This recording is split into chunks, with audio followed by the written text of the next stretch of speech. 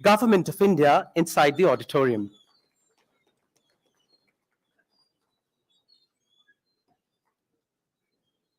I request you all to please settle down quickly.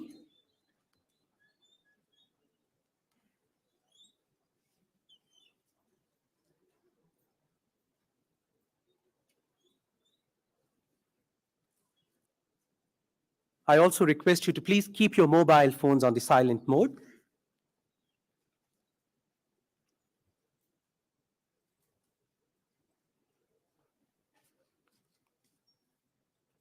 I request our dignitaries to please take their respective seats on the dais. We have with us Shri K. Rajaraman, Chairman, Digital Communications Commission and Secretary, Department of Telecommunications, Government of India. He's being escorted onto the dais by senior members of DOT, CDOT, and TSDSI. Shri Uma Shankar Pandey, Member Services, Digital Communications Commission, Government of India. Shri N.G. Subramaniam, Chair, Telecommunications Standards Development Society India, TSDSI. Shri R.R. Mittar, Advisor and Head, Telecommunication Engineering Center, TEC, Government of India. Dr. Rajkumar Upadhyay, Chief Executive Officer, Center for Development of Telematics, CDOT. Esteemed speakers from the government, academia, industry, and global telecom associations, distinguished guests from DOT, CDOT, TEC, TSDSI, and other government departments, representatives from media and press, participants of the workshop who are connected with us virtually, ladies and gentlemen, namaskar and a very good morning to all of you. With our Honorable Prime Minister's clarion call for building Atmanirbhar Bharat, our country has been witnessing an unprecedented transition, marked by a high degree of vigor, enthusiasm, and relentless determination, with active participation from all stakeholders in this eventful journey of achieving self-reliance. Technology is a key enabler of overall development of a country. Telecom and ICT is one of the important pillars of the growth of a country. For a huge country like India, with a diverse geography, technological innovation with focus on extending connectivity to one and all, powered by the latest telecom technologies, assumes wider significance. The role of standards becomes prominent in the evolution of a technology ecosystem. It is imperative that the specific requirements of local community and rural and remote geographies are taken into consideration in developing the technology standards for the larger benefit of the society. This would further boost the growth of local industry and startups, bolstering them to capture the global market opportunities. Today, we have gathered here to deliberate upon various themes related to technology standards, patents, and standard essential patents amid a galaxy of domain experts and field veterans from several prestigious institutions representing the government, academia, industry, R&D, and standards development organizations. Ladies and gentlemen, I welcome you all to this one-day national workshop on enhancing Indian participation in telecom global standards bodies that's being jointly organized by Telecommunication Engineering Center, TEC, Center for Development of Telematics, CDOT, and Telecommunications Standards Development Society India, TSDSI. This one-day workshop will make us delve into the intricacies of standards development and patents amid insightful deliberations with the esteemed speakers in the exclusively tailored sessions. This workshop has been made more memorable and special with the esteemed presence of Shri K. Rajaraman, Chairman, Digital Communications Commission and Secretary, Department of Telecommunications, Government of India, who has kindly consented to be a part of this workshop. We express our sincere thanks and heartfelt gratitude to you, sir. As part of our green endeavor to spread awareness about environmental conservation and making our planet, Mother Earth, more clean and green, may I request Ms. Namrata Singh, ADG TEC, to formally welcome Shri K. Rajaraman, Chairman, Digital Communications Commission and Secretary, Department of Telecommunications, Government of India, with a potted sapling.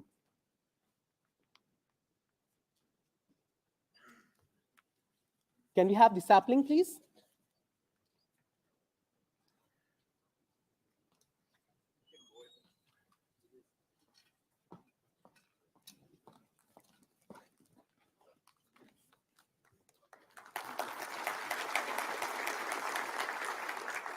We welcome you, sir. May I request Shri Rakesh Goyal, ADET TEC, to formally welcome Shri Uma Shankar Pandey, Member Services, Digital Communications Commission, Government of India, with a potted sapling.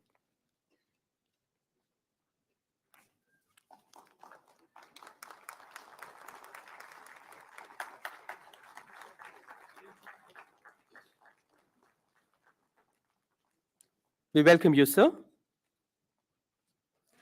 May I now request Ms. Purnima Shandelle, Team Leader CDOT, to formally welcome Shri N.G. Subramaniam, Chair TSDSI, with a potted sapling.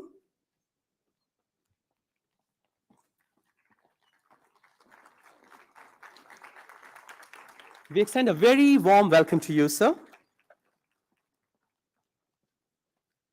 May I now request Ms. Sunaina Dung, Senior Research Engineer CDOT, to formally welcome Shri R.R. Mittar, Advisor and Head, Telecommunication Engineering Center, TEC, with a potted sapling.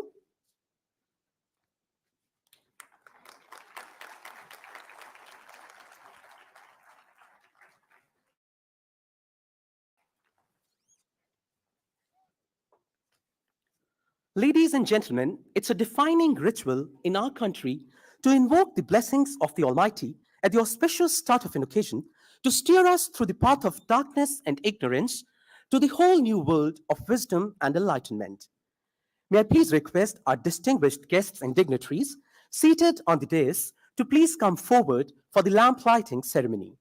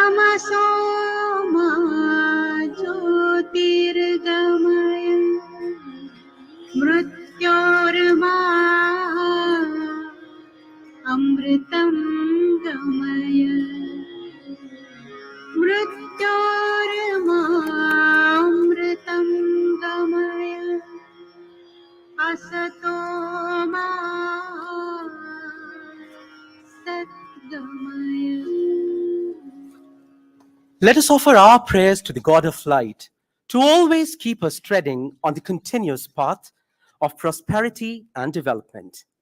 May God give us strength to surmount all hurdles that impede our path to enlightenment. May I now request Dr. Rajkumar Upadhyay, Chief Executive Officer, Center for Development of Telematics, CDOT, to deliver the welcome address. Good morning, everyone. Respected Chairman, Digital Communication Commission, Department of Telecom, Shri K. Rajaraman ji, Respected Member Services, Digital Communication Commission, Shri Umashankar Pandey Respected Chair, TSDSI, Shri NG Subramaniam Respected Shri Mitterji, Advisor and Head Telecom Engineering Center, esteemed speakers of the government, academia, industry, and global telecom associations, distinguished guests from DOT, CDOT, TEC, TSDSI, and other government departments, representatives from media, ladies and gentlemen, a very good morning and a hearty welcome to all of you.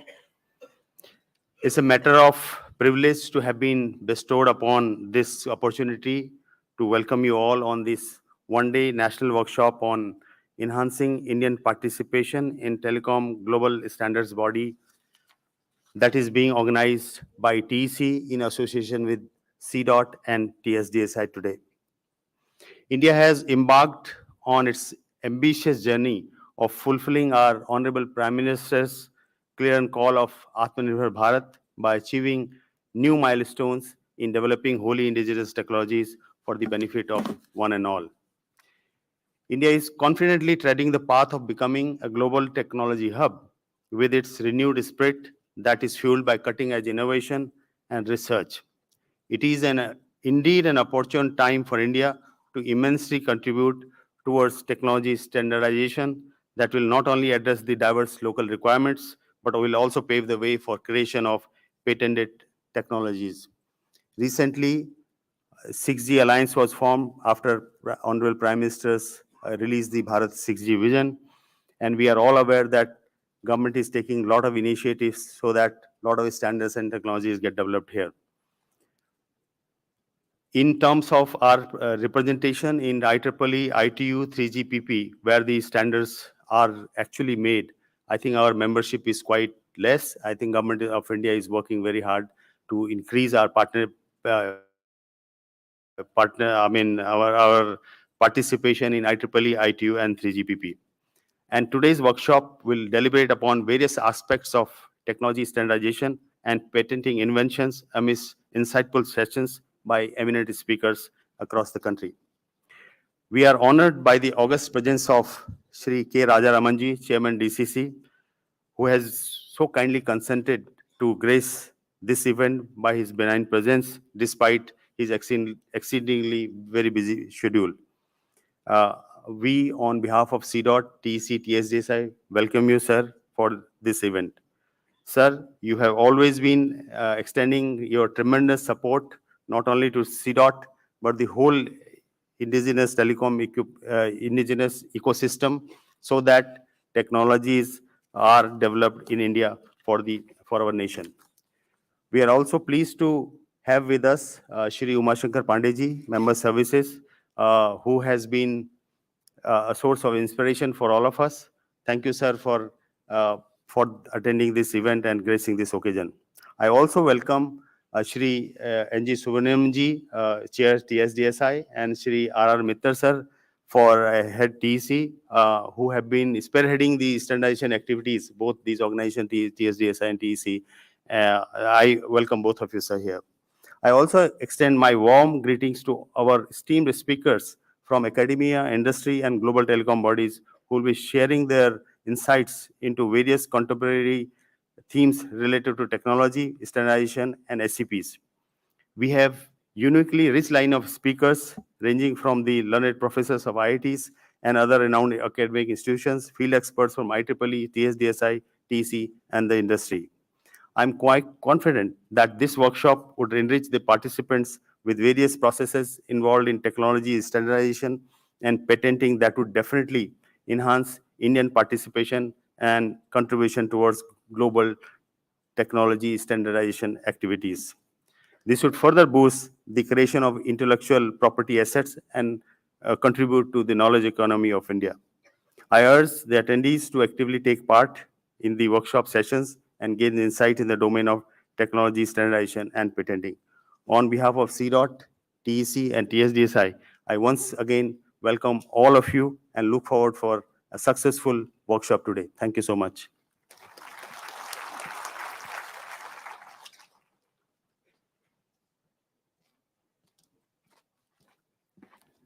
Thank you, sir. We are privileged to have in the midst of us Shriyoma Shankar Pandey, Member Services, Digital Communications Commission, Government of India. Sir, may I request you to please deliver this special address?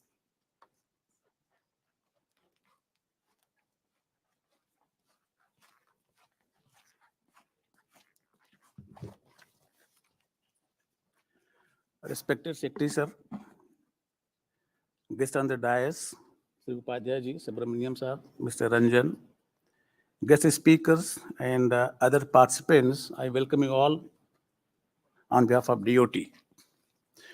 Today's workshop is basically for the standards, how they are basically made, and what is the patent, how patents are getting done, and how patents are making SEP. So all those things will be deliberated in due course of time in detail by the guest speakers, academia, etc., etc.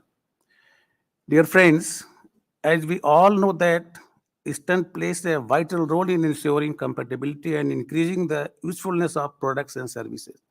This is in turn creates a favorable international market environment. The Department of Telecommunications recognizes the importance of Indian participation in global standardization activities. To further this vision, they are organizing an important workshop. The objective of this workshop is twofold. First, provide the understanding of telecommunication standardization process, how standards are getting made in the telecom field. And the second one is to encourage the active participation of the people, industry, and other participants. During the workshop, participants will gain awareness about the structure and function of various workshops established in the India that correspond to international standards organizations such as ITU-T, ITU-R, ITU-D, 3GPP, IEEE, etc., etc. The workshop will also highlight the significance of standardization in the promotion of the telecom industry and startups, providing the valuable insight in this area. The workshop will, however, various experts or speakers are in the 4 sessions. The first session will be step-by-step process of standard making. That's very important, how the standards are being made. It should be dealt in very details. How to convert a patent into the SEP. When the standards are being made, how the patents are making into the essential standard patent. That's very important. How the academic institution can help building the standards community, and the concluding panel discussion, the way forward. On this occasion, it gives me immense satisfaction to share some of the recent activities of India in global standard organization. TEC, the technical arm of DOT, recently hosted successfully the ITU-T Study Group 9 meeting in Bengaluru with the support from IS. This is the first such meeting of ITU-T SG9 in India. India also played an important role in the 6G framework decided by the ITR and WP5D. The Indian contributions were National Study Group 5, chaired by TEC, and these led to inclusion of connectivity and other features in the ITU framework. India is actively participating in all the activities of standardization of ITU T, R, and D.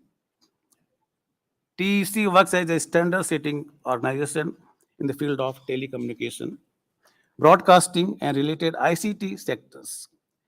TEC also coordinates the Indian activities corresponding the various study groups. For each ITU-T study group, we have set up national working groups in India. These national working groups consist of members from telecom, broadcasting industry, operators, academia, research institutes, startups, other government organizations, whoever plays a greater role in this part. Hope that the workshop will be productive and all the participants will be benefited from it. Thanks to all the dignitaries and participants for participating, press and media to covering the event, the TC and the CDOT for the arrangements. Thank you so much.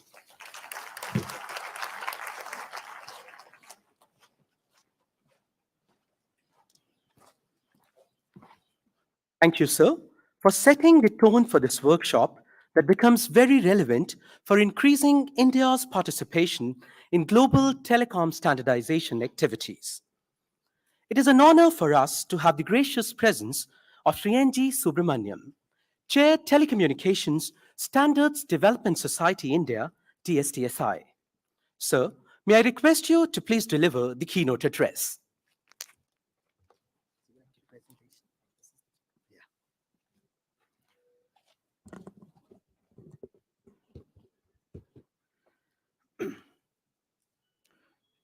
Shri Rajaramanji, members on the dais, members of the dais, members of the media, very good morning to all of you. And I was just contemplating what I should speak today this morning, whether I should speak or I should have a PowerPoint. So I chose to have a few PowerPoint slides. So I'll use the presentation medium. But then, this is a very important topic and very timely topic. So on that ground, I would like to compliment Sri Mitter of TEC to have taken the lead, joined by both CDOT and TSDSI, to have organized this workshop, which is extremely topical and extremely urgent, and is going to have several call to action at the end of this workshop, I believe. And I've been with TSDSI for the last about nearly a little over 2.5 years. I've learned a lot. I've learned so much about TSDSI, so much about telecommunications, so much about standards, and the opportunity to interact with other standard development organizations.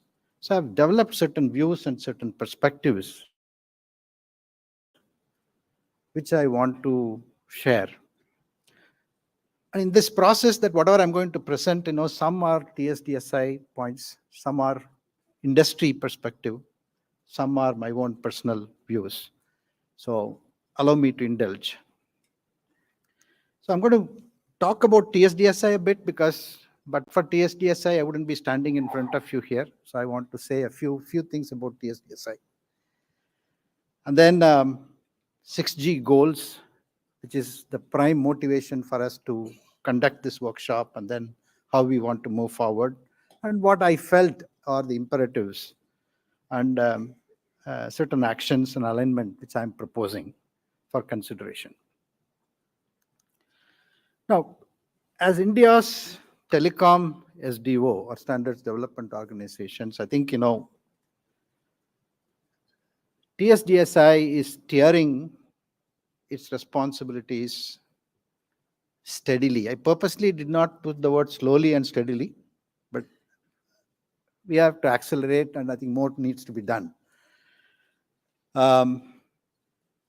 Clearly, there are three key important themes. One is that, in the last about 2.5 years, how do we enhance technical activities within TSDSI? How do we really deliberate, allow people to deliberate, get together and discuss on topics of relevance, whether it is AI, ML, what are the potential topics that we can look at 6G or 5G advanced, what does cloud mean, what does open RAN means, many such topics. And in the process, cloud interoperability standards, application layer standards. So a lot of work that has been going on within TSDSI. Many technical reports have been presented and many workshops have been conducted. Several micro workshops have been conducted in collaboration with the industry and Department of Telecom. So a lot of good work. And then we also have done some analysis of, what does it mean to lead standards, right? Who is doing maximum work? Who is doing the heavy lifting today in 5G advanced? And what does it take for us to lead and do that heavy lifting, right? And the graphs on the right side, clearly, it it's our own estimates in terms of who has done how much of contribution has been made by various countries, whether it is Europe, US, China, and other countries, and as well as India.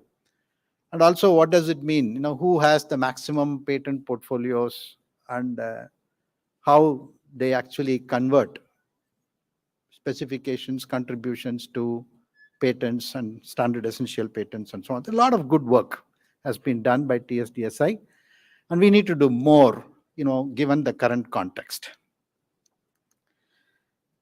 The second thing is, in the last about 2.5 years, what I've also observed is Government of India has been, and led by Honorable Minister for Communication and Secretary Telecom, Sri Rajaramanji, they have been firing pretty much all cylinders. I don't think that, we have seen so much of action, and in a way that, they have set a, as industry, I'm used to being agile, I'm used to being speed. But I think this government, and especially in Department of Telecommunications, my observation is they are setting different benchmark for being speed and agility. Several things have been done, 6G technology innovation groups to deliberate, come up with a report. Then Bharat 6G Vision document was published. 6G Apex Council was set up. Bharat 6G Alliance got launched. Startup Telecom Innovation Fund, patent IPR support, capacity infrastructure building for labs and who should do what. Many of these things are systematically done. And then market access, then electronic manufacturing ecosystem, right? And then coming up with certain bold vision, saying that, look, India should aim for 10% of all 6G patents at the least, and make at least 1/6 of the contribution. It's a very, very bold vision. And when government is enabling all of this, as industry, I felt there are no excuses. We can't give any excuses. And hence, we have to do a lot of things that we have to come together, put many things together. Right? And we have been reflecting as in groups, as industry, as some of the standards professionals. And, it's a, we have in TSDSI, if being the main standards development body in India, we have about 55 IMs at 3GPP, and we made about 500 contributions, in the last year, in 2022. And that's not sufficient to achieve our goal of 10% of all 6G patents or 1/6 of the contribution. It's a huge, huge order, right? If you have to do that, we have to increase our contributions by at least about 20 times. We have to increase our membership and contributions substantially. I don't want to put a number to it. I think, it could be in the order of 20, 25, 30,000 or even more, right? And we have to triple our IMs at 3GPP, given that, there is how much a typical member can work and research and contribute. So the number of IMs that we need to have at 3GPP should be probably tripled, right? From 55 that we have today, or probably even more than that, right? And we systematically will have to align what's going on in research in the industry and academia and align them to India's needs, right? What is it that we need to do? And one of the observations that I have is that, most companies in India that we have, right? Standards is a part-time work. It's a part-time work. We can't afford to have it as a part-time work. It has to become a strategic pillar within the organization, and that need to drive the whole product development, innovation, and contributions therein. Right? So I think we need to gear ourselves for this. And when you have a full-time standards organizations, which I've seen some of the other very well-known standards and R&D product-based organizations, how they are structured as a standards department and standards function globally. And we are nowhere near that. I think we need to really wake up and then see how do we structure ourselves at each industry or each corporation which is in the field of telecom. How do we really drive standards? How do we adopt standards? How do we really contribute to standards so that we are better off, so that we are in the thick of things rather than merely at the receiving end, right? And then whatever research that we are doing, right? Lot of research is being done. I think, no doubt about it. If I go and look at what being done at IIT, what Professor Kiran is doing, and a few others are doing, including companies like Tejas and some of the TSPs, outstanding research, right? Outstanding work.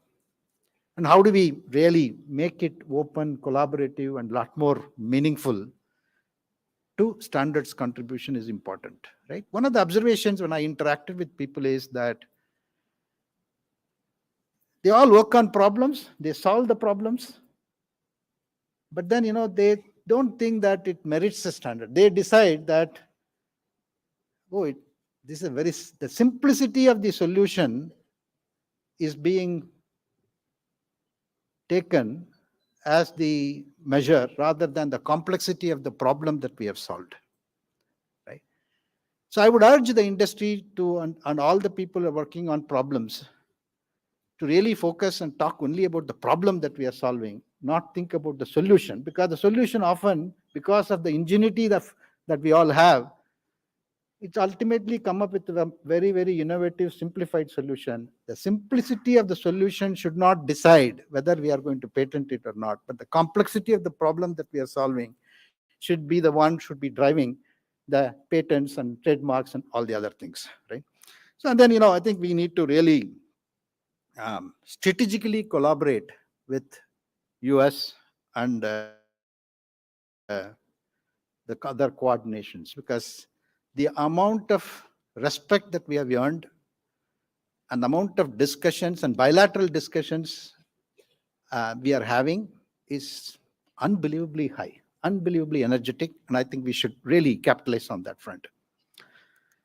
I have a few remarks. I don't want to spend too much time on all this, but focus on both horizontal and vertical standards, because India's needs is going to be just not in terms of only improving the capacity, coverage, and throughput and experience, but equally we need to pay the interdisciplinary areas of verticals. What does it mean to agriculture? What does it mean to farming? What does it mean to healthcare? And every one of these areas, then when the horizontal standards areas and the vertical standards areas, when they overlap, it is that cusp is where there are opportunities to come up with differentiated products, experience, innovations, and patents, and standard essential patents. I think, we should also evangelize importance of standards contribution and processes therein with the industry, right? When we are trying to solve a problem, come up with a systematic way of doing it. There are enough things. I take it that all of us know what does it mean to write standards. It's a very, very intensive process. As I said, it cannot be done as a part-time work. There is so much precision that need to come in, right? So define the concept, and then once you identify the need, concept notes, elaborate, and it could be a revision to the existing standards. Incrementally, you will change the standards, or it could be completely come up with a new standard. Doesn't matter. But then, at each stage, whatever the concept that we are coming up with, we need to put it on the labs, validate it, develop some prototypes, tests, collect enormous amount of data, and present facts so that the standards, the concepts that we are trying to put forth has a better chance to be socialized with others. They all see the benefits because there is enough data and facts to be proving this. So it becomes an indisputable area of, or a topic that will get included in release, whatever, 20, 21, 22, and so on, so on. It's very, very important that we also make sure that we socialize and build consensus through facts and results. Then, encourage assessment of organization maturity and standards. I think this is another topic which I thought would be very meaningful for us, because while we all develop standards, and in my own, understanding of industry and how they all interact with TSDSI and many other players, there are people who are observers. There are companies, enterprises, they want to be observing, right? There are people who want to be following. The people who are really contributing, who are people who are leading it. So I just put a level 1 to level 4 maturity graph, and it's nothing wrong to being an observer. But then if you want to be a relevant player in the telecom industry, you need to go up the maturity curve. You need to go up the maturity curve, and that's what I'm suggesting. That look, can we really look at an assessment mechanism? It could be self-assessment, or it could be an external assessment, doesn't matter. But then there has to be an intent on the part of the industry, on the part of enterprises, whoever is in the telecom business developing products. They need to take this journey of starting from wherever you are, do an assessment, and get on to that maturity bandwagon, so that you are eventually becoming an important force to reckon with, to contribute and lead standards definition. Right? And the last one is also, I think, incentivize contributors and encourage declaration of ideas and patterns. Right? Because it's also the problem, because nobody wants to reveal the patents. People come, they want to put in the specifications, contribute, but the declaration of patents, however, we all say that, look, yes, it's important, we recognize it is given. The declaration of patents is, while we have a very nice process established in many standards development organizations, including at TSDSI, voluntary declaration of patents is a problem. Right? And I think we need to figure out a way to encourage this, because it's the centerpiece, and along with it, there are many things comes. It could be design, it could be patents, it could be patterns, it could be copyrights, it could be trademarks, many things. But there is a interplay between standards and patents, and that interplay has to be properly understood. And I think my own recognition at this stage is that we have a misconceived opinion about declaring my patents, and that actually has to be resolved and better understood. And then, how do we synergize and scale so much efforts that are going on within the country across several organizations and also international collaborations? There are some ideas that we have, and I think, we need to bring some of these things together and then avoid overlap, put in our best efforts, put all the people in similar areas of work together, have several collaborative research that is going on across the organization on a single topic. And I think that will yield the momentum and the results that we all want to have. So just to summarize, sir, I think, you have been a great enabler for the industry. Tremendous support that DOT has been giving it to institutions such as TSDSI, Bharat 6G Alliance, as well as TEMA and a few other things. What we are proposing is that, look, we have looked at ITUR milestones and deliverables.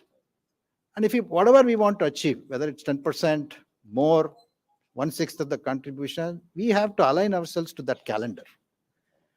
So what we are looking at is, the bottom part of the slide is at a high level, what we are saying is that, look, between now and the next 6 months, put in all the infrastructure and leadership and strength that we need to have in terms of work groups, task forces, or clearly, codify the research areas that we want to do.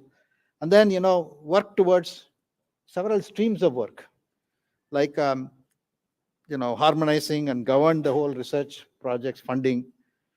How do we membership drive that we should take so that we have become more inclusive, more not just the telecom companies come into play, because we are going to look at other vertical standards and they should be part of this. So like that, we have put in some broad themes and broad streams. And we want to assure you on behalf of TSDSI, TEC, and all the others here that we will do our best to align ourselves to concrete actions that will deliver or will make the bold vision that our Honorable Minister has set a reality. And thank you for the opportunity, and I count on all your support. Thank you.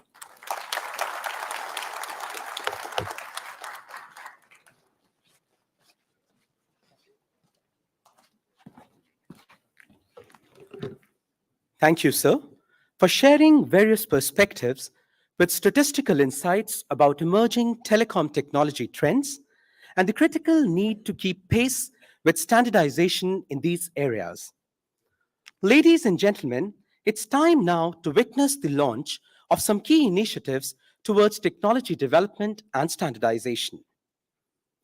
To enhance India's participation in the international standardization activities, TEC has developed a standards coordination portal that is an ideal platform for the concerned stakeholders to share the information and collaborate on the standards development activities in the telecom and related ICT domains.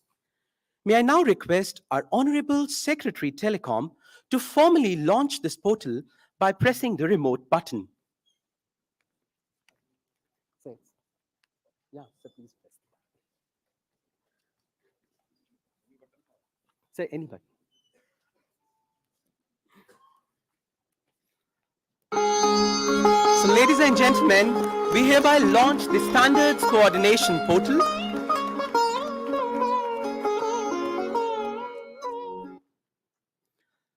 This fully modular, responsive, and user-friendly portal comes with an interactive chatbot that offers the ease of use.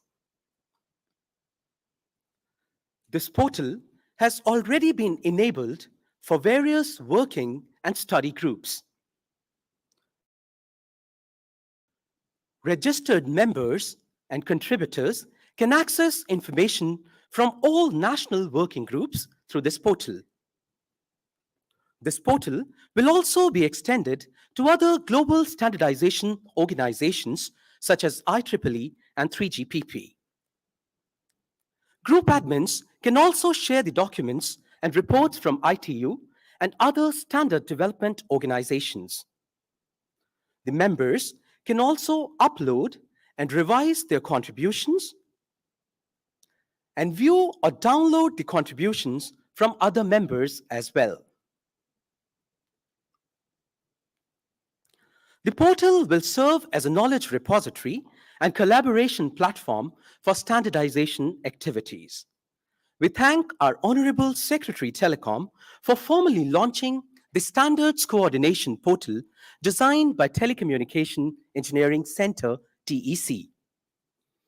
So, ladies and gentlemen, moving on to the other initiative by TEC and CDOT, wherein a voluntary certification scheme has been implemented to issue online TEC approval certificates based upon the testing of the products as per the latest TEC specifications and standards. This module has been indigenously designed by CDOT. This online module will expedite the issuance of digital certificate for TEC's generic requirements over and above the already functional MTCTE portal to cater to essential requirements.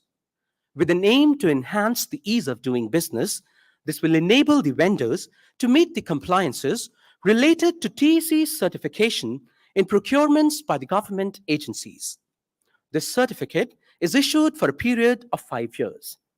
May I now request our Honorable Secretary Telecom to formally launch this online module for voluntary certification by pressing the remote button.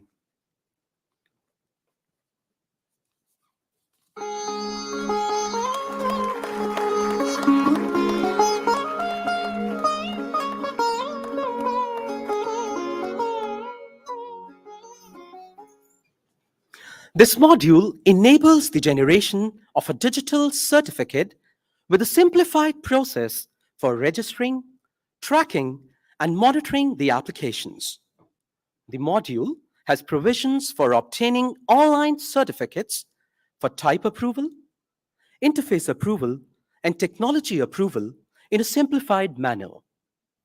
This further eliminates the risk of losing documents with an exclusive provision of a dialog box for faster communication between the applicant and the evaluator. We thank our Honorable Secretary Telecom for formally launching the online module for voluntary certification. Ladies and gentlemen, artificial intelligence is becoming increasingly prevalent across various domains, including telecom and ICT, with a key role in decision-making processes that impact our daily lives. Any unintended biases within AI systems can have significant consequences, leading to ethical, social, and legal issues. The National Strategy for Artificial Intelligence also covers the principles that focus on building public trust in AI technology and emphasize the concept of AI for all. Telecommunication Engineering Center, TEC, has developed the standard for fairness assessment and rating of artificial intelligence systems, based on extensive consultations with the concerned stakeholders. This standard outlines the comprehensive procedures for evaluating and rating the fairness of artificial intelligence systems. May I request our Honorable Secretary Telecom to release the TEC's standard for fairness assessment and rating of artificial intelligence system. The concerned TEC members are also requested to join the dignitaries on the stage.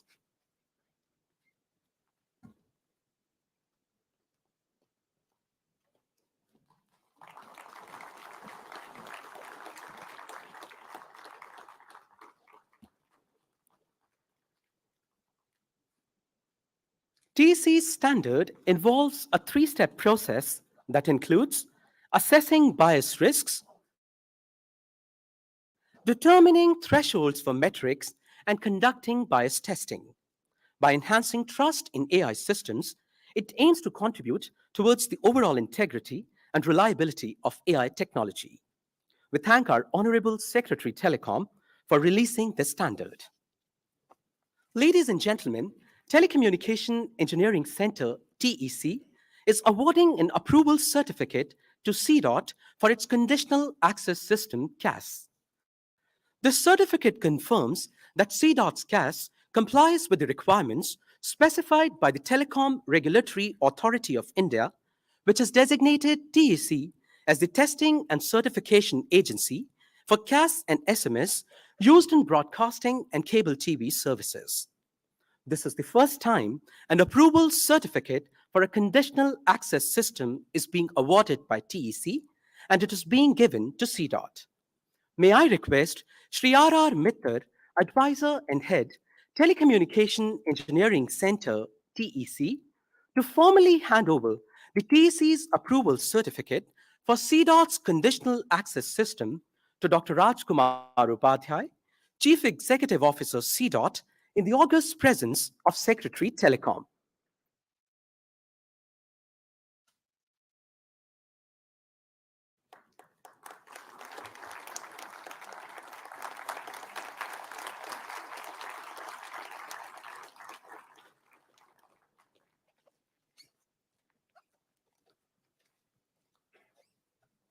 Ladies and gentlemen, Telecommunication Engineering Center, TEC, is also awarding a technical approval certificate to CDOT's Wi-Fi access point.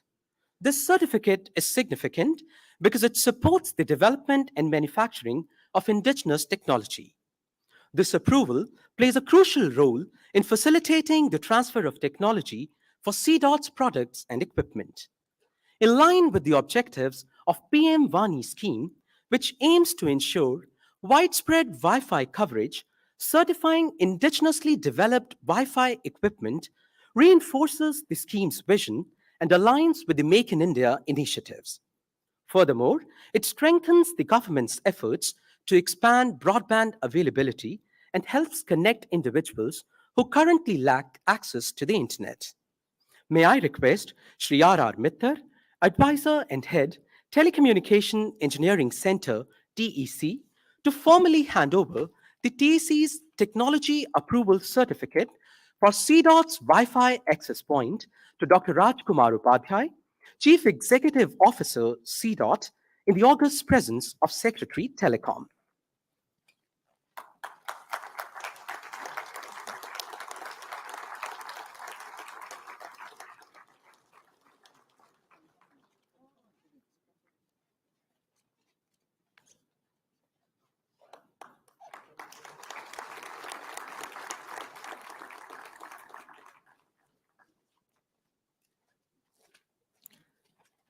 We thank our Honorable Secretary Telecom for formally launching these initiatives. Ladies and gentlemen, it's our great privilege and honor to have the esteemed presence of Sri K. Rajaraman, Chairman, Digital Communications Commission and Secretary, Department of Telecommunications, Government of India, who has been a perennial source of motivation and encouragement for engineers and researchers in furthering their endeavors for homegrown innovation and excellence in diverse areas of telecom. Sri Rajaraman has been instrumental in giving a concrete shape to the vision of Atmanirbharta in telecom sector with his key roles in furthering the indigenous development of 4G and 5G stacks and making giant strides in the area of quantum communication. It is indeed our pleasure to have you here, sir. Sir, may I request you to please deliver the inaugural address on this momentous occasion.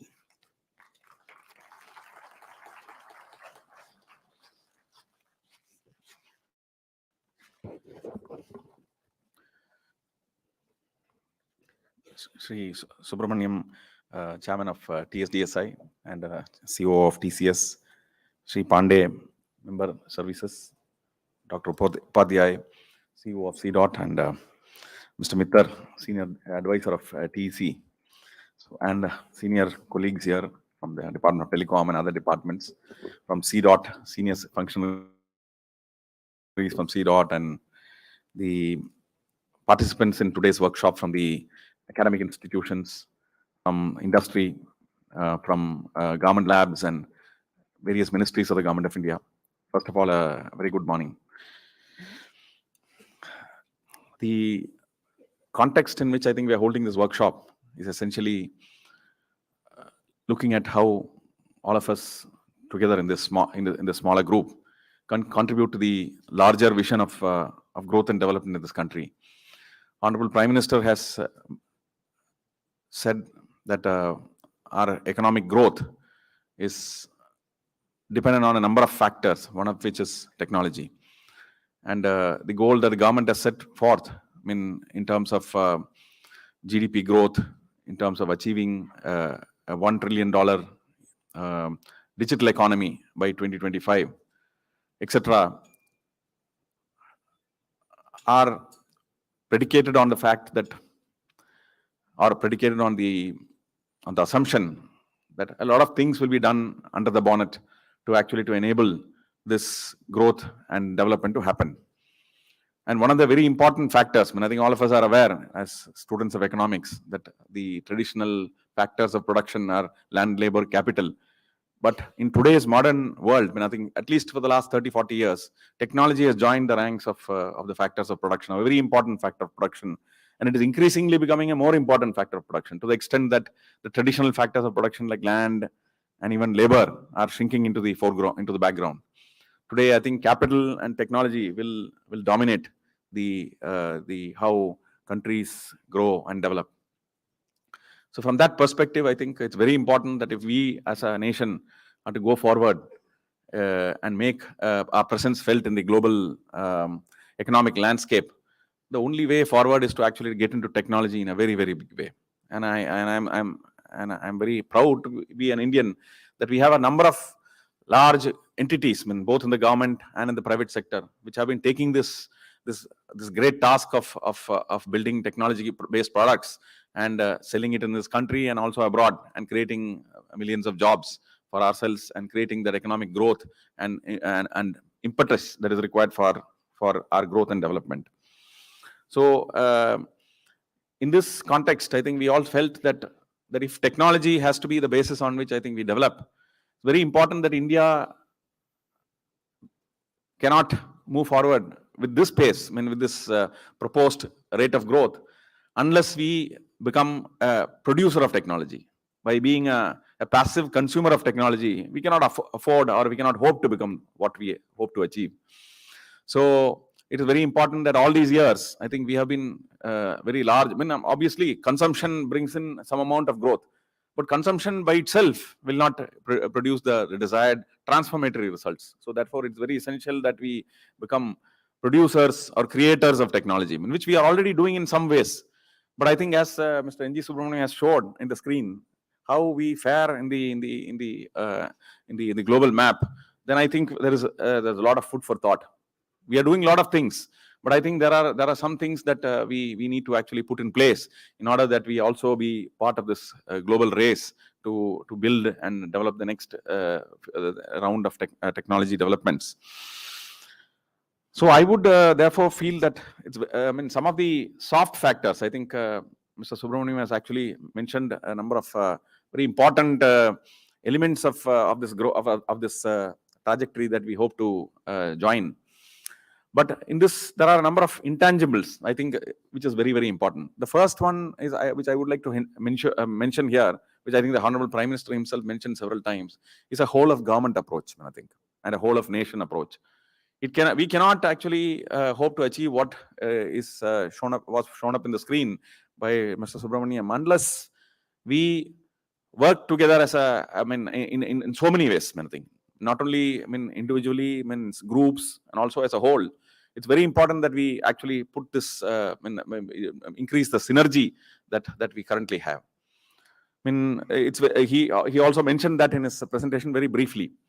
So standards development is a very intense process. I think it takes a lot of effort. I as an external observer can only kind of describe it in a very few words. There are here many champions who are sitting here. Dr. Bhaskar Ramamurthy, Dr. Kiran Kuchi, and many friends from the Dr. Y. Karandikar, and this, and many of the other professors here who actually have kick-started this process for a long time, I think. Similarly, I think the friends from the industry are here. There are many startups here, many companies which have been doing this job. I think in a very silent fashion. But time has come for us to actually to ensure that this whole of nation approach is put to practice. We have seen that. I have been visiting several of the labs, both in the government as well as in the private sector. It is very important that we know what each other is doing in the country. I think first of all, I think there needs to be an inventorization. Some of us we know in parts, some of them will know in some to some extent. But I think every one of us to know who else is in this country is working on something similar. So can we work together? Can we put this 2 and 2 together and make it 5 or 10 or 20? So I guess this collaborative and synergistic approach is something that is called for. So therefore, here, in a sense, I think we'll have to be set apart. I think set away our some kind of egos or maybe our inability to work in smaller groups or in larger groups. So I think there is a lot of human element here, which I think needs to come out. I often hear of stories of how people work in silos. I think because of the imaginary sense of competition, or maybe a sense of who is big, me. Whether I'm bigger. I'm doing better than you, or something like that. You become very petty. Those kind of stories also are. I heard. I think so. I think those must be things of the past. If we are to really make an impact as a nation, I think we all have to work together. I think we have to learn to work together. I think sure there are many good examples here. When I say this, it is not as if it is not happening. There are many people who are already doing it, who have risen above these petty things, these small things. I think which don't really matter, and have risen above to actually to act as a fulcrum or a pivot, which can actually bring about this transformation. So I think if the whole of nation approach has to be realized, I think it's very important that all of us have to put our heads and hearts together in so many ways. Let me also come to it in a different point of view. India is not a country which can afford to throw away tens and hundreds of billions of dollars as many other countries are doing. Like, for instance, the case of America. America, has borrowed tens of trillions of dollars in the world market, and it is making available hundreds of billions of dollars to its research establishments. I think it is a very risky thing to do. I think they are imperiling the nation. They are imperiling the future of the country. I think that's what I think. So But India cannot afford to do that. We are a developing country and we have resources which are very limited. So so there are much more wants than probably the resources that we have. So given that situation, I think India has to always, I think in my view, follow the path of frugal research and development. So it has to be whatever money we have in our hands, whatever limited money, I think we must try and see how we can have a multiplier effect which is far higher than what obtains in other countries. So and that has been demonstrated. I mean, I would like to say give the example of the CDOT's own investments, which they have made in the 4G core and other kinds of work, which I have personally seen. So what would have taken maybe $1 billion for private companies to actually to develop has probably taken a few hundred crores, at max, to actually for CDOT to develop. So in India, it is possible, and it is happening already, not only in government but also in the private sector. So I'm sure that Mr. N.G. Subramaniam, from his TC's experience, also can probably vouchsafe the same. So it is possible to do that, and my belief is that we can extract far more outcomes than what we are doing even now. I think, for that matter, I think if we are able to put our heads and hearts together, if there is somebody who is developing say a 24 gigahertz chip for the millimeter wave, maybe somebody else can actually work on the subsystems, and they can work jointly. And maybe I think if the joint work takes place, then I think perhaps the development cycle can be crashed. It can also be possible that probably the go-to-market trajectory will also be faster. So therefore, it is very important to set aside these petty differences, put in place some frameworks for collaboration. I think I'm very happy to say that at least from DOT, I think there are many other people who are doing the same. I think this is today during the lunchtime and tea time. I think you must all should be exchanging all these notes on how we can make this happen. In CDOT, for instance, in the last year, they have put in place a collaborative framework, I think. So the target is that, today the government funds CDOT something like 550 crores. So at least, to start with, I think they have, I can say at least about 5-10% of this money is going to the private sector for collaborative research. I think I see a day in which probably next year, I think we must push harder towards a higher goal. I think at least say 15-20% of your outlay should go.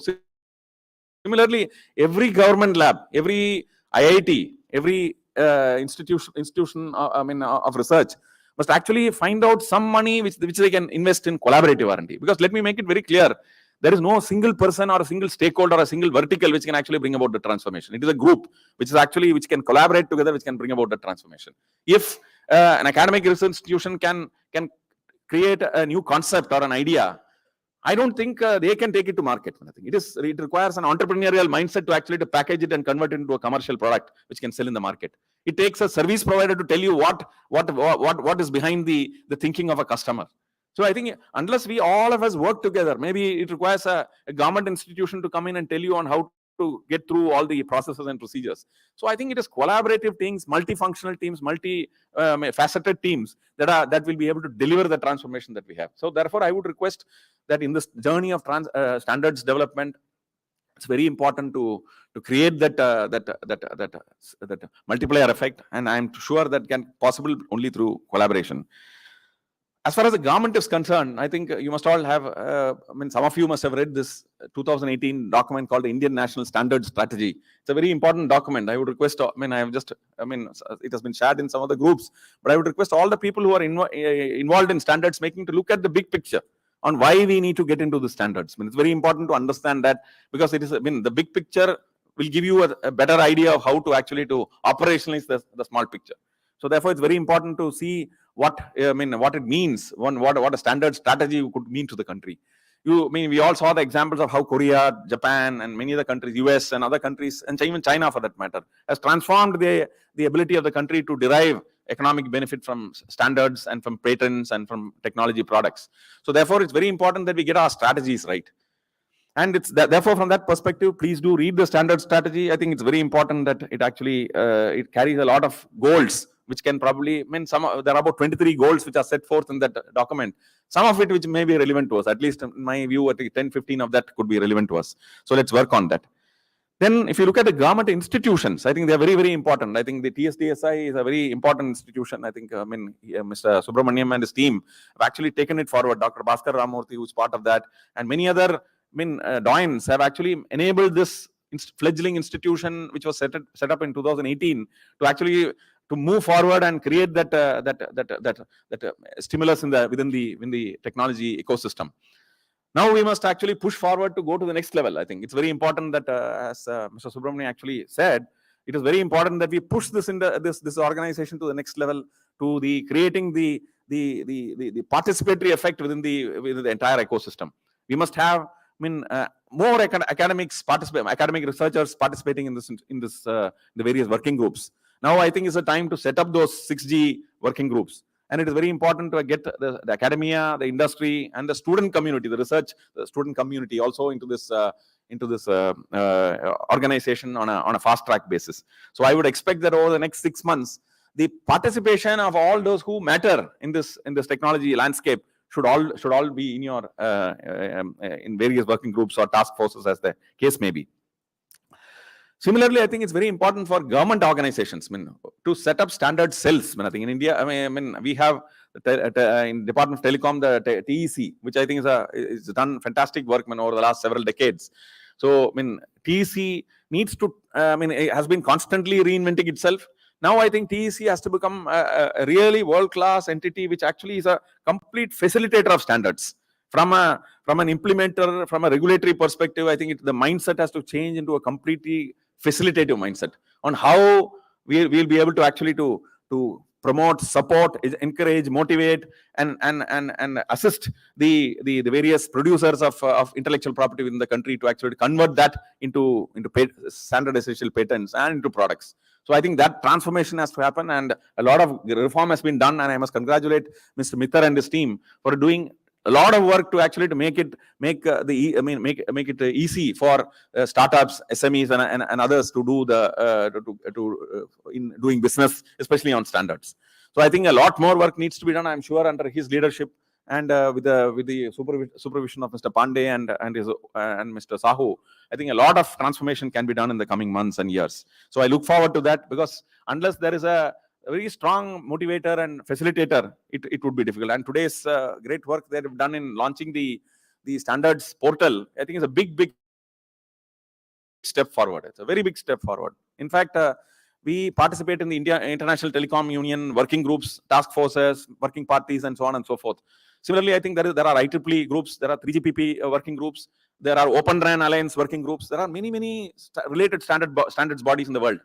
I would request that each of you who are present here are interested in a particular sector or a particular slice of this whole standards game. So I'm sure that we should all work together to see how we have a coordinated approach. Let us see that, at the end of the day, we may partly win, we may partly succeed, but our country should win, beyond all counts. I think so. If that has to be done, we got to work together even in standards. We have to coordinate the way in which we function, we work on standards, and for that, I think the Telecom Engineering Center has set up the national working groups, which mirror the various working groups which are in the international standards bodies. So I request as many academic professionals to join this, industry professionals to join this, and ably supported by TSDSI. And we should be able to take forward to these standards bodies a very coordinated way in ensuring that our country's strategic interests are protected and stands above all our considerations. Similarly, I think it's very important. I could also take off this point from Mr. Subramanian's presentation. Very important to incentivize, whatever we are trying to do, or trying to achieve. We need to incentivize creation of IP. We need to incentivize standards contribution. We also need to incentivize standard essential patents in various ways, in various stakeholder bodies that we have.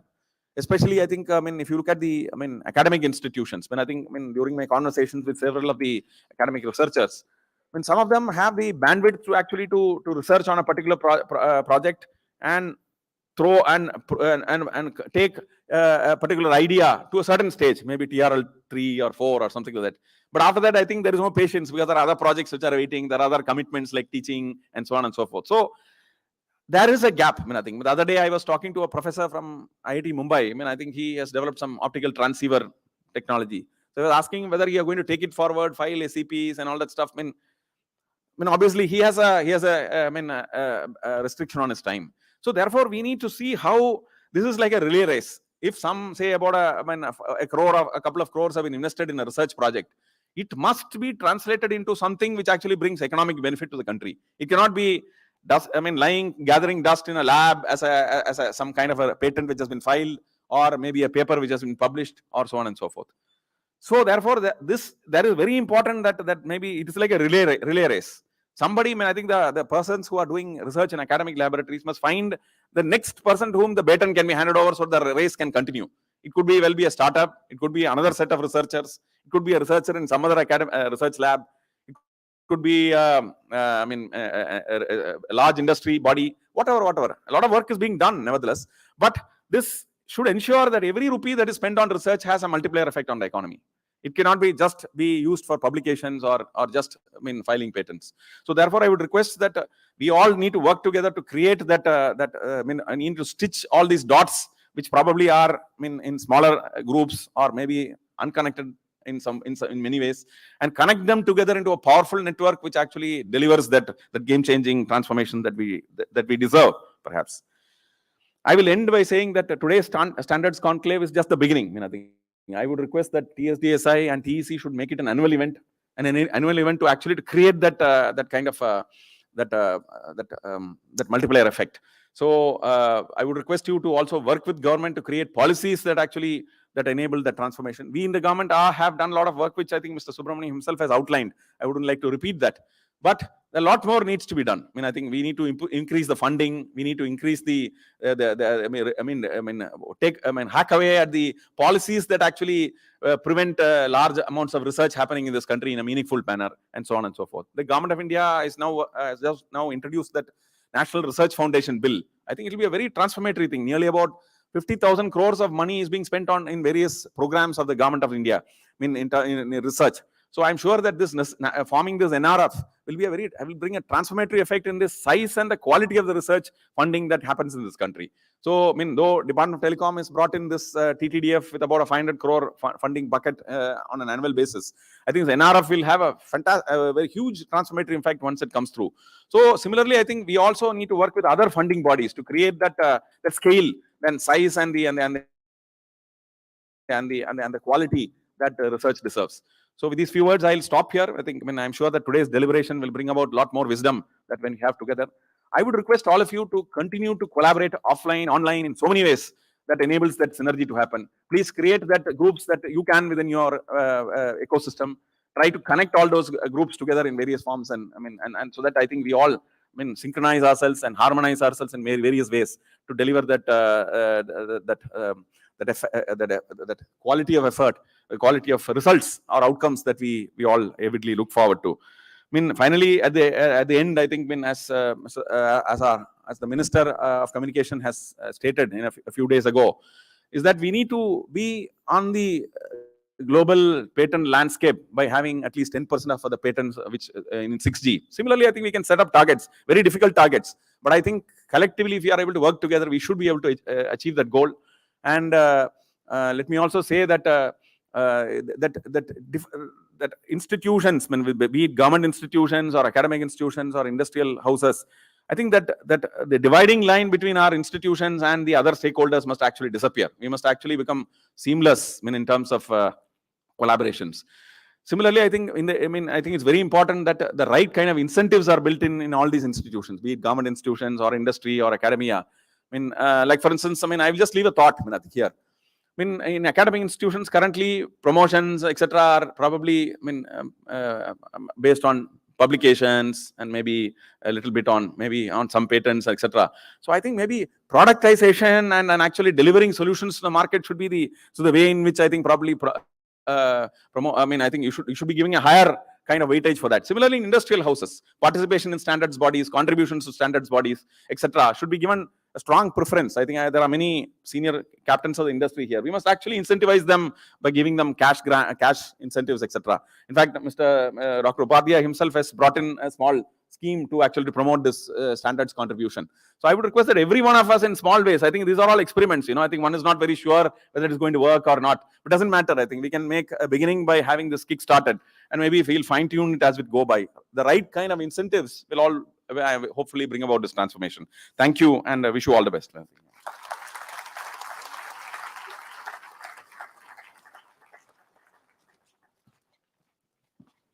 Thank you, sir, for giving us key insights into the importance of synergy and collaboration across various stakeholders in increasing India's participation in global standardization activities.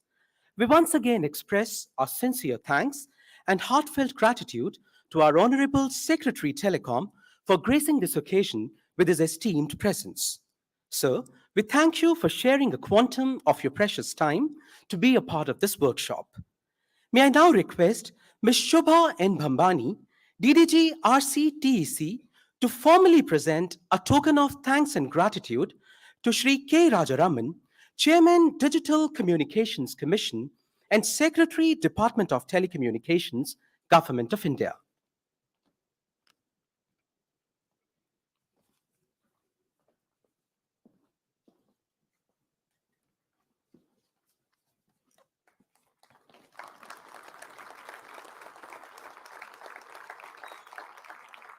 We thank you, sir.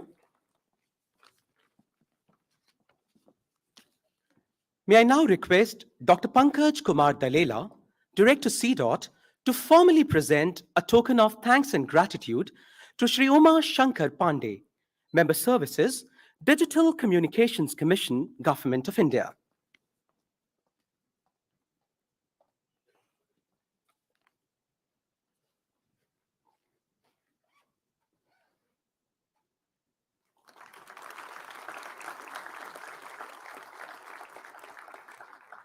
Thank you, sir. May I now request Shri Ravinder Ambardar, Head Marketing CDOT, to formally present a token of thanks and gratitude to Shri N.G. Subramaniam, Chair Telecommunications Standards Development Society India, TSTSI.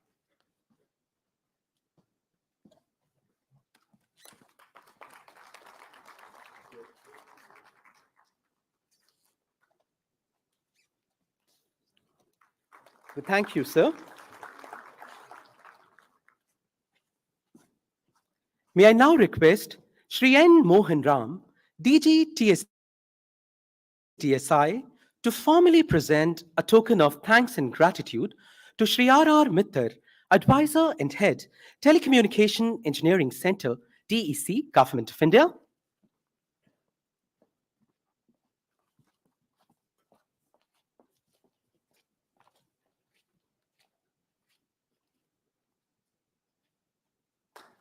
We thank you, sir. We once again extend our sincere thanks and heartfelt gratitude to all our distinguished guests and dignitaries. Ladies and gentlemen, we hereby conclude the opening plenary session. We will now have a tea break of approximately 20 minutes, and we shall reassemble here for the next session. The delegates are requested to wear their badges. Our coordinators will guide you to the designated areas for tea and refreshments. We have also staged an exhibition outside the auditorium that showcases indigenous technological solutions. The exhibition can be visited during the breaks.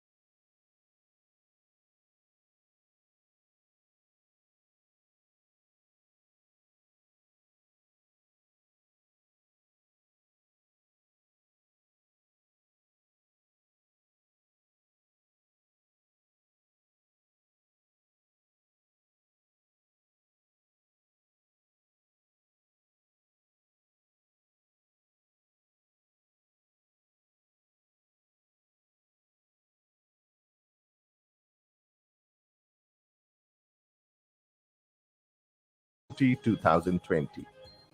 This standard is a major breakthrough for bridging the rural-urban digital divide in 5G deployment due to enhanced coverage. As technology development cycles shrink, spurred by softwareization and disaggregation, India, traditionally a software powerhouse and a huge market, has an opportunity to take a leadership position in the global technology landscape. IP and standards will drive the economic growth. With TSDSI RIT becoming part of the global IMT 2020 specifications, India is poised to play a more active role in the global standards arena. Design local, deploy global. Join us to deliver more such solutions that address the specific requirements of the developing world based on indigenous IP.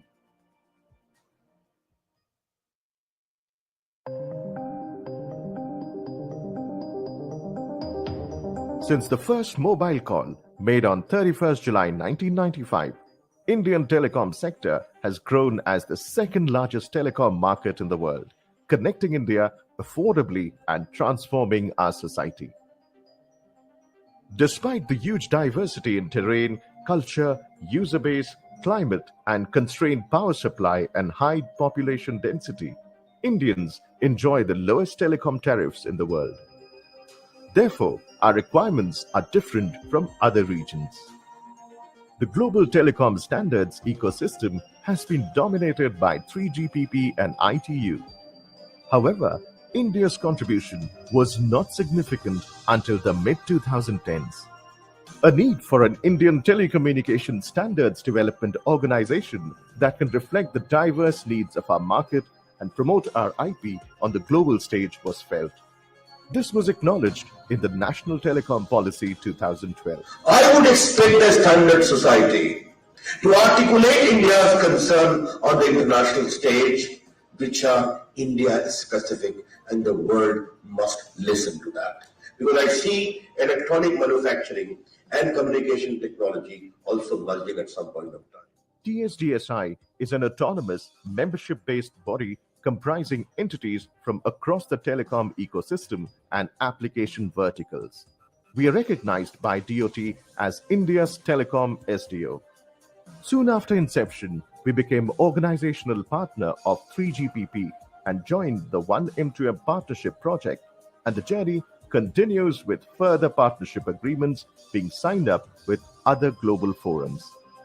TSDSI's vision is to ensure that digital communication standards increasingly drive domestic economic and policy activities, thereby creating a leadership position through India's participation in emerging digital communication standards in global SDOs. Our technical activities are carried out in 2 study groups: networks and services and solutions. Standards development falls into 3 phases: pre-standards, standards, and post. Our roadmap is driven by this philosophy, and specific topics are taken up in task forces and technology roadmap item proposal forums. TSDSI, in a relatively short span of 6 years, has made a mark in the standards world. TSDSI's 1M2M standard for IoT, M2M applications, and 3GPP IMT advanced standards for 4G have been transposed as national standards. 3GPP has incorporated support for NAVIC, the navigation system created by ISRO, in the relevant 3GPP specifications. Devices supporting NAVIC, in addition to GPS, are now commercially available in the market. Our latest accomplishment is the incorporation of the TSDSI 5G radio interface technology as an independent technology in the ITU-R specifications for IMT 2020. This standard is a major breakthrough for bridging the rural-urban digital divide in 5G deployment due to enhanced coverage. As technology development cycles shrink, spurred by softwareization and disaggregation, India, traditionally a software powerhouse and a huge market, has an opportunity to take a leadership position in the global technology landscape. IP and standards will drive the economic growth. With TSDSI RIT becoming part of the global IMT 2020 specifications, India is poised to play a more active role in the global standards arena. Design local, deploy global. Join us to deliver more such solutions that address the specific requirements of the developing world based on indigenous IP.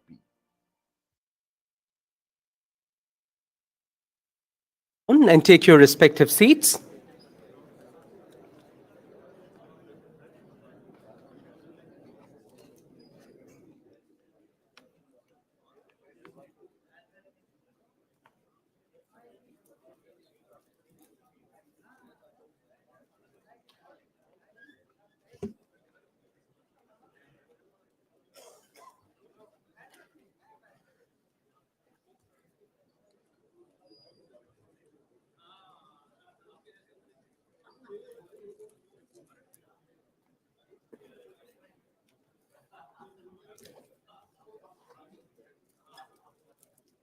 We'll start our next session in a couple of minutes.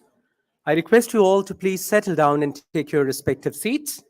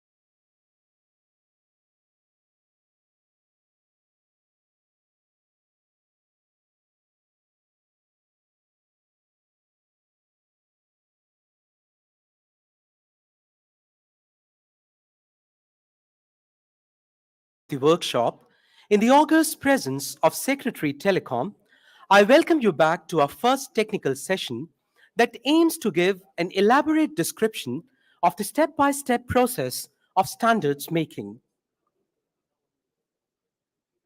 May I request the esteemed speakers of this session to please take their respective seats on the dais. Shri R.R. Mittar, Advisor and Head, Telecommunication Engineering Center, TEC, Government of India.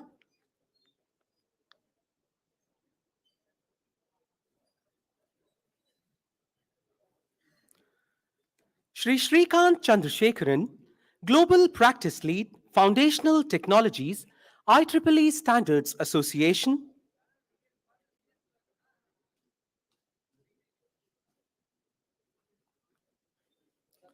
Shri A.K. Mittal, Advisor Network Systems and Technologies, TSTSI.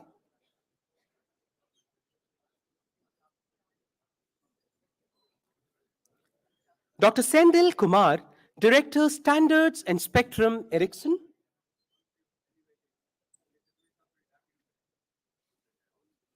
Shri Arindam Bhattacharya, Group Leader, CDOT.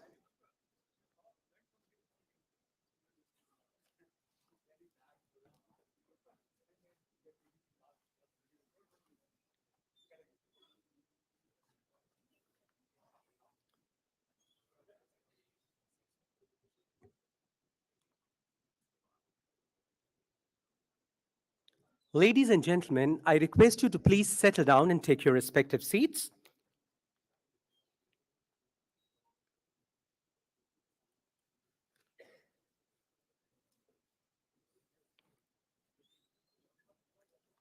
Our first speaker of this session is Shri Ritu Ranjan Mittar, who is currently holding the position of Advisor and Head, Telecommunication Engineering Center, TEC. An Indian telecommunications service officer with over 35 years of experience in the telecom industry, Shri Mittar has worked on various projects related to the development and deployment of telecom networks, standards, and policies in India. He has also been involved in the development of various technical standards and specifications for the telecom technologies. He is actively participating in the meetings of standards development organizations, including ITU, ETSI, APT, and WRC, and also interacts with other international fora, including 3GPP, ETSI, IETF, and 1M2M. It's our honor to have you here, sir. May I request you to please deliver your talk.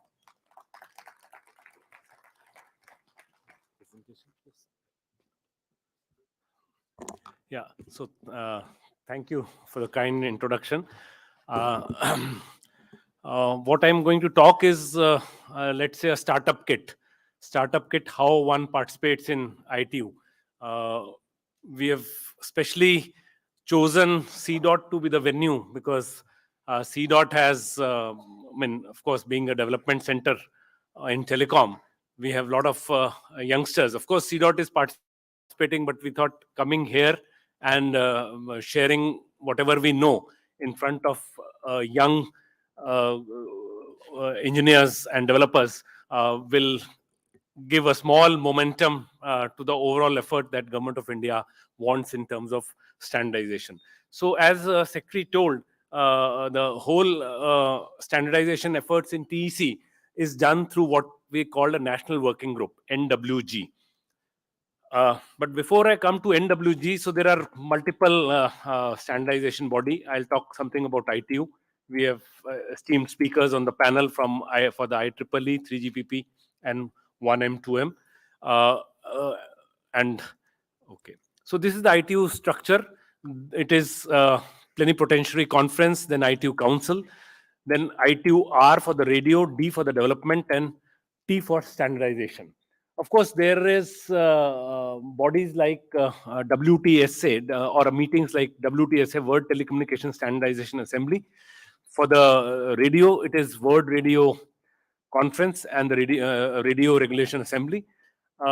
In Government of India, radio effort is spearheaded by WPC. We have Mr. Christopher here from WPC.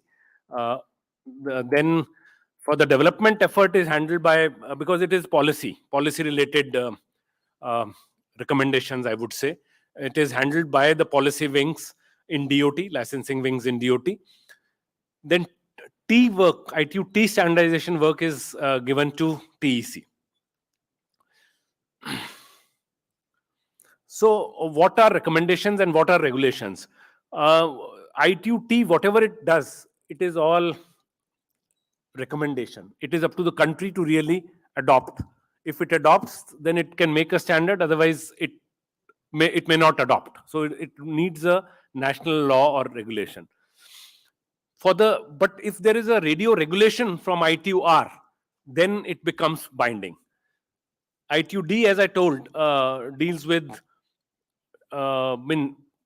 contributions come in terms of experience sharing, so that policies can evolve out of ITU-D initiatives. So the mandate of study group is agreed once in 4 years at the highest organ by WTSA. Just to know, just to tell you that WTSA last meeting was held in 2020 in March. Because of COVID, it went into a 6-year cycle. But to make up for that, we are having again WTSA 2024. It happened in 2022, 2024. So that thereafter it will be 4 years. And this time, you'll be happy to know that India is organizing WTSA for the first time in October. The dates I'm not very sure of. In October in Delhi. So it is all the more important for Indian participation to be seen that, okay, India kind of has arrived in the world standardization map. So the study period between two WTSAs is called a study period. And of course, there are some resolutions which governs how WTSA shall function. So study group, I'll come to the details of study group, but just a hierarchical structure. That study group is divided into, of course, broad technical areas. Then within a study group, there are working parties. So any broad technical area is subdivided into area which is called a working group, working party. And below the working party is something where actual technical work happens. These are called questions. These works are handled by what ITU-T called rapporteurs. The rapporteurs will make the note the proceedings of the various study group meetings, of the various question meetings that happens within the study group, and then make a report with the help of editor, and then present to the next stage for its approval. But the main technical officer, if you can say, is the rapporteur. So these are the 11 study groups. Study group 2 and 3 are most on the policy. You can see it is economic and policy, and operational aspects has numbering. So all the numbering allocations which are done worldwide are controlled or handled by study group 2. Of course, there are other recommendations also. It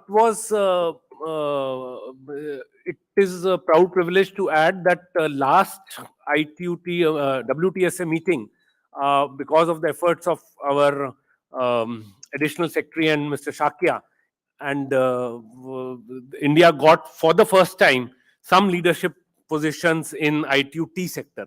For example, I chair the ITU-T study group 11 on protocols, testing and combating counterfeiting. We have in study group 2 also vice chair Mr. V.K. Roy, study group 13 Mr. Abhishankar Verma.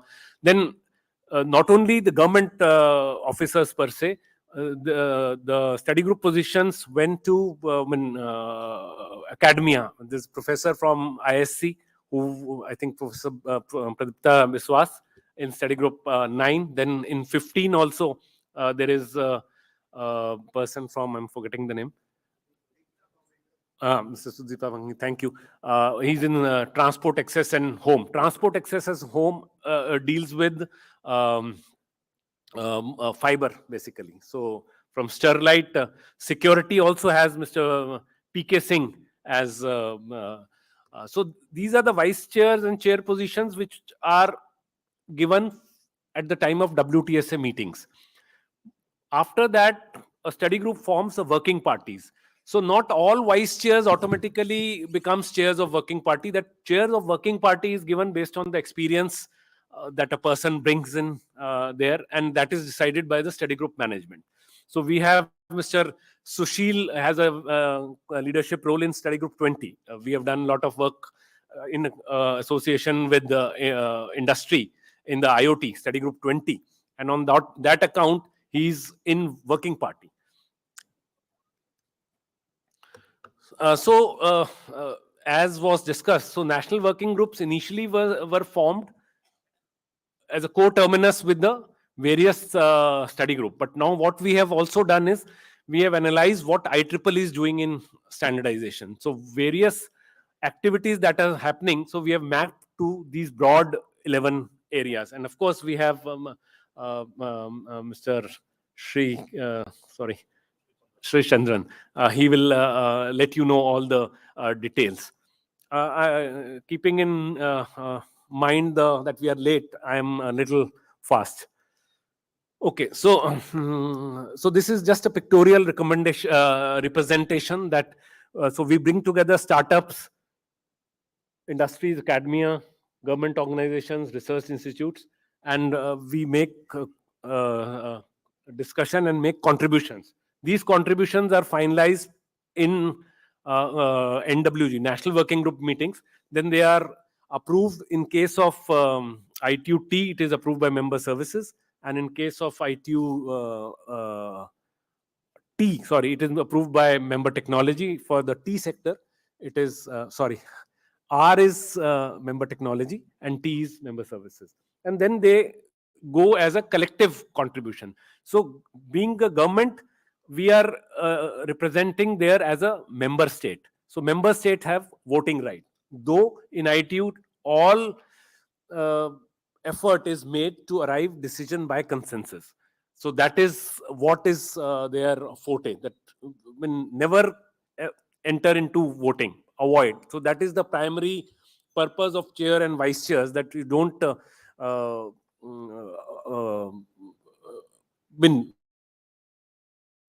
there will be a system of coffee breaks. So many things are there just to bring a harmonization in the text, because normally dissenting and all those things are avoided there. Okay, so member states are participating, governments are participating as member states. I think CDOT is a sector member and TRI also is a sector member.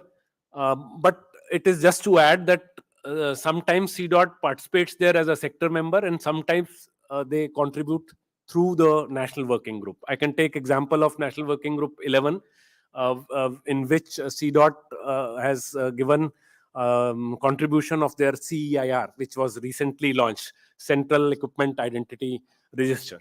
And let me tell you that CEIR has a lot of interest in many member states. I would not say that, let's say, USA is interested, but I think completely the whole of Africa is interested in CEIR, depending upon the participation that we get in those meetings, in those questions. So when to submit? At least 2 months before the meeting in question, if translation is requested, because there are 6 languages: Arabic, French, Russian, I think Portuguese also. So if you want a translation, 2 months before. Otherwise, 12 calendar days before the meeting. And if it is within the 12 calendar days, it will be not taken into agenda. It will go to the next meeting, that contribution. Because the idea is that you cannot make a last minute contribution and then kind of try to gather the support. All the experts should get enough time to really threadbare go through it. Okay, so this is a natural work cycle, proposal by members, study group is submitted, then consensus building. So the important thing in ITU at least is consensus building. It will be glad to know how others in 3GPP and TSGSI and IEEE and 1M, 2M esteemed speakers will tell. But ITU kind of takes pride that, okay, everything is with consensus. So experts in rapporteur groups develop the text as per received contributions. Then the mature text is agreed by study group. And of course, there is a secretarial service wherein professional editing will be done subsequently. So this is another pictorial representation. At the center, you can see there's a member contribution. If there is a contribution for a new work item, then some A1 justification is required. A1 justification means people would like to know why it is brought to ITU. Sometimes I have seen questions being raised that, okay, this particular topic is dealt in other SDOs. Maybe it is dealt in 3GPP. Why do you come here? Maybe we have not mentioned, there is a, if you see the transport layer, router and the LAN switch all working is now on through the standards based out of IETF, International Engineering Task Force. They don't even formally meet. They decide their standards over meeting and mails and documents called RFC, request for comments. So sometimes it is raised like this. But let me tell you here, the whole for example, a country can sometimes strategically decide, and I have seen it happening, not to take a particular study or their request for a new work in one of the other specialized organs. Maybe they want to sometimes avoid expert scrutiny here. And there are some strategic objectives. I can mention China. In the last WTSA, they wanted to push a resolution by the name new IP. So we are aware that there is IP version 4 and there is IP version 6. So there is something called new IP. So it was opposed, and I think it did not see the light of the day. But now what China is doing, that they are seeing what were their important features, and they are bringing the new IP features in terms bits here and there. So they will go to ITF. So there it is. I mean, there is some kind of a strategy also in international standardization. That also is an important message I would like to give, because I have now attended a couple of meetings as chair. So I see all these things happening, and there will be push by countries who are not very comfortable on this to somehow derail those processes. So at that level, so many things. So, and at least I'll be interested to know what other bodies handle these things. So once the study group agrees, then the work is assigned, editor is assigned. So then the editor maintains the baseline text. And of course, it is not a closed door system. So there are a system of license statements within the other study groups and also to other SDOs. SDOs, that means Standard Development Organizations. So that is a very formal kind of a process. License statements will come, the replies will come, the study group meetings or the other meetings will take care.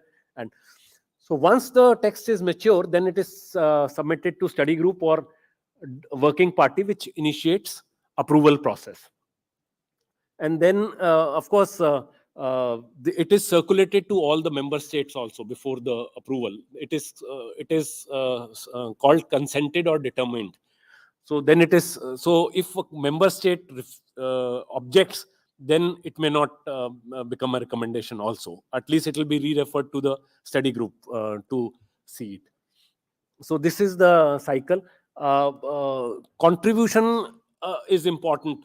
I would like to take the cue from NG Subramanian's speech, where he said that the solution which we may be providing is small, but the problem which we may be solving is very big.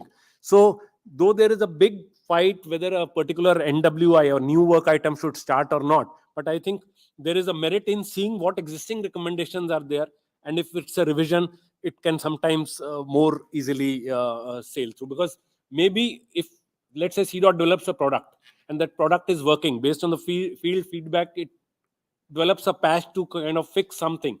Maybe there is a lesson in that. So I would like to urge CDOT developers to see whether is it something new what they have done? Is it required? Does it merit standardization? So all these things are because NWI, new work item, there is a challenge to start. There is good justification. and it is threadbare, debated, and attempt is sometimes made to kind of, I have deliberated it, to scuttle it. Okay, I have said it is consensus-based decisions in ITU. So there are two processes. One is traditional approval process, which was the traditional one. It used to take long time. Study group 2 and 3, which deals with tariff policy and the numbering and operational aspects, they fall under TAP. Otherwise, it is the alternative approval process. Then there is a word telecommunication standardization assembly, and the study group agreement of anyway. So this is the main three. If anything at the study group level is not agreed, then it will obviously be taken to WTSA. I think I will, in the interest of time, we have broadly have told that TAP, and so if you want to contribute, basically apart from the two study groups, it is alternative approval process. It moves fast. Okay, key leadership positions. I've discussed chairman, vice chairman, working party chairman, vice chair. So there is a vice chair of a study group, which is formalized and approved in a WTSA. But a working party chair is within the study group mandate based on their expertise on the subject. Then rapporteurs also are actually technical experts, liaison representatives, editors. Then there is a secretariat, of course, to help. So I think the main message we would, I would like to give is that making a contribution is not very difficult. There is a very streamlined process. Thanks to the SCP portal now launched with the efforts of Mr. Avinash Agarwal, our DDG standardization, it will be very easy to really become a member and just see what is happening. And again, taking a cue from NG Subramaniam, first just be observer, and then you can be follower and contributor. And of course, the Indian aim is to become leader. So this portal should, and slowly we will interact with other portals, TSGSI, IEEE, depending upon whatever they would like to share through our portal. Okay, so these are the broad areas. It is in presentation. In the interest of time, I will just go through it fast. 9, 11 is signaling, and 12 is QA. 13 is future networks by the name. 17, 20. So all these SGs have a NWG. So all the NWG participation is possible now through the standardization coordination portal, which was just launched by Secretary Sir. Just to tell you, I have mentioned that WTSA 2022 happened in 2022. So I was given this position. We have one officer, Anshul Kumar Gupta, is a rapporteur on being a technical expert on the subject he's dealing. And also from CDOT, we have Associate Rapporteur, Mr. Biren Karmarkar, who is spearheading the CEIR effort of ITU of CDOT in ITU. So I would urge other CDOT engineers and developers to kindly be a little more proactive, so that the vision just kind of given by Secretary, we are able to march towards that. Just to only a snapshot of one study group. So there is a working party, and then they have a questions. The questions are broad, and under the questions there will be new work items or recommendations. So every question will have so many recommendations. It's a matter of you could make a new work item, take it to the recommendation level, or you could contribute to the existing recommendation. As we discussed, that if you are solving a problem, maybe there is you can look at the standards document, maybe it is worth taking it to the so there are 4 working parties. So it is the working party 4 where the CDOT CEIR recommendations are being discussed, and specifically the question 15, combating counterfeit and stolen telecommunication ICT devices. So thank you.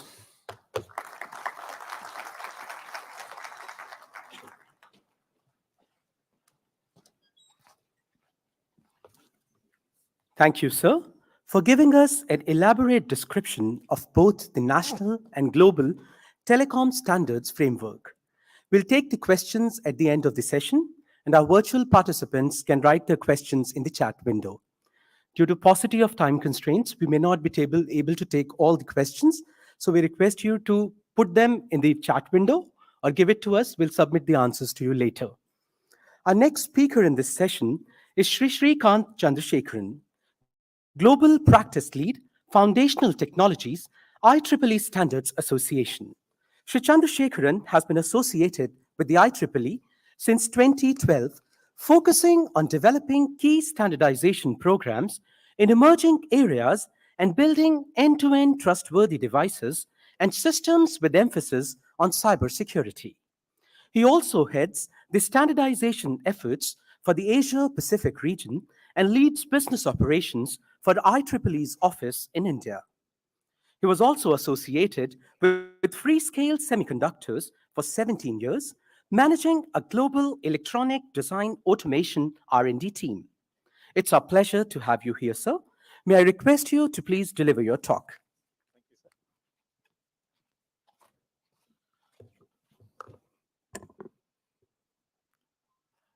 Good morning, or rather it's almost good afternoon, I guess. So first I would like to thank CDOT and TEC for inviting me to give this talk on IEEE standards. So what I'm going to do is I'm going to focus on not on the technology side of things. I want to focus on how people can engage with the IEEE Standards Association, what is the process, and I touch upon some of the work that we are doing in India, where the leadership in India has come together and driving certain standards. So it's not a technology deep dive from that perspective, but hopefully it gives a view of how one can engage with the IEEE. And I think there are a couple of points I just wanted to highlight before I get into the talk. I think the secretary talked about faculty and academia getting into standards, and also there was a mention from the TSDSA chairman about how people can start observing, right? So I think those are extremely important points. We may not appreciate it at this point, but standards is the place where experts come together. So when you are when you are a student and if you want to engage with experts, what is the best way better than just join the working group, right? We start working and you can just observe, you can make the connections, and as you build your expertise, you can contribute and take leadership position. I think it's a extremely valuable point to make, and I just wanted to support that. With that, I will move on with my presentation. I hope this one works. So a couple of things I wanted to mention here. I'm a senior member of the IEEE, but also as per the IEEE bylaws, the views expressed in this talk, they are just my personal opinions. They are not reflecting the organizational viewpoints, right? So IEEE, a lot of people know IEEE from different lenses. If you go to the faculty and academia, they know about us from a conference, paper publications, IEEE Explore. And when you go to the industry, they know from a standards perspective, right? So I think now these things are converging in interesting ways. Today, if you look at a lot of academic institutions, universities, they have incubators, they have startup hubs, right? So people who are doing their PhD, they want to already monetize their ideas into a product. And I think it's very important to understand some of the underlying factors. I think we talked about quite a lot about IPR and patents. I think people need to recognize that. And people need to understand that when you're developing systems, it needs to work in a global scale, right? Your system is perhaps going to be part of a bigger system. So these things are converging, and I think we are working together to understand how faculty, academia, industry can come together in developing these standards as these technologies are perhaps accelerating much faster. Back in the day, perhaps research to product development might be 8 to 10 years, but now I'm seeing perhaps it's 3 to 4 years, right? So in that crunch, we need to make sure that everybody is aligned as we progress technology.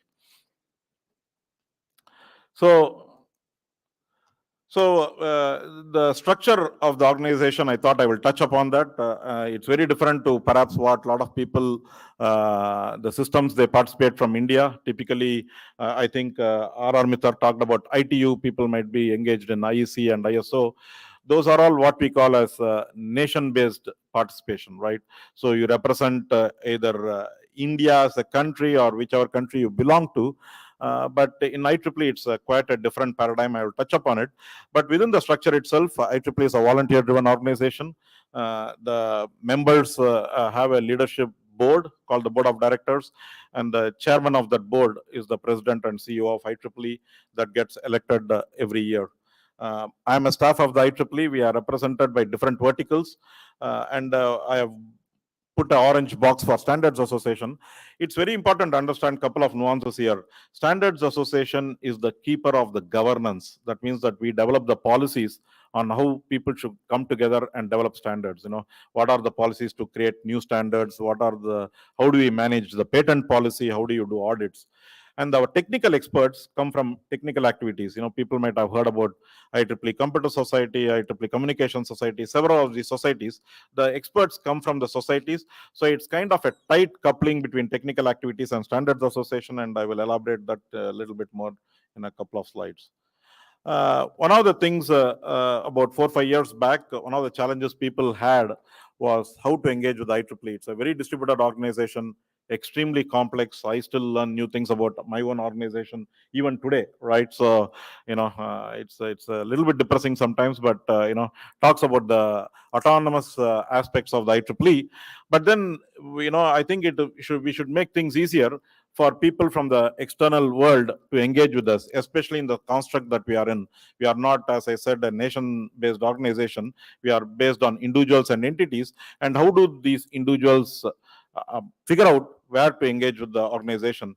So we kind of, within the Standards Association, oriented ourselves more towards a corporate structure, if you can call that. So we have a set of practices. There is one practice missing in the slide. The latest practice we started was on sustainability. I think everybody is talking about sustainability today. So I manage the foundational technology practice, which is a horizontal practice. And one of the missions of this particular practice is to how to build trust in systems.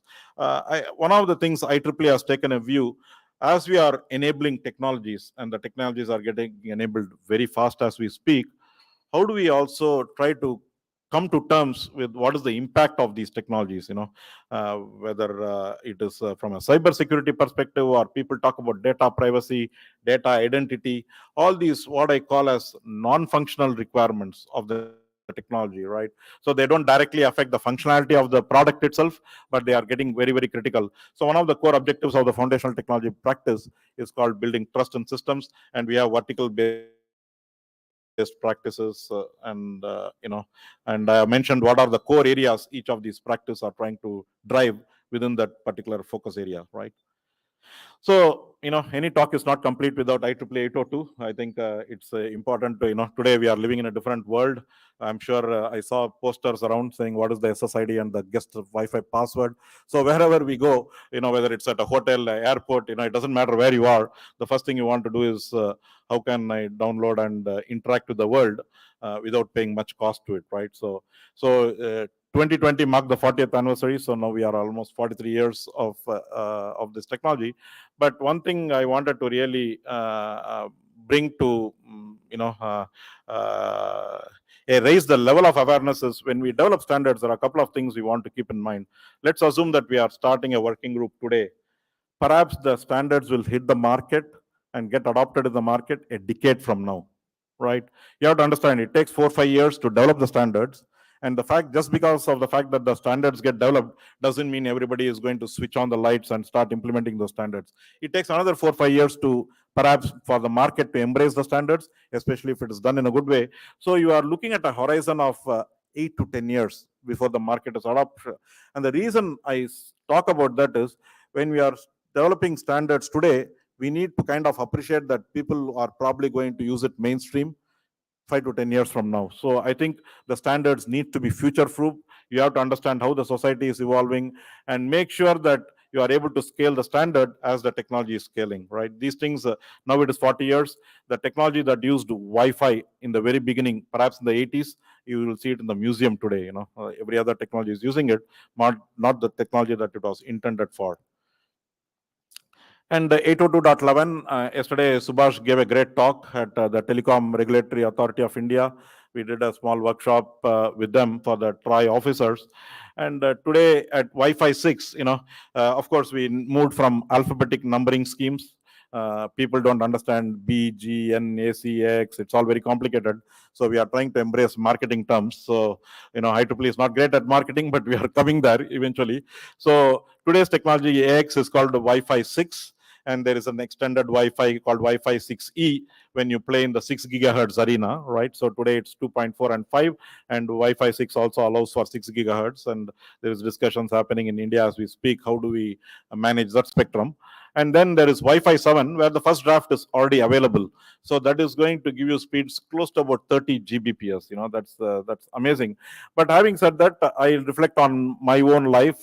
When I travel on the street, when I travel in the metro or airport, people are downloading 4K video and watching it live, right? So there is a lot of hunger for data, independent of where you are from. And I think these are the technologies that are driving that hunger, right? So, and you have to understand that as we are driving data, you have to look at power efficiencies, the privacy aspect, randomization of the MAC addresses, several innovations that are going in. And that requires a collective thought process. It requires experts to come together and try to understand how we can do these things, progress technology, progress also the impact that the technology has in the same way. IEEE used to be expanded as Institute of Electrical and Electronic Engineers, and I do not know how many people are aware. Back in the day, maybe 30, 40 years back, you needed to be an engineer to be part of the IEEE, right?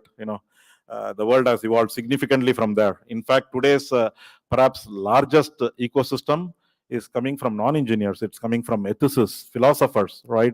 People are looking at social impact of AI, and the social impact of AI, you don't want engineers to be defining that. I don't think that will be the right approach. People who are using it should be defining it, what it means to them, right?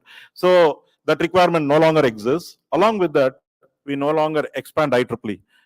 Sometimes I interact with the people, and when you hear the prefix doctor, given how my brain is wired, I assume that they have done a PhD. But then you go to industries, particularly in the healthcare segment, they are actually medical doctors who are actually coming into standards organization and developing healthcare products and devices. And I think it's a great community, because you want the doctors to be designing what is required for them, not engineers to be designing what is required for the doctors. I don't think that's, engineers develop the protocols, but the user interface, how it should reflect what they need about the patient, I think the right community should come together. So in that perspective, I think we have broadened our horizons. We are across the technology space. I've touched upon a few things like organic components. I talked about the social technical standards. And when we started doing the socio-technical standards, there was a little bit of a challenge from the community, right? Is IEEE the right place to look at these kind of problems? I think absolutely it is, right? And now every organization is doing it. And not only we started looking at AI ethics, but there are some critical work happening in children data framework. For example, today, I'm sure everybody will appreciate in this audience, people at the age of 3, people at the age of 5, they are on laptops, iPads, mobile technology. They are using applications. Sometimes my daughter comes and says what I'm doing wrong with a particular application, right? And as part of using that application, they are interacting with the external world. They are interacting with the application developer, with the privacy terms, everything, right? So they are almost in some sense behaving like the way I behave and interact with the technology. So in that context, how do we manage the privacy? How do we do the data governance of children data, right? So very interesting work that's happening. I really want to emphasize that, because we can get very bogged down in the technology side of things and lose the big picture, right? So how is the technology impacting our society? So I just wanted to make sure. And a lot of these technologies are being driven by the technologies that people in this room are developing. It is the 5G standards or the Wi-Fi standards. So it's very important to understand how these things are making an impact. So a lot of people know IEEE from the industry side, mainly from a standards development perspective. I wanted to touch upon a couple of things. The idea is not to go through all the bubbles here. One of the things we started developing about 10 years back is a program called the Industry Connections Program. Very important program, because when technology was evolving at a very fast pace, one of the things we realized that it was becoming multidisciplinary. It was becoming very complex. So in that context, we thought that there should be a platform where people to come together and kind of debate what needs to be developed before actually developing the standard, right? So we called it the pre-standardization platform. It's a 2-year program where people come together, debate the technology use, the technology evolution, perhaps develop a roadmap around the technology, and then say what standards are required, and then get into the standards development process. The other thing I wanted to touch upon here is the impact of open source. I'm sure, when I was in university, I used to use a lot of open source, and it's still there. But one of the things that open source is doing is it's creating a lot of de facto standards. Even in telecommunication world today, there are people talking about ORAN, right? So it's becoming very critical part. So, and these two paradigms are quite different. If you look at a standard setting environment, the formal environment, and the open source environment. So how do you make sense out of this, right? And then IEEE started a platform called IEEE SA Open, where they worked on it for about 4 to 5 years, creating a governance model on how these two communities come together and work on it. Because today, one of the things we are also doing as the technology is becoming complex, we are developing a lot of reference architectures, reference frameworks. So what does a reference architecture mean? They are actually not implementable. It's a high-level view of what the architecture should look like. And a lot of times that implementation happens on the open source community. So you need to understand, how we can make these two communities work together. So a little bit on the governance and the process side.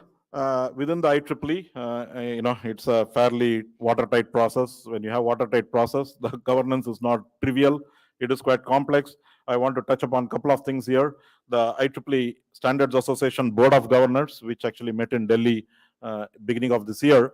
They are the epic body, they are strategic body, but the bread and butter of our organization is the standards board, which look at how new standards are proposed, how they go through the cycle, and how they get published. And I have a chart to explain that. So I mentioned about 10 minutes back when I started the talk that the standards development is a kind of a coupling between the standards association, which manages the process, and then the technical activities. So the standards committee is the bridge between the two. The standards committee actually belongs to the societies. So if you look at IEEE 802, there is a standards committee called the Landman Standards Committee. That's the name of standards committee, and it sits within the IEEE Computer Society.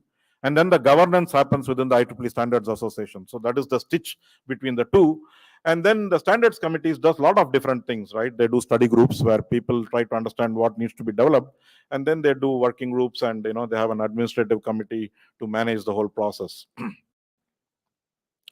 It's a very large and diverse ecosystem. I said that it's no longer about electronics and electrical engineering, right? So these are the number of committees, standards committees that you have.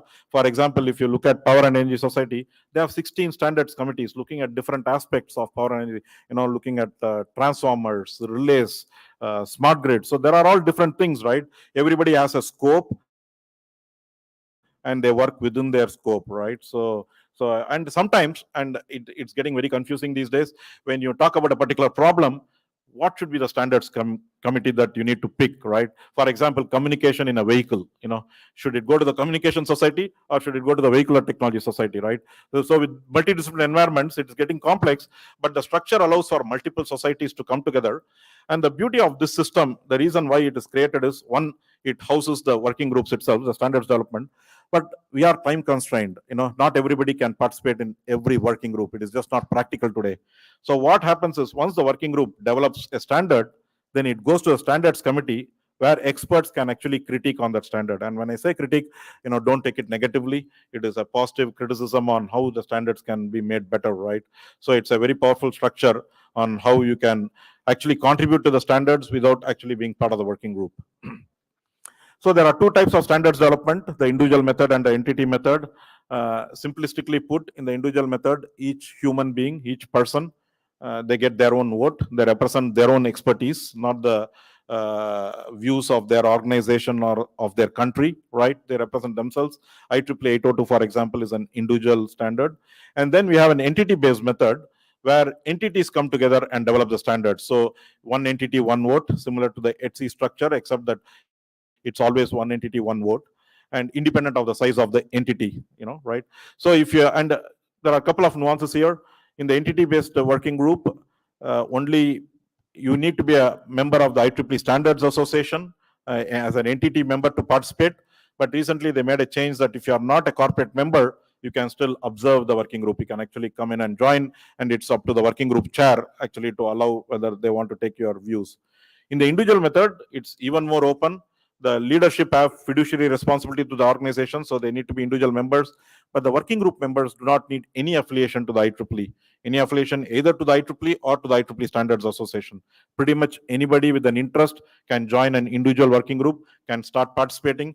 They have a slightly different governance structure where you earn your voting rights. So you just can't rock up to a random meeting and just vote on the ballot, right? So you have to actually go through the process. You have to earn your voting rights. Typically, they say that you need to have attended 2 out of the last 4 meetings to vote on the 4th meeting, right? So just to have some sanity around the structure, right? So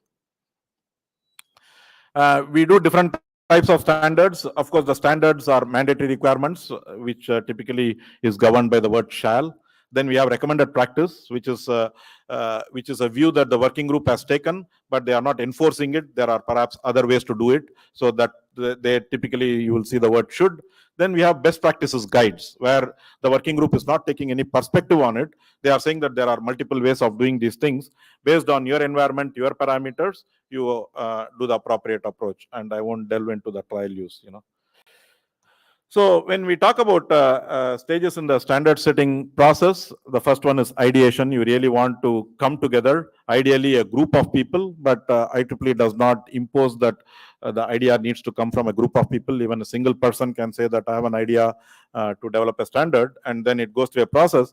Then you create a proposal, and in the next stage, I will highlight some of these things.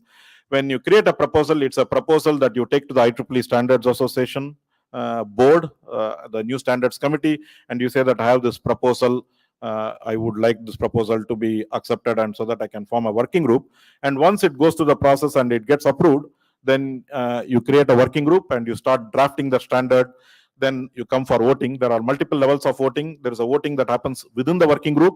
And once the working group has voted, then it goes to a standards committee. Then it goes to the public comment period also, right? And then you have publication and maintenance. Publication and maintenance is very important. Our standards have a lifespan. Their lifespan is 10 years. So after 10 years, if the working group or the standards committee need to tell the standard is still relevant. If it is not, if they don't have that feedback, we actually move that standard into inactive. But IEEE, given the nature of the beast, right, like a very distributed system, people download our standards in various ways. 10 years after it has been made inactive, I get a call saying that I need a clarification on that standard. Then I look up at that standard, I'm saying, what are you doing with the standard? Like, it has been inactive or it has been superseded, but I do get those queries. So it's very interesting, right? So then we have to nudge them to move to a more recent version or figure it out. So when you have an idea, right, so the project approval process takes 2 steps. I said that there is a proposal phase. The proposal phase takes 2 steps. You go to your standards committee. First, you identify your standards committee. Say that, hey, this is the proposal. Put a project authorization request, which is equivalent to an NWIP in the ISO IEC system, right? And then you say that, is there a merit? Then the standards committee, which is made up of experts, they debate on that. And once they approve it, they submit it to the new standards committee within the standards board, right? So the rest of it, I mentioned it. It's a fairly robust process. One of the process that it has is when it goes to balloting at the standards committee level, one of the things we ensure is all the comments have to be addressed before it gets published as a standard. Otherwise, the IEEE Standards Board will not approve that standard at all. Who can, what are the principles? It's the WTO principles we adhere to. It's a direct participation of the individual or the entity. All our policies and procedures of each working group and the standards committee working group are publicly available. One of the things I would like to highlight is we go for broad consensus. It's very specific that we don't say 100% consensus, but because we will never achieve that, right? So we have what we call it a super majority to achieve that consensus, but certain working groups have, that is the basic minimum threshold, but some working groups can adjust that threshold. They have taken it to much larger level. For example, IEEE 802.11, given its impact, they say that the super majority might be about 68%. They say that their response positive should be 92%, right? So they make that threshold much higher for their own working groups. It is a balance. We don't focus so much on whether we have different countries being represented, but what we focus on is whether we have the stakeholders represented. That means, do you have a designer, a manufacturer, a government regulator? Who are the different stakeholders and what are the perspectives they are taking, right? I think that is more important than country-based. We encourage countries to participate because the countries come with unique requirements, and it's better to bake that within the scoping and the development of standards than reflecting on it later. So yeah, so pretty much anybody can participate. It's an open membership, and in an individual standard, you don't need to be a member. One of the things we realized as we developed this process is it's a very bottom-up process. We realized that there is a need for also some kind of a top-down approach, especially with the penetration of mobile technology, cell phones. The society uses technology a lot more. That means that there are people who govern the society, particularly government agencies. They care a lot more about standards, right? So we created a platform where we created a government engagement program on standards, where the entities can become part of the IEEE as an observer, and they can actually provide feedback and observe what is going on in this particular system. And I've listed down few of the work that is happening from India. So we have a national standards adoption program. We have an adoption document both with the Bureau of Indian Standards as well as with the TSDSI, which enables the organizations, these institutions, to adopt standards that are developed within the IEEE. There are quite a few adoptions that have actually happened within the Bureau of Indian Standards. So I will skip that for a minute. So there are quite a few standards that are driven out of India. So when I say driven out of India, please take it very broadly, because standards are not regional, not within the IEEE for sure. What I mean by that is perhaps most of the community is from India, the experts, or the leadership is from India. In fact, recently we published the work on IEEE 1930.1 2022 that got published. This was championed by Professor Abhay Karandikar and Pranav Jha is the chair from IIT Bombay. They championed that work, and going along with that is the work happening on 2061, I think, which is getting very close to getting published. This is very important because in the morning, I think Secretary made a comment about looking at it frugal, everything about frugal. 2061, the code name for 2061 is what we call as Frugal 5G, but the official name is the Low Mobility Energy Efficient Network. 2872 is actually being driven out of CDOT. Sandeep Agarwal is the chair of 2872 standard, which is almost taking the PM Wani architecture and taking other viewpoints and taking it to the next level, right? So the GPS members from India, there are quite a lot of organizations. We have automobile organizations, the standards organizations, people from the power sector, METI, DOT, so you can take a look at it. So they are pretty heavily engaged in our process. We also launched a professional certification along with CDAT for 5G. This happened about a few months back. It was launched by the secretary. It's a joint program for people to take 5G certification. It's an array of programs. We started with wireless networks to begin with. We are working on cyber security, and there are a few other courses that we are looking at.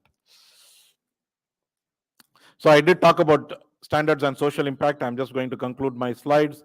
There are a lot of resources that are available here for people who want to take, and I'm sure this deck will be distributed to the audience. And with that, I thank the audience for their time and also for the organizers. Thank you.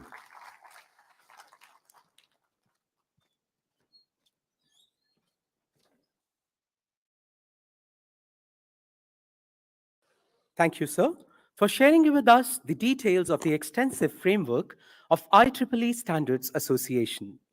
In view of time constraints, I request the speakers to conclude their talks in 15 minutes. We also have the pleasure of the gracious company of Sri A.K. Mittal, who is currently the advisor, Network Systems and Technologies at TSDSI. Sri A.K. Mittal began his career in R&D at ITI Limited and later joined the Department of Telecommunications, where he worked in a variety of domains like satellite communication, OFC, microwave, mobile networks, switching systems, network management, licensing, regulation, standards, testing, and certification. He also served as head DEC and represented the Government of India in various bilateral and multilateral international meetings. It's our honor to have you here, sir. May I request you to please deliver your talk?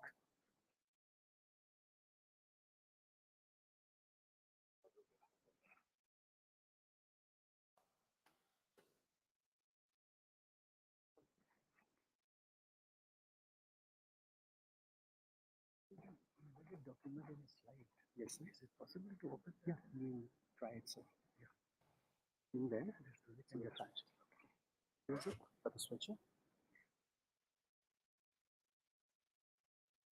Good afternoon, everyone.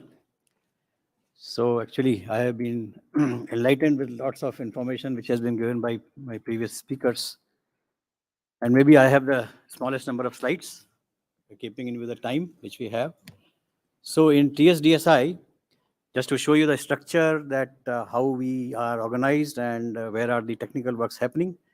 So at TSDSI, we have a general body. We are a membership-driven organization where the individual members cannot participate.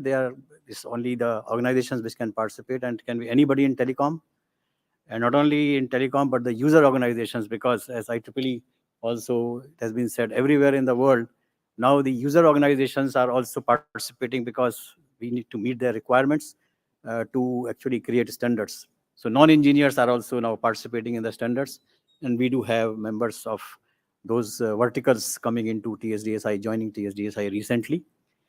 Now, so we have a general body consisting of all members, then the chair, vice chair, and the treasurer of the chair and vice chair that are actually elected people from the governing council. And governing council is a 21 members body, elected members, and 8 audio. Voice louder? Okay, sorry. Is it okay now? Thank you for reminding. Thank you. So, so here, if you see here, there's the governing council with 21 members who are elected out of the general body or the total membership, and 8 are government nominees. And then we have a secretariat headed by a DG. And the technical work happens, if you see on the right side on the top, study groups. There are 2 study groups. One is study group networks, and other is study group services and solutions. So as the name suggests, anything on the telecom network side is in the study group networks, and anything on the services and solutions side is in the study group services and solutions. So I have not detailed their scope of work, as the name itself suggests that what they are actually doing. And these study groups actually meet normally every quarter, once in a quarter, but there is no limitation that when they should meet.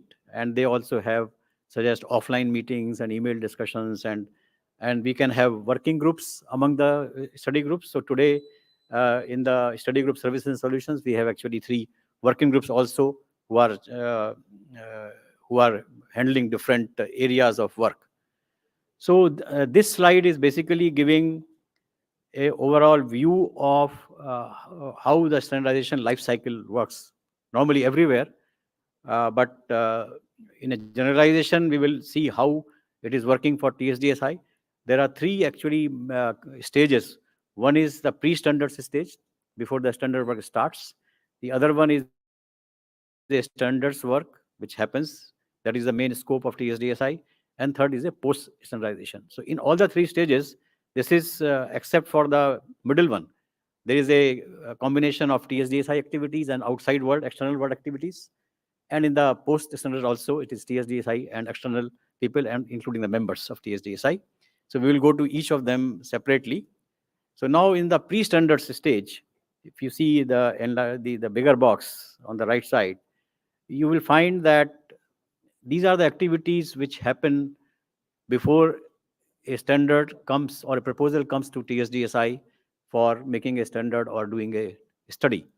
So what happens in the outside world? There are some white papers being published. There are some studies happening. Research and innovation is happening. Then there are various user forums. There are various associations of, for example, COI, Broadband India Forum, and various other forums where the requirements are generated, or where they have technological inputs from variety of members which they possess. So there is a continuous process of feedbacks which are coming from external forums, and which give rise, where the members of different verticals, they meet, they understand each other, they know what kind of standards work is required to be done, what studies are required to be done, where the world has moved, what people are doing in different domains. So all that is happening outside. And within TSDSI also, we have discussion forums, which we call TIP forums, technology roadmap item proposals, where an idea which is not mature enough to take to standards, so we create discussion forum where non-members also can participate.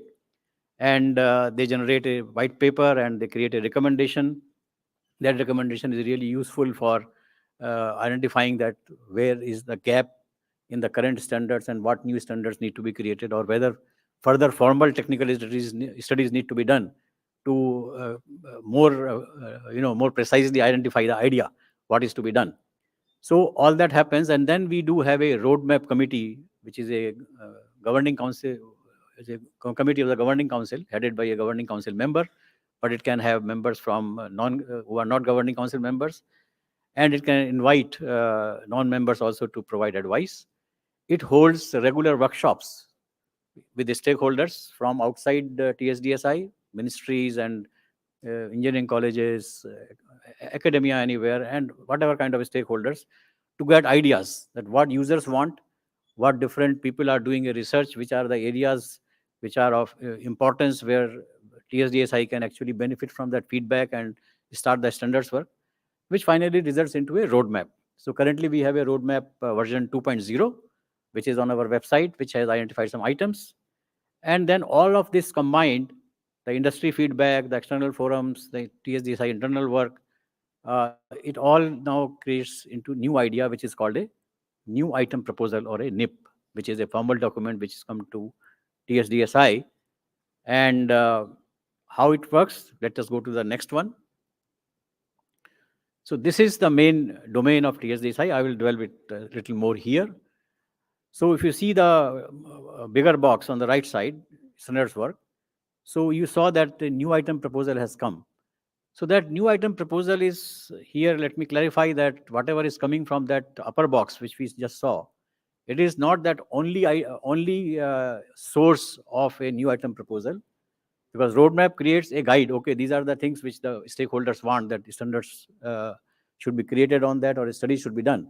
But members are free to bring more items or any other item for work, study, or specification work inside the study groups as a NIP, as a new item proposal. And that new item proposal can be for a study, because sometimes as we say, that idea is not mature, we want to understand more. And that study item then creates a technical report. Technical report will then study various aspects. There will be various views, and it will finally recommend whether we stop here, we have done the study, it's not worth, or maybe it requires further study, or it may say, okay, recommend that we go for a further standards work. Then it is up to the members to bring in another NIP to carry out a work for standards. Or the initial proposal itself could be for a work item, means normative work or a standards work, and it is debated in the study group whether it is fit for standards work. If the members agree, then it is taken as a standards work straight away without doing a study. But sometimes members are agreeing that, okay, this can be done, it can go straight away for a work item, but then a short study phase is required to refine the idea. So within a work item, there can be a study phase. So you create a technical report within a normative work, and then go for a study for a normative work. So these two, so study item leads to report, and then work item reports to a technical specification. Now, technical specification, which is approved by the study group, any of the study groups, is called a draft standard. And that draft standard becomes a TSDSI standard once it is approved by the general body.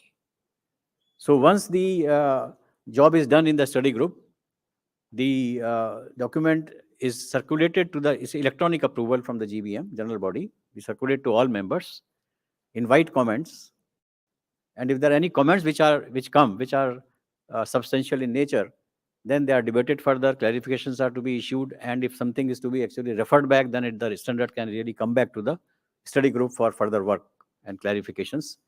And after that cycle is over, then the general body approval is finally obtained, that, okay, this is the one, and then it becomes a TSDSI standard. We publish it on the website, and it remains voluntary.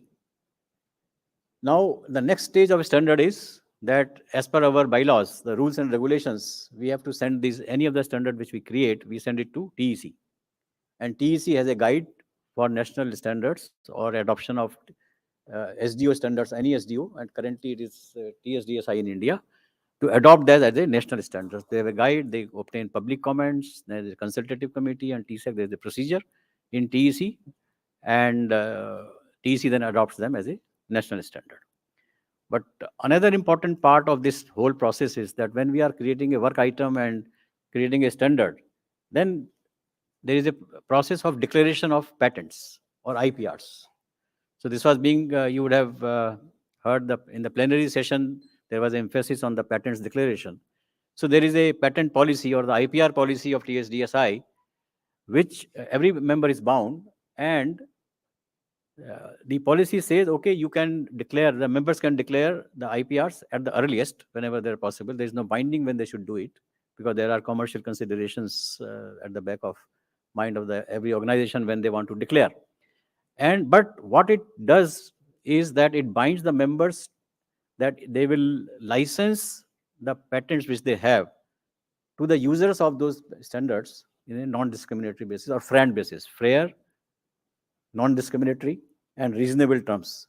So this is what they are bound, that they will license. Of course, if they don't license, the dispute goes to the court. But there is a understanding and a confidence building exercise for the users that members have committed that they will license. The terms and conditions are not in the scope of TSDSI, that what terms and conditions they agree for license and how much time they will take to agree. So this is a matter of law of the country, and courts then finally decide if there are any disputes. One is that, so patent declaration is one part, and whatever patents are declared, we just host it on our website. They remain there, and it's open for public to see what are the patents declared. And in the patents declaration, there are two things. One is that whatever patents a member has, they will license, and another process is that they specify that this is the patent they have, and this applies to that particular section, so and so section of the standard which is applicable. So these two things, these two options are given. Members can choose any one of them. Another part we do in the standards making is that we do contribute to 3GPP, 1M, 2M, and ITU. We are members of 3GPP. We are members of 1M, 2M, and ITU. We are sector member of ITU-T and ITU-R. So we in the study group, when a new item proposal comes, so it can specify that we are going to contribute to a so-and-so item work happening in the ITU. Because ITU, when we take a contribution, it goes as a TSDSI contribution. While in 3GP and 1M, 2M, there are individual members. So TSDSI members who pay further fee for becoming individual members of 3GPP and 1M, 2M, they can directly contribute into 3GPP and 1M, 2M. And some people may like to mature the idea within TSDSI, and thereafter they can take it to 3GPP. So this new item proposals which come, they can result into contributions to ITU and the standards organization like 3GPP and 1M, 2M. And we also then transpose 3GPP and 1M, 2M specifications by virtue of our agreement, partnership agreement with these two organizations. And those transposed specifications also become a standard in the study group. And then we send it to TEC, and then TEC adopts them as national standards. So we have already sent a large number of specifications transposed to TEC from release 13 to 17, for example, for the 3GPP, and for 1M, 2M also release 2 and release 3. So these are under, many of them have become standards of TEC, and some are under consideration in TEC. But then the detailed, how actually the detailed exercise happens inside the study groups. So as you see on the left side of this graphic, the graphic is not in a very fashionable shape, but it is very straightforward. So I can show you I just wanted to show that how within the study group the proposal progresses. So if you see on the left side bottom, a proposal has to be brought by a proponent. For example, company X, they want to bring some proposal. So they have to get support for minimum 3 more members when they bring in the proposal. The idea is that a proposal is not individual driven, but there is more members are there who want to support. So there is a wider spread of this proposal, and it becomes a NIP, and submission, it is submitted on the website of TSDSI on a portal, which is available to the members, and a number is allotted, and it becomes part of the study group meeting documents, because all the submission of documents is all electronic. There is no physical documentation.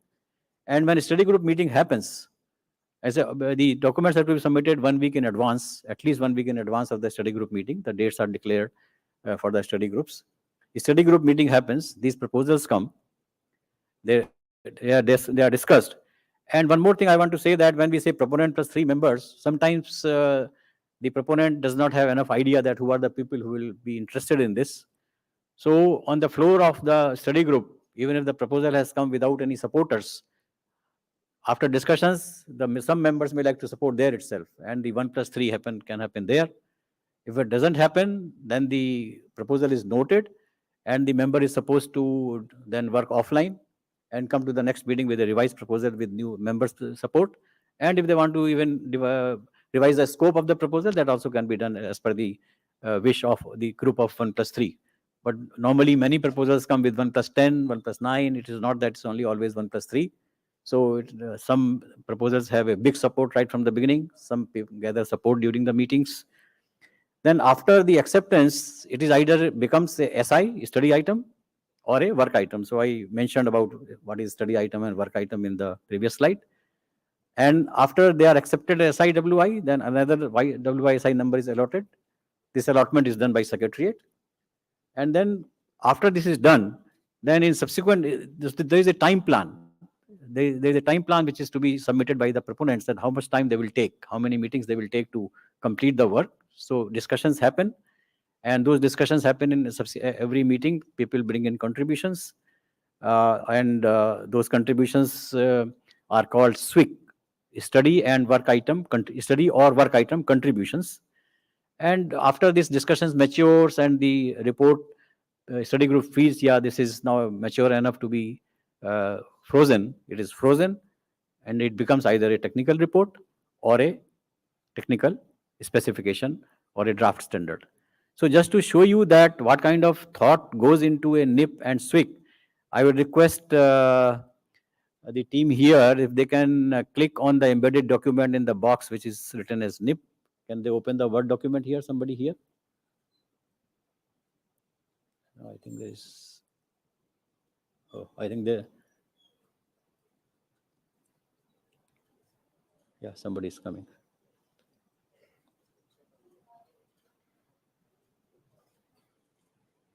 So, okay. So what I want to say is that in the NIP, it is not that people just write a proposal. There is a format, there is a template which asks them to provide the objectives, the description of the proposal, and the impact what is want to create, and its relationship with any existing standard of TSDSI or existing international standard. And if so, then they have to say that whether they want to modify something, they want to add something, create a new standard, all those things then have to be explained in the objective and the impact part. And also whether it has a link to the roadmap, which has been TSDSI roadmap item, and also how much time it will take. These are the mandatory things they have to fill up, so that the people who are attending the meeting, the study group, knows that how this item is going to progress.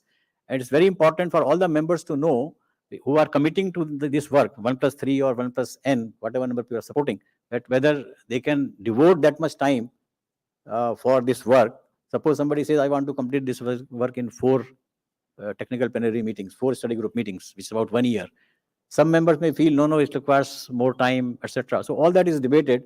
So either that time which is asked for is either can be reduced or it can be enhanced. So it is up to the study group to decide. The study group is completely autonomous to decide this course of action. And in the SWIC stage, the study or work item contributions, these contributions are actually the documents which actually build the text of the specification or the report. So there 1 plus 3 is not required. Individual members can come alone or with support of other companies or the organizations, member organizations, and submit a contribution. That because at the SIWI stage, the first work is to be done is to decide the table of contents. What is going to be the content of this document? So based on that table of contents, members bring in proposals and say, okay, I want to populate this so-and-so text in this area. So like that, the text gets on getting populated. Members are free to comment. And when the text is stabilized, normally then when it is just going to be released, normally changes are not accepted, and it is frozen as a final document. And here at the stage of what is expected is that before the standard is released, ideally the members should declare their IPRs, but then the IPR policy says that members are free to declare at appropriate time, whatever they feel so. So declarations do come at different points in time. For example, today we have declarations on our website. We have 5G. Many of our members have declared their patents in the 5G in 3GPP. Because as per the policy of 3GPP and 1M2M, they don't get the declarations directly. They say that you declare your patents to your parent SDO, parent organization from where you are coming as a member. You declare there. So we have 5G patent declarations with us. We have other declarations also. And out of this process only, we have standards 5GI, many of you would have heard, which is an enhancement over 3GPP 5G standard. Of course, later it was absorbed into release 17 of 3GPP. Then recently we published a standard only this week, which is cloud interoperability and portability standard. Recently, this week only it is finalized and published. Then we have a standard on CPRI front haul. So all these standards have been published, and many more standards on 6G in pipeline.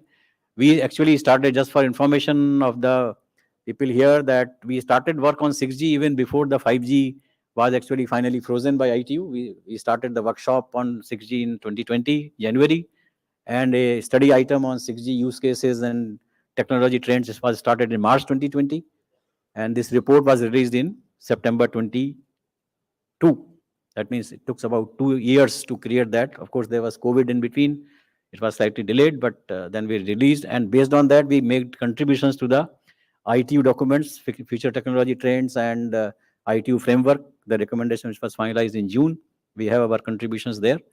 So there's a lot of things which are being done, and we have today 8 work items or study items or work items on 6G in TSDSI. So idea of telling this is that the engineers here, the researchers here, they should know that I am just finishing. Thank you. So this is my last slide almost. So idea is to invite people to come and join TSDSI and become part of this accelerating journey. And CDOT here, they have lots of talented engineers who are doing so much of technical work and giving so much technical outputs. So I invite them to join TSDSI. This is post standards. I will quickly go through. This is evangelization of a standard. Whatever standards we create, the adoption takes time. It is not that the next day people adopt. So you have to go to the market, create workshops, invite people, go to the industry. So this is a job of the SDO, but more on the people who actually are party to this standard, who created those standards, that they also participate in reaching to the people so that it becomes a standard. Then maintenance of a standard is another part, that once it is implemented, there will be feedbacks. There are errors or need enhancements, or etc. So it's a standards maintenance. So all that feedback comes from the post standards activity, and it comes back into the study groups, and then we can modify that. I think this is the last one. Thank you very much.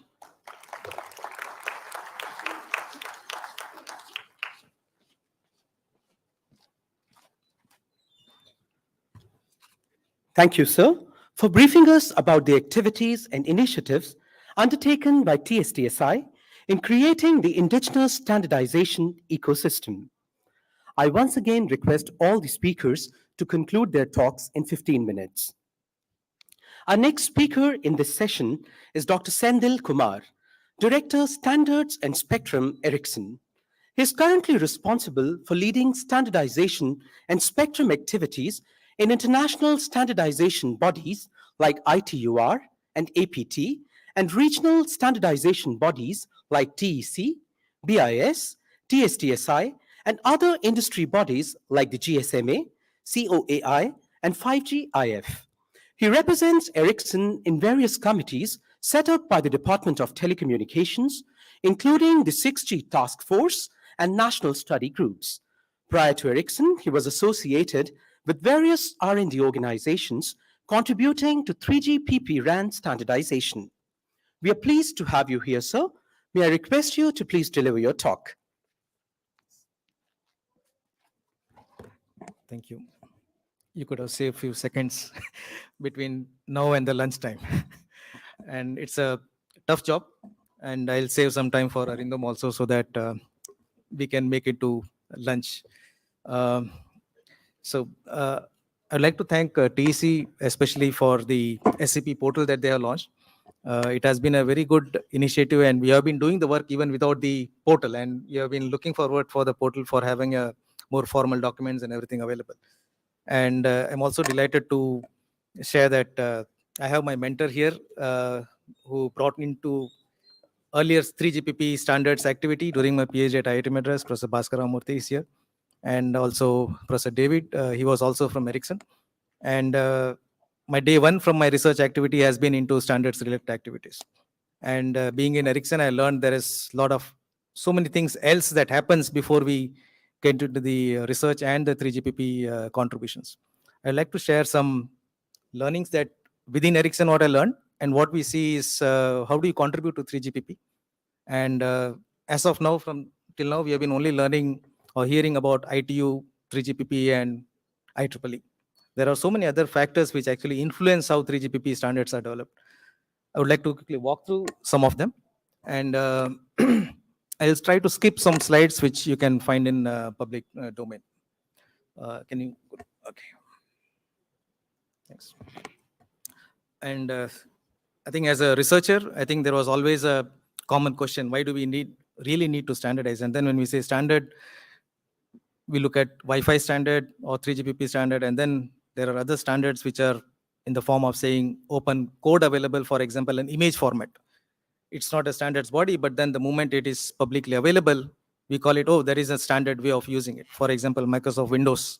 You write an API, a DLL file, and then it's a proprietary standard. You just interface to use these applications within the OS.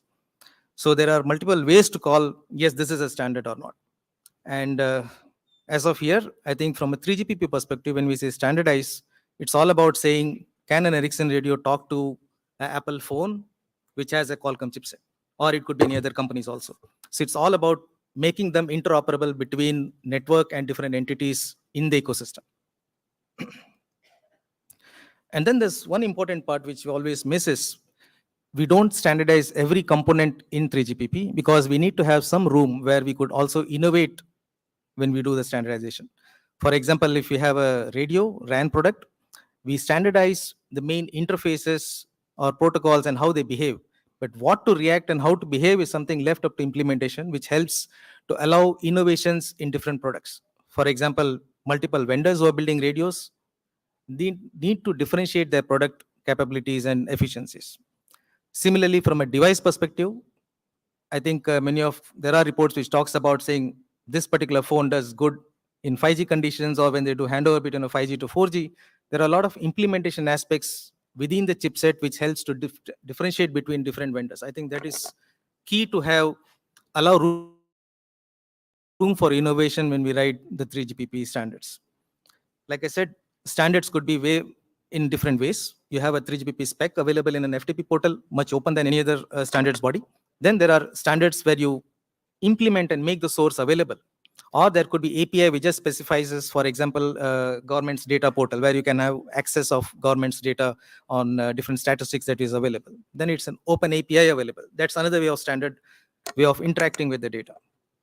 And Ericsson has been there since long time, right from the 2G to 3G timeframe, where it's always about cooperating with the right stakeholders and then trying to bring that what is the minimum thing that we need to standardize so that the device vendors can implement as flexible as possible, just to ensure that it can talk to any radio equipment. And one other thing which I learned from being from an academic side when we did standards related activity, and today what we see from 5G and 6G, is what is it that is influencing the 3GPP development process. From 3GPP started with taking 2G and then evolving it to support core and the radio functionalities. But when we started moving into 4G, the focus was, is the 4G core ready to run OTT applications or a video streaming application? So we need to be prepared whether the capabilities are okay to run that kind of data applications or internet browsing. But then with 5G, what we realized is there are other stakeholders other than the normal phone who want to use the 3GPP connectivity as such. So it was industrial automations, factories. So the important thing as a vendor would be to talk to those companies and say, what is it that you are using today in wire? what protocols are you using? For example, 3GPP also looks at, can I run a IEEE's TSN network protocol in 3GPP connection wireless network? So there was a lot of interaction that happens with these different entities. That's what you would see around the slide. We'll look at 2012, even before 2012 is where Ericsson started its internal activity talking about what are those technology components we need to leverage by the time we have a 3GPP spec for 5G. So there's a long time frame that is needed. And not all of the things are in a public domain. What is a study report? For example, in 3GPP, when I did my PhD in IIT Madras, we started looking into what are the current study items going on in 3GPP. Can we do something more? So even before 3GPP talks about a study item, there's a lot of thing happens background before that comes to a 3GPP platform. I think those are some activities I think we need to get involved before we start contributing to 3GPP and make a big impact in the standards process. So I'll skip this. From Ericsson view, I think this is a slide which you would have not seen outside. What we see is the 3GPP is more focused in the access layer and the management part of it, where the operator exposes to say, how do we do billing? How do we access to other counting of the data and everything? But then what we see is from the 5G timeframe, there are so many other standards forum which actually influences the way 3GPP specs are written. For example, we are active in the Kronos organization, which writes specifications for XR, VR, or if you want to do visual processing on it. That basically says as today, if a VR headset which is connected to the 5G goes to a core network in an operator's network, and that operator's endpoint goes to a rendering application in some other cloud, how do I ensure that my core network and my radio are optimizing its connectivity to render that kind of a data pipe? So we are actively involved in knowing what's happening there. We contribute to those standards also. And similarly, like what I said, 5G ACIA and 5G AA, they both are automatic and the manufacturing industry. Then similarly, we have IETF. I think someone earlier spoke about IETF. IETF writes a lot of information on codecs, and these codecs are something what 3GPP layer need to run on that. So it is important to see that are our wireless protocols written to optimize that kind of payload. Yes, this is how the relations of these forums are. I think GCF, Mr. A.K. Mittal knows that there is one forum where it talks about how to get certified the devices. 3GPP writes a spec, but then the device, when it goes into market, the operators require certain key essential requirements. For example, Indian operators may say that I would want devices to support these bands. Unless this is not there, I am not allowing this device to enter into my network. Similarly, North American operators, they have certain requirements. So these certification bodies help ensure that the devices which are using 3GPP, but certain features are definitely included in the devices before it gets into a commercial network. So we need to know what is this operators asking for? What are the requirements coming from the market area? For example, if you would see on the right side, there are 4G Americas, 5G Americas, GCF, right? These bodies actually say, this is the requirement that we're looking 4 years from now or 5 years from now. That actually influences saying from company like Ericsson, is it what operators are looking for after 2 years or 3 years down the lane? If yes, then we need to see that can the today's product which is there in a network, can it run these new applications? So based on that, we need to see how much of changes in the 3GPP spec we need to go in the next release, or it should be prioritized to next releases. So it is important to drive our strategy based on what is the market need. And there's one more organization which 3GPP works very closely is its timing alignment with ITU, because ITU is the one, as 3GPP is a partnership project, but then the recommendation or an official recognition to a 3GPP standard comes from ITU's recommendation. And then when 3GPP starts writing its releases, it needs to know that what is the release which can meet the requirements of ITU set IMT specification. So most of the time, 3GPP works in parallel to ITU. For example, we have the 6G vision. We now look into saying what is it that requirement that ITU is going to set for 6G. Then from a 3GPP timeline, we need to see, can we use release 17? What features can be enhanced to address those? If not, what are new technology challenges we need to address? For example, if you're looking at 7 to 15 gigahertz is a new frequency where we want 6G to operate, then we look at saying, are there PAs available today which can have that same efficiency? The research that goes into that need not to be part of 3GPP, but then we need to still look into that research activity going within the organization. There are 3 components that goes into 3GPP standards development. One, the protocol, where it talks about between two interfaces, for example, the device and the network. What are those interfaces and what protocols goes between those interfaces? And then the behavior part, which talks about saying when the UE is seeing two different power levels between two networks, should it initiate handover or not? Those behaviors are loosely defined in 3GPP. But then what is implemented or not, how it reacts is up to the device and the network side. Most of this behavior are very strictly defined for devices, but loosely for the network sides. One of the most strictly implemented specs are for the RAN 4 specifications, which is for the radio transmission. Because radio, when it is put into air, I think TEC ensures that unless you are adhering to those radio requirements, which is coming from ITUR, you cannot transmit into those frequency bands. So radio requirements from the RF side is very strictly standardized. All devices and radio equipment need to adhere to that one. This is an example, like I said, there is a balance needed between standardization and innovation to be allowed. What if everything is already standardized? Then everyone who implements that will have the same performance as an output. So 3GPP ensures that there is enough room for innovation. This is an example where we see that to allow interoperability, you have random access as a procedure. When the device turns on, it connects to the network, and then it does handover between two cells. But then what vendor implements can deliver into two different results. For example, vendor A can have a different scheduling algorithm, which can have different speed and latency combinations. Similarly, the same 3GPP spec is used for writing an FWA radio. So it is up to the vendor how he implements the scheduling to ensure that there is a fair, consistent throughput available. So it gives enough room for innovation. So when you go to 3GPP and contribute, we also need to say, is this specification or is really need to be specified in 3GPP or not? Can I make a product without getting into 3GPP? If yes, it allows you to distinguish your products compared to competitors. So it is important to know how much is the minimal requirement that you want to take into 3GPP and standardize it. This is giving an example. For example, if in 2021, there were more than 95,000 contributions that went into 3GPP, out of which only 26,000 got approved. So you can see that the amount of contribution you need to take it to 3GPP is not like I take one contribution, it gets approved, and my work is done. You need to put a lot of efforts to see the status is going in. Even from Ericsson's perspective, what we see is only 22% of our contribution got approved in a 2021 contribution. So there's a lot of effort, more contributions need to go. We need to have a high target of number of contributions you take it to 3GPP. There are so many players. We have operators, network manufacturers, chipset manufacturers, and terminal vendors. All of them need to agree what is it that they want to put into the chipset and the hardware. So what you don't see in a timeline typically is you have a 3GPP timeline, ITU timeline, but then what is it that internal product strategy timeline is? Do you have a product which you're going to launch in 2 years? And if 3GPP releases a new release in 15, 16, 17 going on every 15 months, is your current product ready to upgrade to add those features into the product? If not, then you'll have to see that how closely or what is the incremental features that you want to add.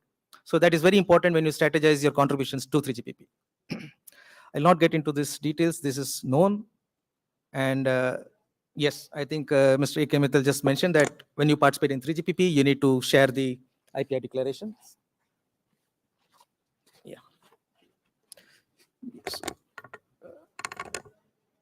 I'll take last 1 minute to say how we conclude the activities. Usually it starts with a study item, work item, and then you talk about what features you would like to drive in 3GPP. And then based on that, you see whether it goes into current release or it's a new release. Based on that, you need to bring contributions to those meetings. I'll skip this. Maybe the slides will be available later, so or we can catch over the lunch break. What's important is this. 3GPP meetings are busy scheduled meetings. So you cannot have one person who is saying 20% of the time the guy is working on standards. That's not how you can have it. For example, Ericsson put 17% of its revenue turnover into research efforts, right? So if an organization wants to get into 3GPP, it's a serious business. You need to follow throughout the year. We cannot do it over one or two meetings you attend and then we give up. So it is important to have a consistent contribution in 3GPP and presence. And then there are a lot of things that happens outside 3GPP, talking to the key stakeholders. If you have a change that coming which goes into radio side, you need to see whether the device vendors are accepting or not, because they are the one who needs to accept most of the implementation. I'll skip this. Like other work groups, it's again based on consensus. There is no voting. Worst case, it ever goes into voting. I had few examples, but how to prepare a contribution, but I'll skip it. I'll give more time to, yes. So if you want to contribute to 3GPP, I think you also need to follow what market requirements are coming from other organization bodies. I think it is serious to participate in those groups also. Thanks.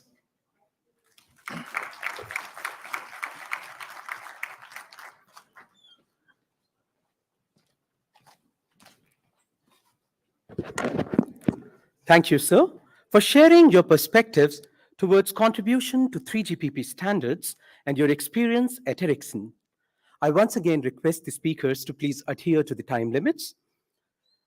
We are also joined by Sri Arindam Bhattacharya, who is a group leader in CDOT and leading the activities of IoT M2M communication, including National Trust Center and other security projects.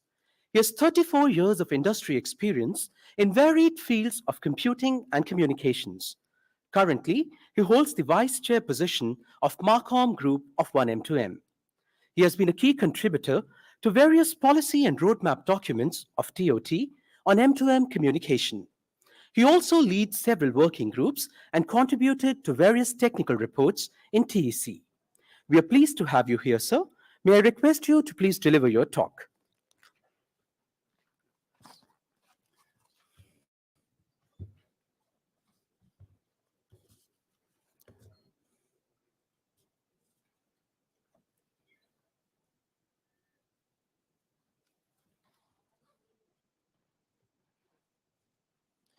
Thanks, Aman, for the kind introduction.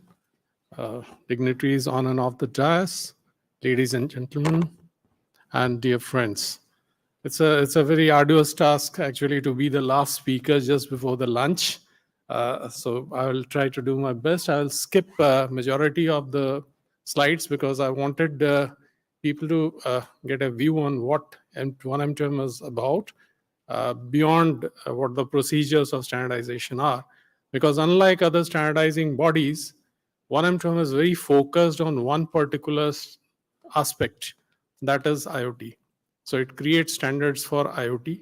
M2M was the phrase that was most popular earlier. So the M2M and 1M2M, so that one standard for M2M was coined. So IoT is a natural progression to that. And we all know IoT about. So moving on, there's a small video that we created as part of our Marcom exercise. Can we have the, yeah, thank you.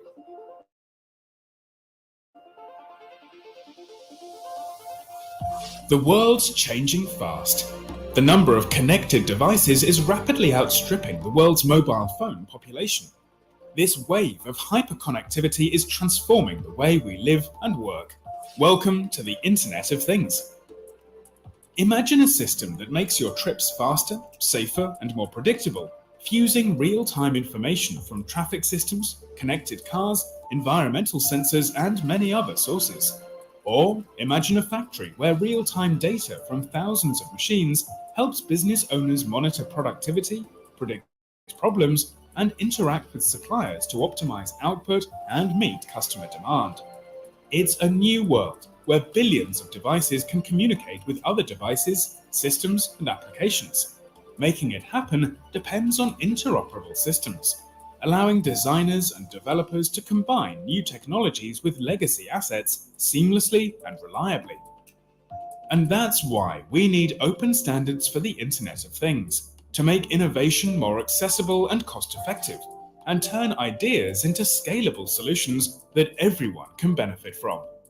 This is the mission that inspires 1M2M. We are the global community of leading standards development organizations, working with industry experts and researchers to shape our hyper-connected future. At 1M2M, we're developing IoT standards to enable interoperable, secure, and simple to deploy services for the IoT ecosystem. Our internationally recognized specifications are backed by interoperability testing and global certification schemes. One M2M standards work across different industry sectors, breaking down boundaries and enabling exciting new possibilities. They're continuously evolving, meeting industry needs and supporting sustainable investment in the Internet of Things. There's no charge to access all our technical specifications and developer resources. So join us and help build a world of secure, interoperable, connected products and services that make a difference today and tomorrow. So, so this is what which makes 1M2M so unique, is that it's not one particular SDO which is focused on this. Rather, 8 SDOs who are joining their heads and hands together to create the specifications. The specifications are open, as you saw in the previous video, that anybody can access those specifications and can develop products around it. And what is standardized are the mechanisms, the interfaces, those are standardized. So like 3GPP, here also the scope of innovation is already there. There's room for that. And people through their implementations create solutions which are innovative, which are different from each other. So one particular organization's offering the similar product may be different in performance and other parameters.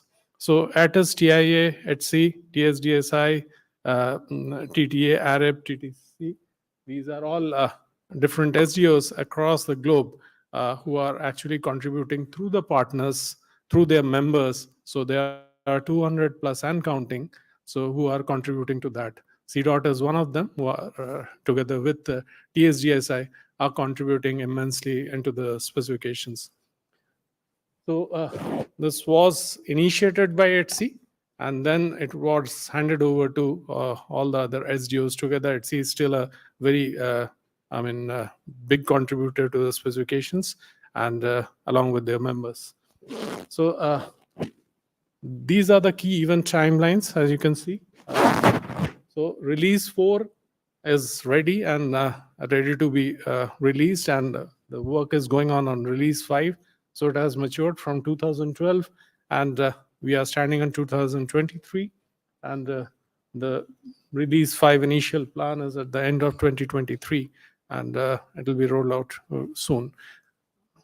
So just to give a brief about 1M2M, what was shown in the video. So it is, the concept is to break the silos.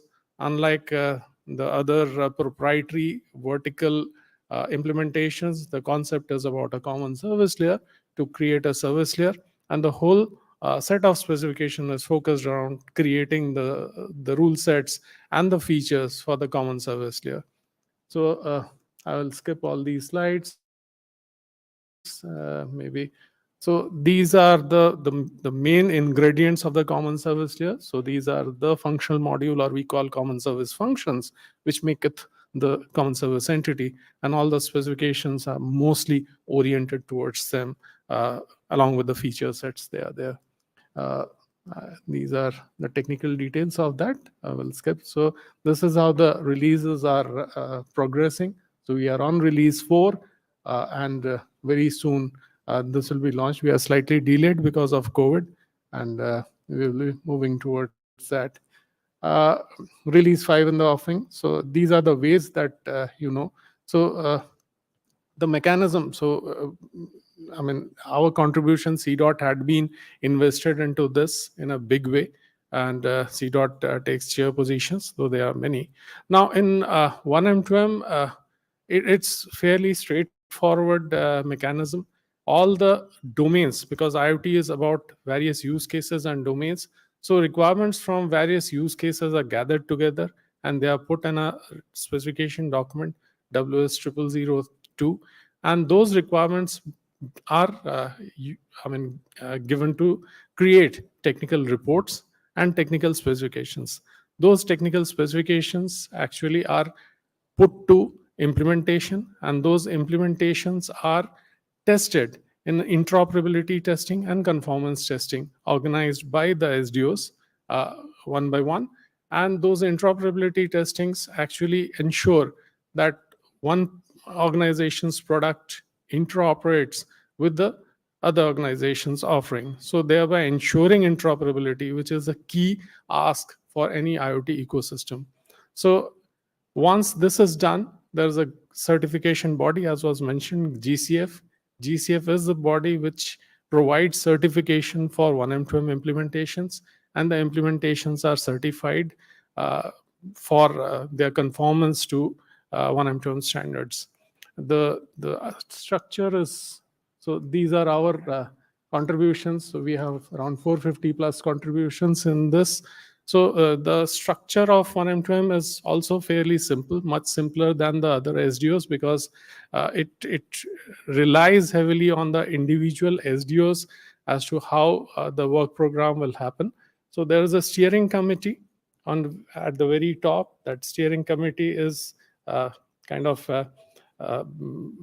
takes care for finance, it takes care for industry liaison, it takes care for the legal aspects, marketing, methods, and other procedures. And that steering committee also overlooks at the technical plenary. That technical plenary actually controls the work program, the coordination groups, and the methods of the work. So under that technical plenary, it's a very small and very lean structure. So there are only three different verticals. One is requirement and domain model, because in IoT, the domain models are important. So it creates that group. So gathers requirements, so gathering requirement and freezing onto the domain models is the work of RDM. Then specifications and security SDS is another group which looks after the security and other specifications. And there is a testing and vertical. Now, all these three verticals create work programs, and those work programs and work items are worked upon. People contribute to those work programs through the work items that they propose, similar to what has already been told by Mittalji, that people contribute and bring out information with regards to what are the requirements in different domains. They are discussed, and then contributions are given in the form of technical reports, and they are deliberated upon in technical plenaries. TPs are held. So those TPs are where all the members, organizations, they join their heads together to discuss. So these are physical meetings. I mean, of late, we have been talking about global presence and remote access also. So we have been having the technical plenaries online as well. So the online technical plenaries and physical meetings actually give shape to the specifications that are formed, and the contributions, they come in the form of change requests for any specification that are discussed. Those change requests are either agreed, noted, or rejected. If they are noted, they will be deliberated upon at a later stage. If it is agreed, that goes into the specifications. Now there are 27 technical specifications and around 17 technical reports in the release 4, and they're counting.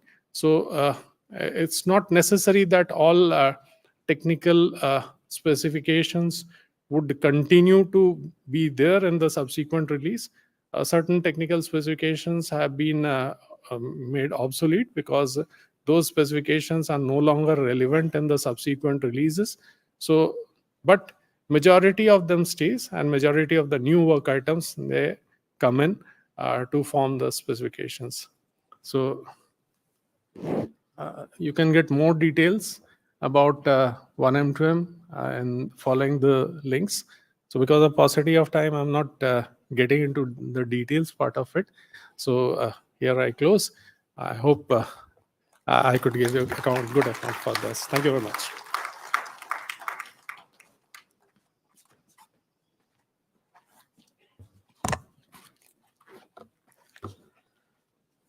Thank you, sir, for giving us insights into the need of having open standards like 1M2M for accelerating the development and deployment of all-encompassing solutions. We thank our esteemed speakers for this insightful session. May I now request Shri Piyush Chetia, DDG TEC, to formally present a token of thanks and gratitude to the esteemed speakers.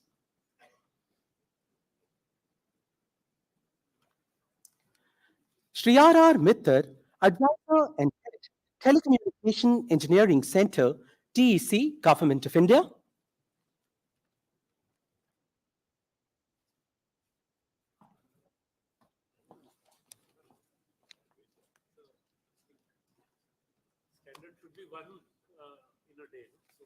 So you're also the speaker in this session.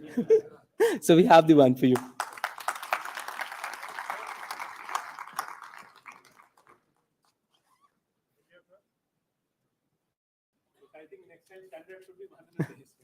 Shri Shrikant Chandrasekharan, Global Practice Lead, Foundational Technologies, IEEE Standards Association.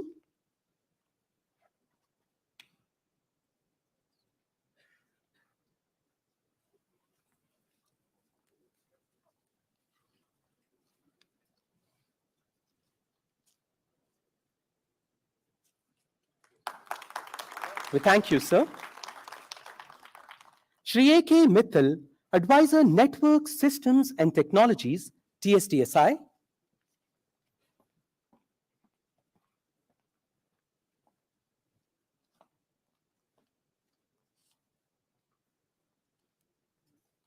We thank you, sir.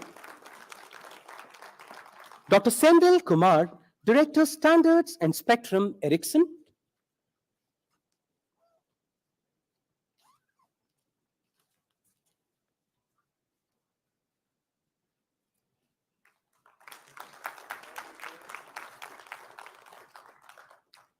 Shri Arindam Bhattacharya, Group Leader, Center for Development of Telematics, CDOT.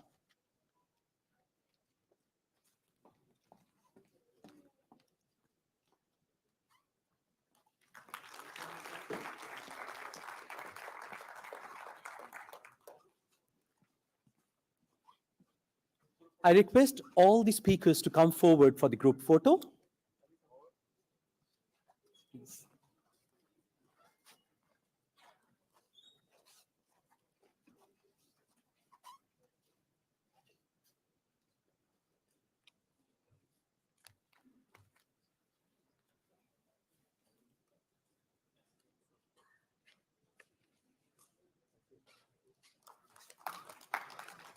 Ladies and gentlemen, we'll now have a very quick lunch break.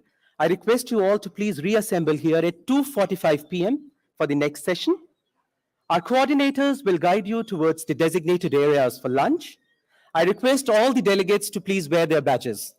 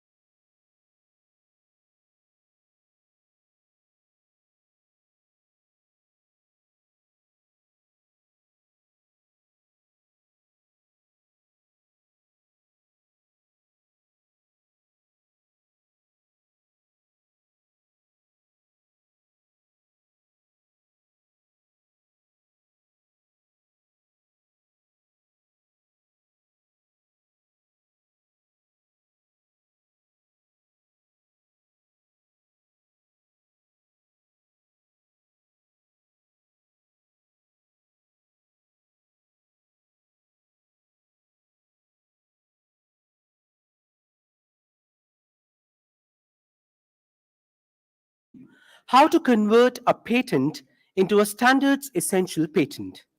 May I request the distinguished speakers of this session to please take their respective seats on the dais. We have with us Professor Bhaskar Ramamurthy from IIT Madras, Professor Kiran Kuchi from IIT Hyderabad,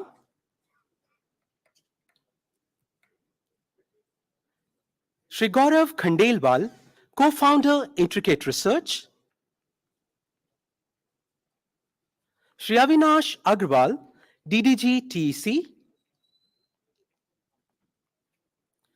We also have Shri Vishnu Ram, independent expert TSTSI, who is connected with us virtually.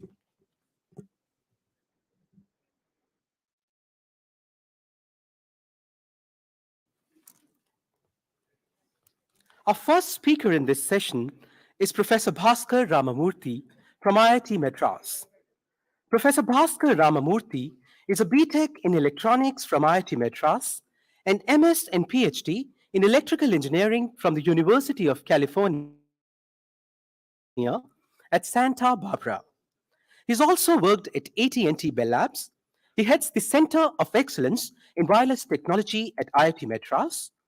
He's also a holder of several patents related to 4G and 5G technologies and was the national coordinator for the project to build an end-to-end 5G testbed.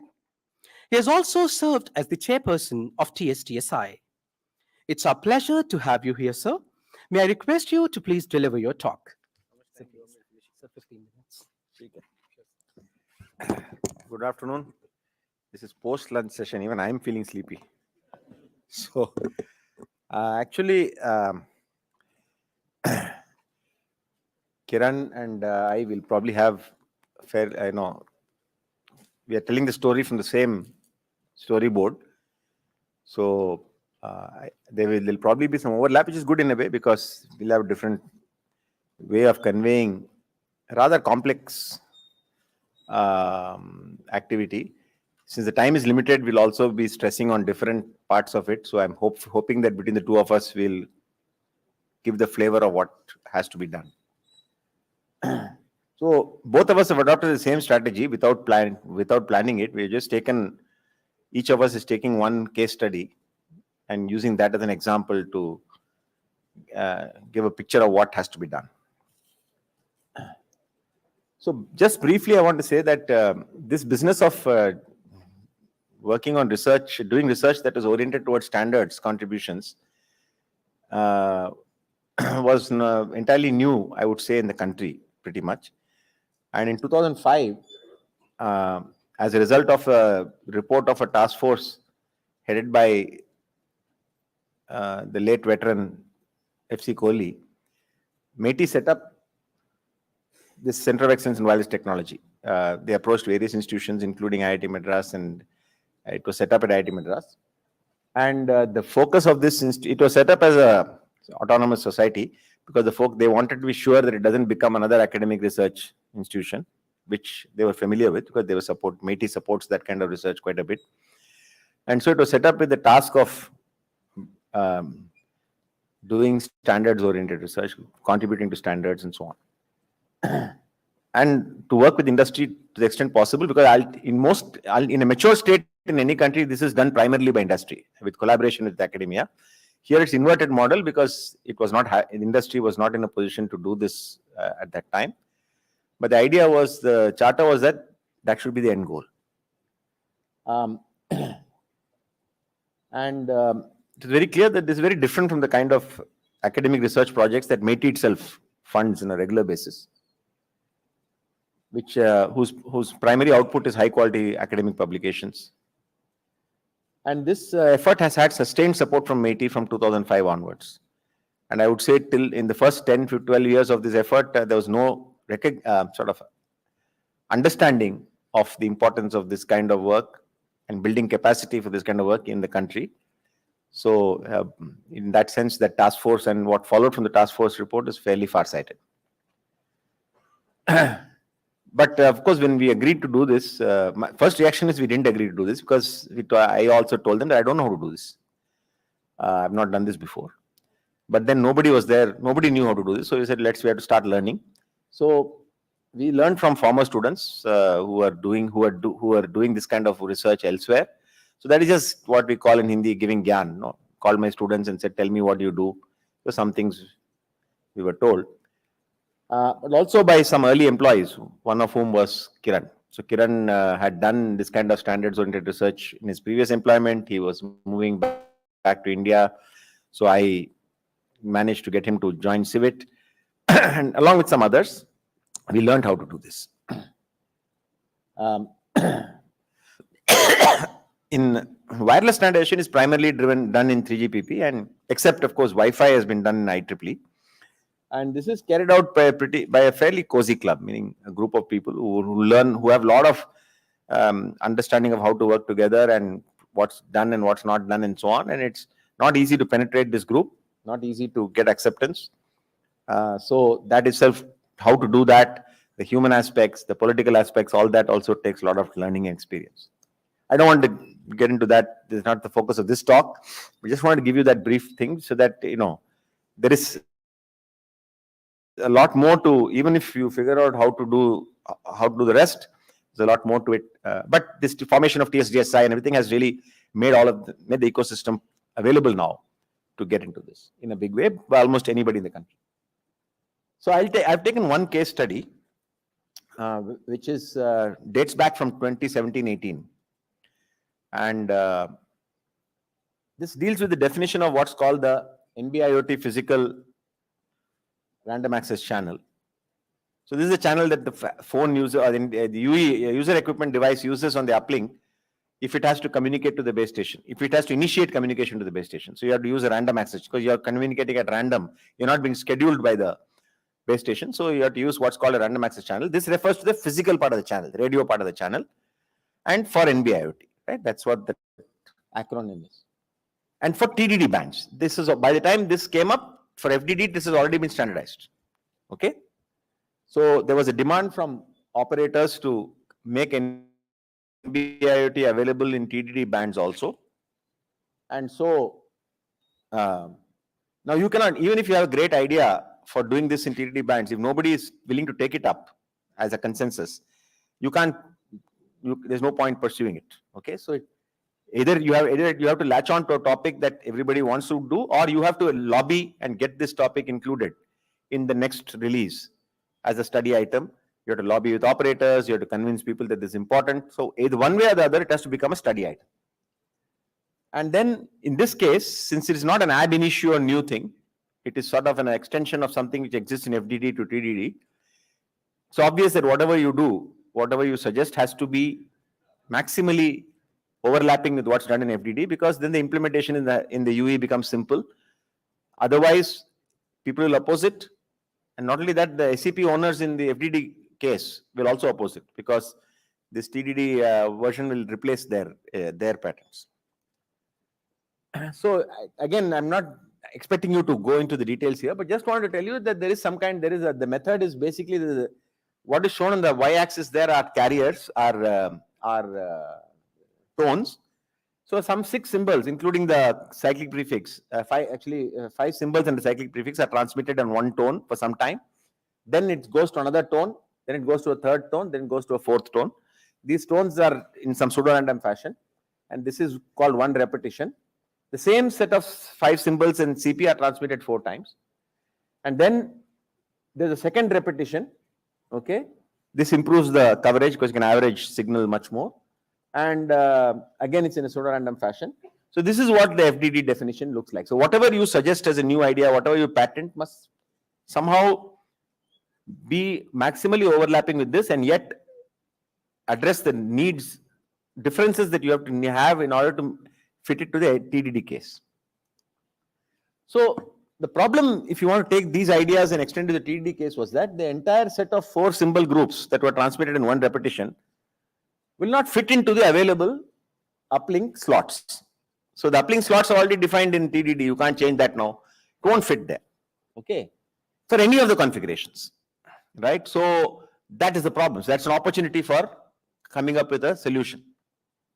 So the obvious solution is to break up that preamble of 4 repetitions into 2 two mini preambles. Okay.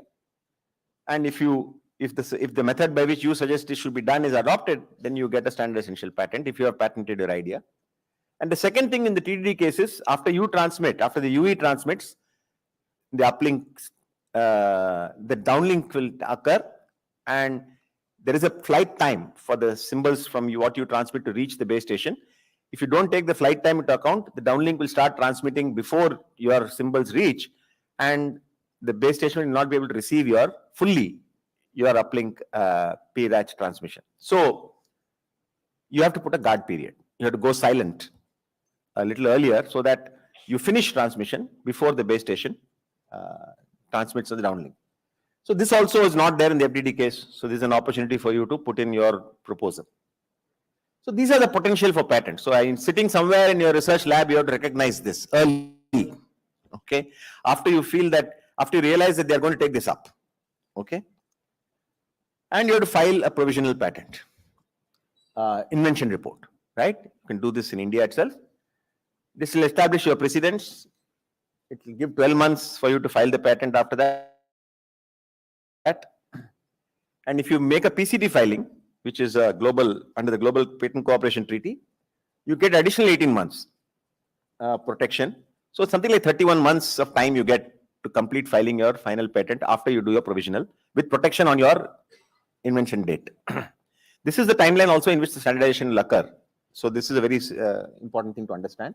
In this case, the provisional was filed in March 2017 with just this description, what I just told you. I don't want to read it here. Okay. It just said there are two, just like in the FDD case, there are two repetitions, and each repetition is broken up into two mini preambles. Actually, it didn't talk about repetitions, I think, just said each is just broken up into two, and then there are multiple symbol groups followed by a guard period. So this guard period idea was also introduced, and a picture was added, because at the time when you filed the provisional, this is all we knew. So some key ideas you put in there and establish your precedents. Okay. You don't know how many symbols and all those things. Okay. Sorry. Yeah. The complete patent filing was done on 28 March 2018, almost a year later. And in between, some things happened. I'll come to that. And a document containing the detailed explanation and set of claims establishing the novel features, etc., has to be filed along with this. This had 28 claims. So by this time, you added up all the things. And we filed, in this case, both in India and the US. So some patents we file only in India, some patents we file in both India and US. Why US? Because for one thing, the cost of patent filing and prosecution is not very expensive in the US compared to, say, Europe. Secondly, US actually processes patent applications quite fast. And India was very slow. In fact, our patents we filed in 2008 and 9 got approved only in 2 years back. But it's speeded up now considerably. So when it was very slow, this was actually, you used to get the US patents much earlier. Now, even now it happens a little earlier, but not much earlier. And usually once the US has gone through the process, and you've cleaned up the patent, the Indian patent also gets approved. We have seen quite easily. We usually file in the US patent, so there is an additional cost. So we file it only when we feel they are SCP candidates. So there are many claims. There's no time to go through all this. Just want to give you a feel for the language and so on. So you have to write it in the appropriate language. So you have to have training. And if we think that there'll be wonderful people outside in the legal firms, IP firms who know how to do all this, they will say they know how to do all this. But the fact remains is everybody in India is learning. So you will not get completely satisfactory support from the legal firm whom you employ. They also have relatively inexperienced people, and you have to be ready to get into it, learn everything, work with them. So you have to. In this case, you can see that we already extended the idea that there could be multiple symbol groups. We don't want to say there'll be two, because you don't know what will happen in the standards body. So plurality of symbol groups, right? And so on. So you have to have language like that. And just want to show you that in the standards body, various meetings took place. I'll give you the dates. This is the text that is taken right out of the standard specification, which occurred, of course, in 2018, right? And if you go through the analysis of this text, it will not be that your wording will come there. It's not possible, right? But if you analyze this text, dividing the preamble into plurality of symbol groups is interpreted from the above text, okay, from this specification text, because that is there in that. It divides into plurality of symbol groups, never one symbol group. And the preamble is divided into two, can be interpreted by the fact that this P by G is always 2 in this table. So that P by G is actually determines the number of divisions of the preamble. And so the fact that it is 2 can be established, and that's exactly what we have in our claim. So you have to make sure that your claims are matching what is getting into the standard as the process goes on in the standardization. I'll come to that. Similarly, the guard period. Remember, these are the two main ideas, right? The breaking up of the preamble into 2 mini preambles and the guard period. So the guard period again is not directly mentioned. It has to be calculated in the standard specification. If you calculate them, you get a guard period in all cases. They have many options, right? In all cases, you get a guard period. And it is added to and it's very evident that it's added to both the symbol groups, right? So that is exactly what we have in our claims. So you have to make sure that your claims are protected in the way the standard is going, or the standard is gone in a particular way, you have to go and amend your claims. And I'll talk about that also. So I think there are many such things. I don't want to go into this. So like this, you have to keep checking in as the meetings go on in the standards body, what's agreed on. And Kiran will give you better examples of this in terms of the actual in 3GPP, how it occurs. There are something called chairman's notes. There's something called way forward. These are all hard-coded documents which are released at the end of every meeting. Those have to capture, have to match what you are putting in your claims, or you have to keep modifying your claims to match that. Okay, so there's frequency hopping, just like in the FDD case, that's also defined. Okay, so, and that's there in our claim, and so on and so forth. I think I will skip this CP and everything. Okay. Also, you can infer from the specification that only one CP duration is defined, and therefore it is the same equal CP across all symbol groups. But when we filed the patent, we didn't know whether that will happen. So we filed for the possibility that the CP will be different for the symbol groups. Okay. But we also said they could be the same. So that's covered. You have to be so you have to be very, very cagey about all this, because if you put it as one and the other gets decided, you are finished. Okay. In that sense, this research is very different from academic research. Academic research itself, I keep saying nowadays, is 1 degree of separation from Saraswati, because we are all chasing H index, we are all chasing awards, we are all chasing tenure. But this is 2 degrees of separation from Saraswati. Okay, so but you have to learn all this. Okay. Okay, I think just want to tell you that a lot of claims, and you have to do this. There's a lot of homework back. Meetings occur every 2 months. In between meetings, you have to track all the email threads. You have to keep joining all the calls, and you have to keep doing all this homework. Okay. So we have to track the agreements arrived at in the 3GPP meetings over 12 months roughly. That's what each study item takes, and monitor the claim infringements. That means how much those agreements infringe our claims. Because in more infringements, the better it is, right? That means our claims are important. In this case, this happened over 3 meetings. Those 3 meetings, exact meeting numbers and dates are specified.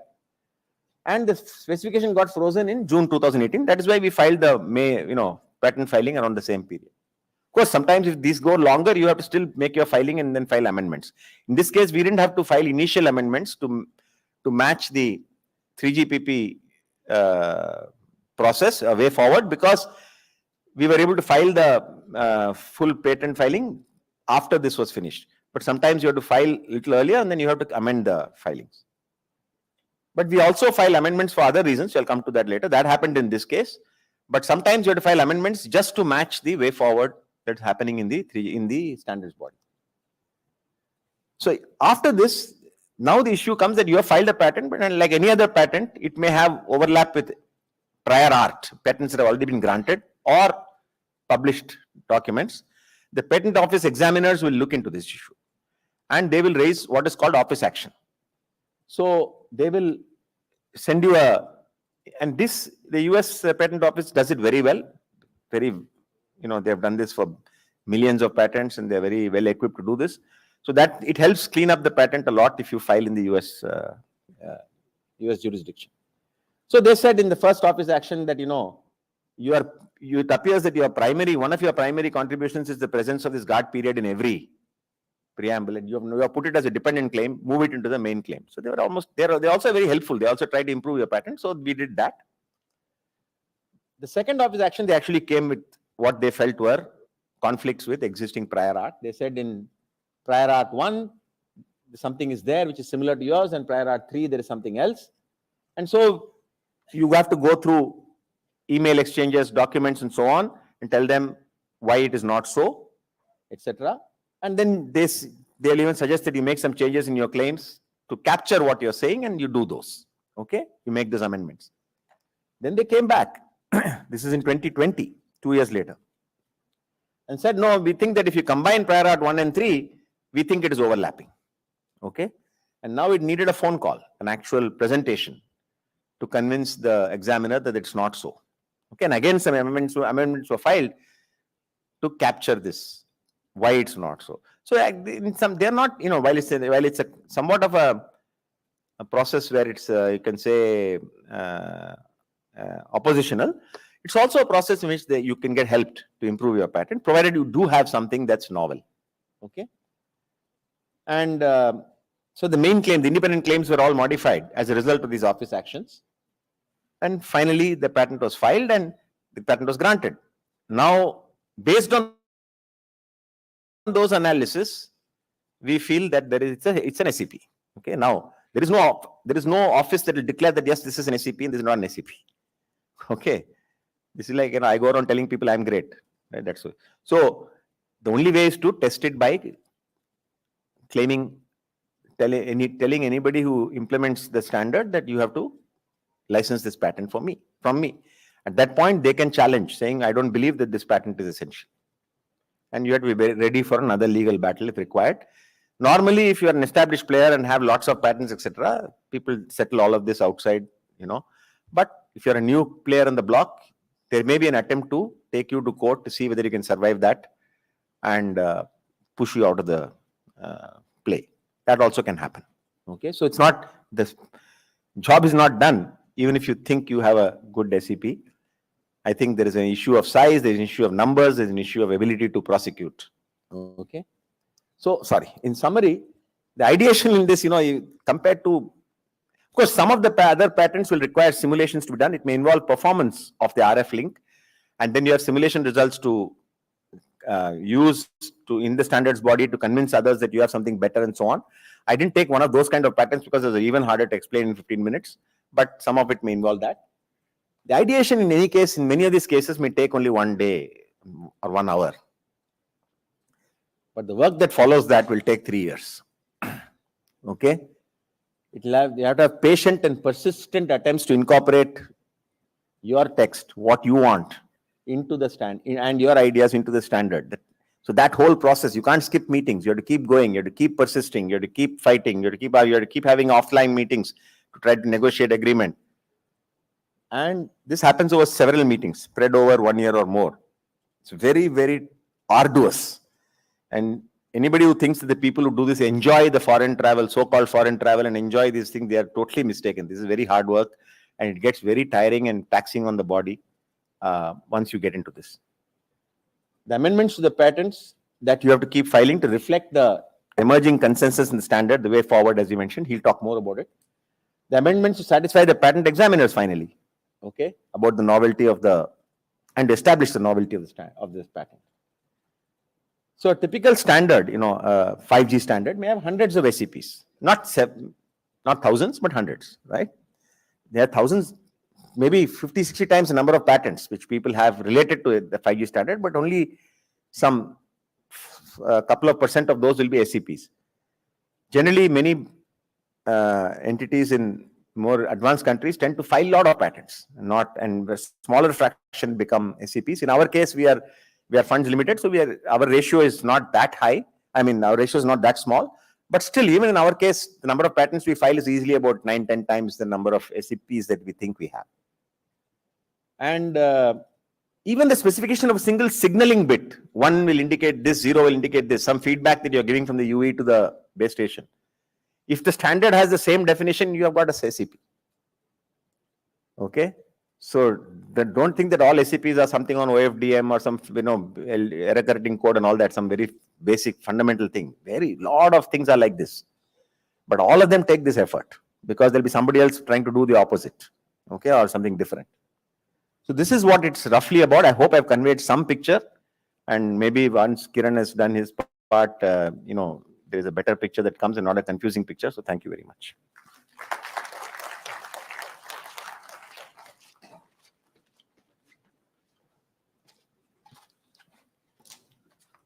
Thank you, sir, for taking us through this case study of wireless technologies for converting patents into standard essential patents in such a meticulous manner.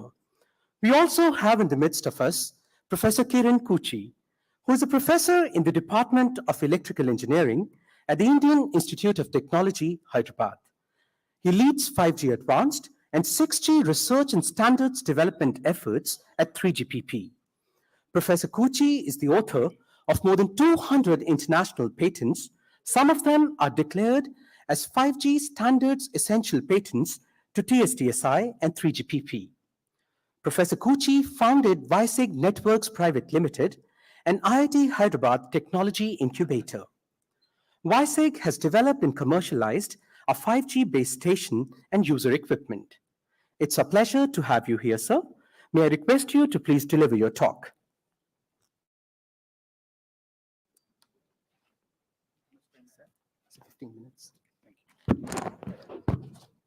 Thank you. So I'm glad that the stage is set on this topic of the standard essential patents. First thing I want to tell you is that Professor Bhaskar was saying it's not fun to go to these meetings. Statistically, half or more people who do this work, they're divorced. Okay? And I survived mainly because COVID came and the meetings became offline. And I started sending other people. I realized the risk. But I just gained 10 kilograms. That's the penalty I paid, and missed 6 birthdays and 20 festivals and so on and so forth. So okay. I'll try to fit this into 15 minutes. I think this is already explained. I just reiterate once again. SEP is a patent that claims the invention, that must be used when a standard is implemented in product. What it really means is that there is a phone that is, you call it a 5G phone or a 4G phone. And this phone is adhering to some class of 3GPP or TSDSI standards.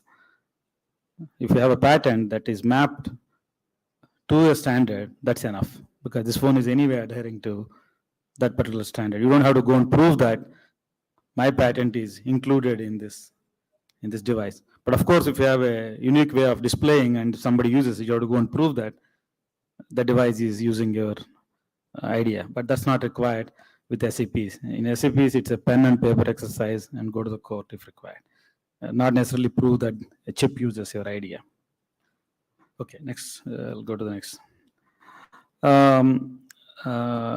I think some of you might be familiar. There is something called a provisional application. This only takes you about 25,000 rupees. If you have an idea and you can describe it in any amount of detail you wish at that point in time, and it gives you 1 year protection before you go through this whole complex route of filing in countries, PCTs and national. There's a whole bunch of process. Essentially, you get about 3 years time if you decide to not to actually get a grant. You can actually delay deliberately for 3 years, or you can get it granted within 1 year if you file directly in US. That's the shortest route, and even India is doing better these days. So there's a whole process around that. This one I picked up. I want to give an example of a good claim, because this lawyer was paid probably $200 an hour. This was in 1999. This is my first job and the first patent I did. And I spent 2 weeks explaining the core idea to this lawyer who is employed by Motorola at that time. He used to sit in this, what is called a pager building. That's where the pagers used to be made. I was in the adjacent building. And we spent 2 weeks, and then he drafted the claims and the specification, and he used to dictate the notes to his secretary, and she used to record it. He also used to record it on a tape recorder, and then that gets typewritten, And then I used to go through it and amend it. It was a different process. But in any case, these claims were written by this particular lawyer, which I consider as good set of claims. Writing good claims is very hard. These days, for example, the company I founded, we have a lawyer who is an electrical engineer or electronics engineer with a degree from IIT, and he also has a law degree, and we sit with them and write these claims because it's really hard to write good claims. And there is a guy I recruited in US. He charges $650 an hour. That's a huge amount of money, but that's what it takes to write good claims. This particular patent is a very interesting one. This is the first space-time code that works for 4 transmit antennas. Just my boss at the time gave me a paper written by AT&T Labs that published the first space-time code. It's called space-time block code, developed by a guy by the name of Saivash Alamoti. And that paper, he put it on my table, and then we were actually developing something similar, but we didn't call space-time code. We were calling it transmit diversity scheme. That was my first job. And this one was expanded from the Alamoti code, and there's a clean way to expand it to more than 2 antennas.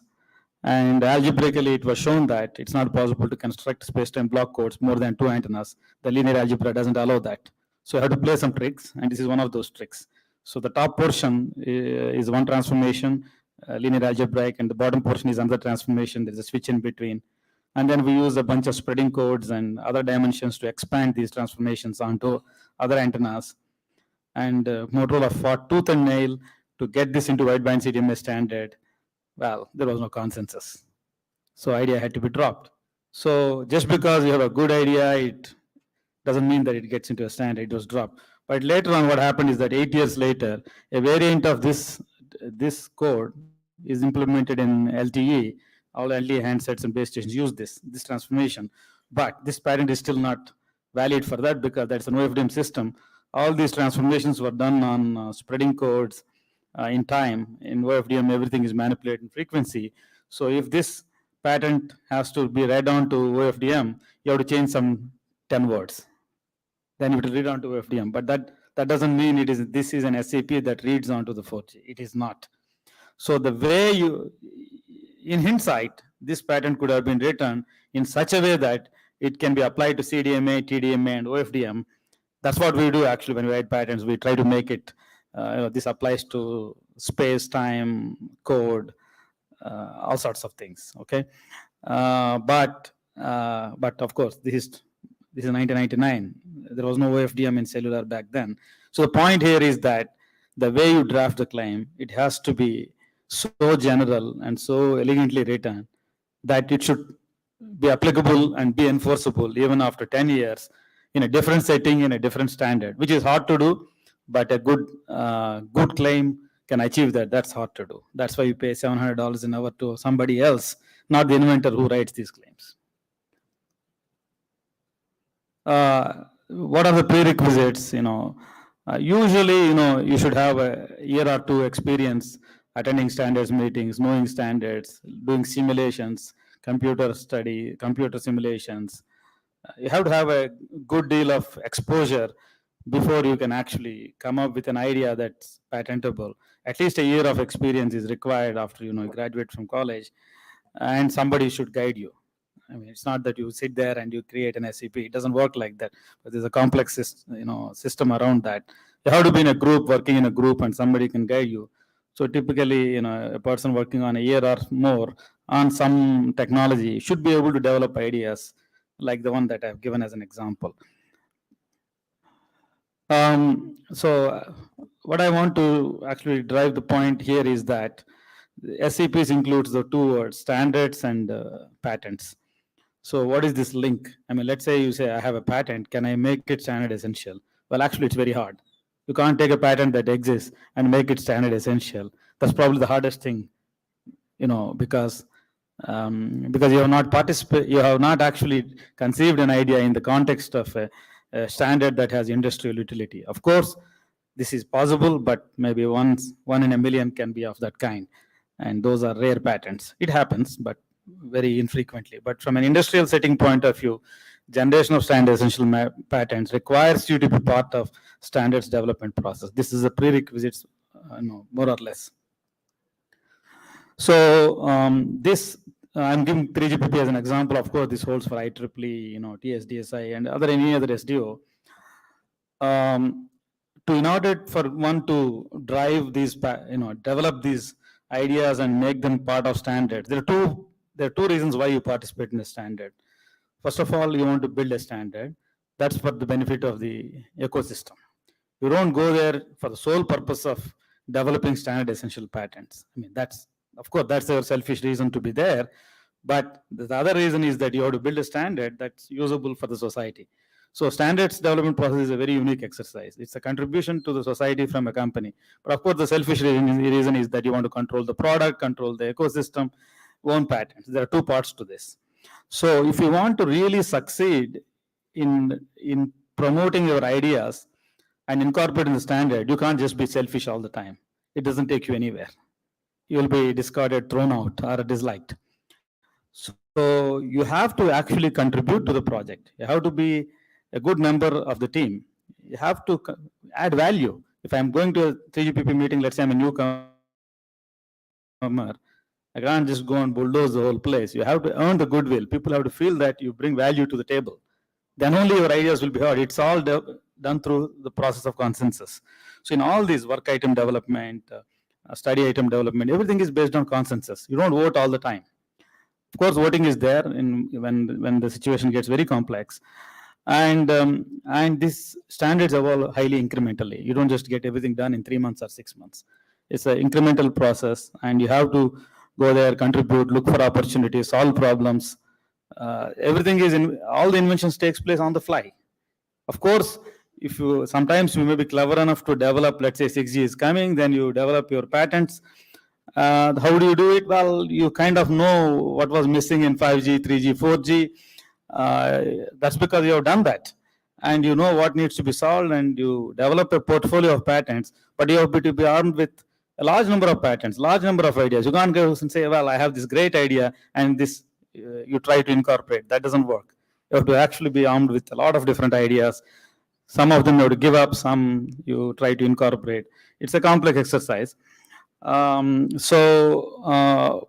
even though you are able to develop a patent, you get a grant, actually the value of the patent increases, enhances significantly if you can actually show that there is a TDoc, the document that is submitted, there's a timestamp, it is submitted on so-and-so date, there's a meeting that took place, this is the chairman's notes, this is the way forward, this is the agreement. All this is recorded for almost 20 years time period in 3GPP.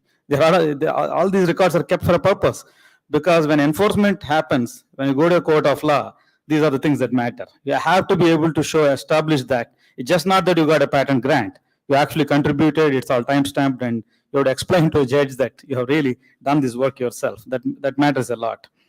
So, and then there are these features called mandatory and optional. This is another big thing in 3GPP. There are so many features that are in 3GPP that are unusable, that are never implemented. So releases of 3GPP standards come in, but the wider market only adopts a subset of them. So you have to be very careful where you are putting your energy. And then there are optional and mandatory features. That is, from the phone point of view, there is an optional mandatory feature list that is released by RAN plenary at the tail end of the standards declaration. And then from the base station perspective, there's no such list. Base station can choose to implement an optional feature, then it is implemented. And then of course, base station has to implement certain features mandatorily so that communication takes place. So this is also a complex matter that needs to be understood. So it is preferable that whatever you write in the TDoc is patented very clearly before you submit a TDoc. TDoc is a technical document that you submit to 3GPP. So I'm just summarizing here that there is a matter called consensus. That is, 10 people get together, they work on an idea, there'll be 10 proposals. Then naturally a candidate emerges. through a process of deliberation, consultation, some backdoor channeling, technical merit. It's a combination of many things. Technical merit is very important, and at the same time, you have to be able to convince others that this is an idea they should be adopting. And there is a giving back and forth. So that's very important. Therefore, if you just have a patent with you and you go say, well, use this patent, it just doesn't really work most of the time, except in rare situations. I'll give you some examples of what has really transpired for some of the proposals. February 2017, this way forward was agreed. You can see there is something called working assumption. Working assumption means it's not an agreement. It has the potential to become an agreement. So 2 years of effort between 2015 to 17 has resulted in that sentence. You see that 5G NR supports pi by 2 BPSK modulation for DFT FDM. Then there is some further study and all that. This was supported by, you can see, IIT, CBIT, IITM, Tejas, Reliance, Qualcomm, Samsung, Intel, AT&T. Some of the acronyms I forgot: Panasonic, Huawei, Sony, Kyocera. I'm just reading them out because actually you have to go and spend time with all of them, convince them that this is a technology that is useful. Okay, so that's not easy to convince, but it took 2 years. And 2 years of effort resulted in only some 6 lines of text. But of course, the 6 lines have a deeper implication. So this is in February 2017. In September 2017, this working assumption has been elevated to an agreement. See how many months has elapsed. Agreement is cast in stone, that this something like this must be part of the technical specification.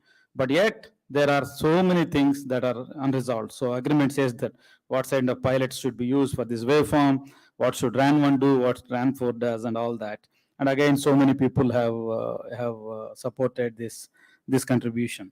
So this is all captured, and all these matters, if you really have some patents behind this, all these matters, what has happened when and who has contributed what and all that. Now, fast forward, there's so much that happened between 2017, release 15 of 5G was established, pi by 2 BPSK was incorporated as an optional feature, release 16 came in, new pilot sequences were defined. It again remained as an optional feature for sub-6 and somewhat mandatory in millimeter wave. And then some of you are aware, then 5GI has carved out of this 3GPP, and then that has a specific 1+D filter, and then that's called 5GI, submitted ITU. Then finally a merger has happened.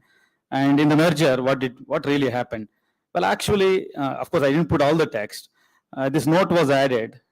That's one. Then on the tables, the optionality was made into mandatory, and a few other changes happened. And look at the dates. This is 2021 during COVID. So, I mean, I'm talking about 2015 to 2021. That's the beginning, and this is the end of the exercise. And that's what it took. One major feature to be incorporated into a standard. But of course, this is a bigger piece of technology. It had more implication to the phone, device, RF, baseband. So physical layer is hard. If you are just introducing some bits here and there, maybe it's much more simpler. And not everything has to be this hard. But if you want going after a feature that really has a profound impact on the power, spectrum efficiency, coverage and all, then the bar is generally a bit high. The point is that this is all what happens on the floor in the meetings. I'll skip all this. This is my last slide. Then you have to disclose your patents. I'm just showing you a sample disclosure here. You have to, this is a TSDSI declaration form. I'm just showing you a part of the document. You have to say which standard, which section, which patent, which claim reads on to which section. You can see the claims read on to so many different sections, that particular patent. So these declarations have happened. That's probably where it ends in terms of developing patents and declarations. The rest of it is commercial activity. How to enforce it. That's a different ball game altogether. I'll stop here. Thank you.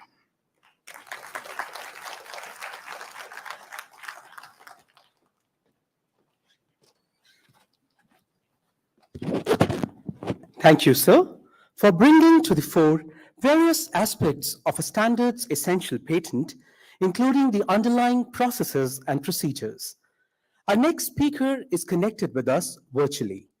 We have the gracious company of Sri Vishnu Ram, independent expert TSDSI, who has hands-on experience in the field of telecom industry for 25 years in developing and implementing standards, and he holds 14 international granted patents. He is a senior member of IEEE and was also nominated to Scientific Advisory Board Associate Member of Motorola Networks and was Senior Specialist Radio Resource Management at Nokia Networks. His current work includes coordinating standards initiatives, liaisons with other SDOs, industry bodies, open source and academia, mentoring student projects, and coordinating the ITU's AI ML in 5G challenge around the globe. It's a pleasure to have you here, sir. May I request you to please deliver your talk? Sir, can you hear me? Yeah, thank you very much, Aman. Yeah, so you're also, for the, yes, sir, you're also audible here. So we can just see, so your presentation is also visible here. Thank you, Aman. Yeah, thank you for the introduction and thank you, colleagues, for the invitation. Sorry, I'm not physically there. I'm currently in Geneva for the ITU meetings and working on this particular subject actually. And you know, Professor Kiran's statements on divorce got me a little worried, but yeah, that's where we are. So yeah, so let's get started. I will take 15 minutes. I will talk about creating a sustainable, inclusive pipeline of innovations and standards. I mean, I stepped back a little bit from patents and I called it innovations specifically because it makes it a little bit more accessible. But I will come to the patents part at the end. Okay, so this is what I will cover. What are the steps in the pipeline, the success stories from around the world, what we have done with different countries, and what is the way forward. Okay, so the pipeline, what I call as pipeline is what you see here. The planning steps for sustainable innovations involves mainly 4 steps. So you look at what are the pre-standards activities, that is step 1. What are the normative standards activities? And then putting a little spice into it in terms of the local flavor and what are the India specific positions and debates that one could push into the standards. I take the example of ITUT because I mostly now currently working with ITUT as a global standards body, but I have at the end I have 3GPP standards which we have worked with as well, and the SCPs which are relevant to that. Then another part, I think Professor Kiran mentioned this also in terms of extensions and customizations which are possible. And this monetization is very important. Pushing this into the products is very important. Leaving that as a paperwork does not count. So how to do this is the question. And we will talk about some examples of doing this as well. I have some mapped it into currently what we have done previously in the last 5 years. For example, pre-standards activities, we worked on focus group. ITU has these focus groups which are pre-standards activities. They are not normative standards, but that's the entry point for us where an academic institute, for example, does not need a membership of ITU. You don't have money to pay for funds for paying for membership of ITU, but you would like to contribute in the beginning. This is a good entry point for you. And this is also a good point where you could validate your ideas. So that's what we did. We did a focus group contribution. And then after discussing this for 2 years, it became a normative specification, which is a standard, so to speak. That is what we call as ITUT Y.3172. That's a good example of what we did from India. Finally, we then on top of it, we built an add-on, which is a sandbox, which is further developing this architecture framework into something which could be deployed in the network as a sandbox activity. That is Y.3181. So this gives you a pipeline example where one puts one's door in the foot with a pre-standards activity, goes towards the standardization phase, and then goes to adding extensions on top of it as a extension activity. So what is a blueprint for a pre-standards analysis? You study use cases for local applications. That's a good point where you study the requirements at the local stage, and then pool some knowledge base around the world. Put your initial ideas on the table. Collect some ideas from around the world. Then fine tune it with local experiences and data. This I am talking about what are the use cases which one could look at in various fields, and then monitor with feedback. This is what one would do. So if I take the example of what we did in AI/ML, that is the focus group that I talked about. Around 2019 or so, 2019 or 2018, we started working on this, on studying the advances, getting the gap analysis and integration going, then creating this knowledge base and some sort of data collection, and then going towards the POC for it and creating some architecture options somewhere. So this is a blueprint that we followed for pre-standards analysis. Perhaps it is a good model to follow for our academics and startups as well, because this doesn't require a membership of ITU. So just to analyze the academia collaboration. So we had actually the pre-standards activity going with the India contribution. That is from 2017 to 2019 we did this. This is not a normative standard. This is an informative document. And then in 2020 we did the WTSA, that is a World Telecom Standards Assembly resolution around this topic of equitable AI and so on. And then 2022, we did another pre-standards contribution on ITUT supplements and grants. So this shows that it's possible to do a pipeline of pre-standards activities on a domain of area of, let's say, AI and machine learning and so on. Then finally, after this got matured a little bit, we moved on to normative standards activities. That's what I talked to you about previously. Then the next step is to getting these India-specific debates and so on, taking positions in ITUT. That's what we did in 2020 and 2021, where we put in specific contributions built on these frameworks, taking certain specific decisions and positions, pushing extensions and customizations go ongoing as part of the currently ongoing meetings. This is not only in India. We have collaborations with our colleagues in Africa. In fact, yesterday we had discussions here in Geneva with our colleagues, professors from Nigeria, who presented exactly this slide. So they with our collaboration, what they have done is that there are student projects which they pushed from 2018. And then they published this in news magazines, ITU news magazines, which is encouraging the students to come forward and work on this area. Regional groups play a big role. The study group 20 has a Asia Pacific regional group. That India has a chairmanship and vice chairmanship for this regional group as well. So this regional group of study group 13 is a good forum for contributions for Africa side. So there is an Africa regional group where they push use cases, as I told you previously. Use cases are informative documents which they push. This is not paperwork alone. There are proof of concept activities which proves the benefit of what you're doing. I think Professor Bhaskar also talked about benchmarking, getting some studies and numbers done.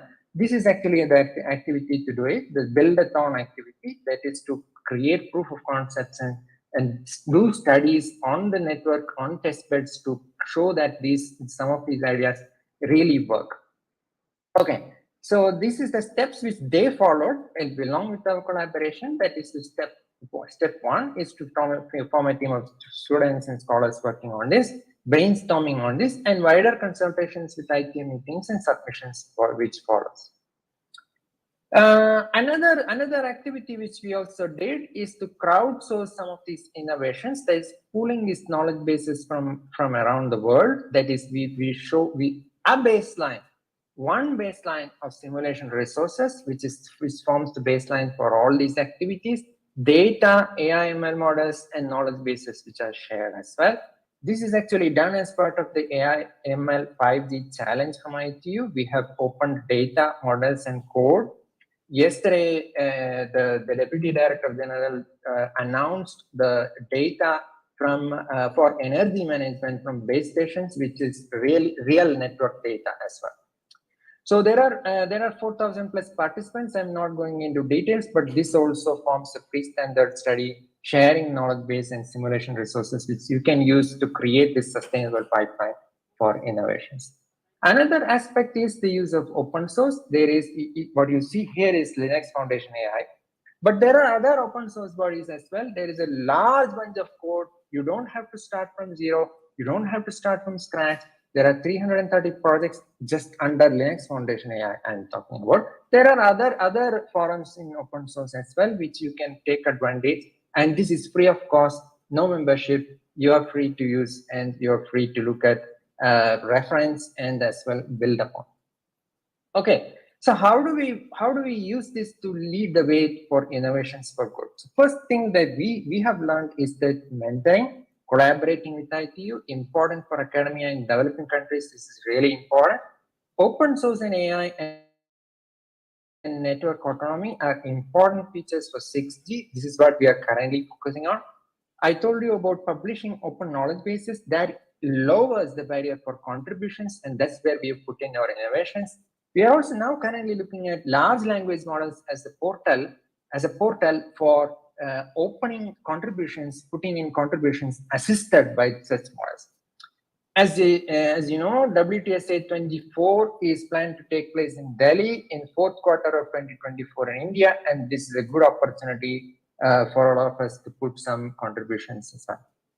So now, how do you convert these innovations into standards, essential innovations? Again, I'm stepping back from patents and looking at it a holistic innovations map.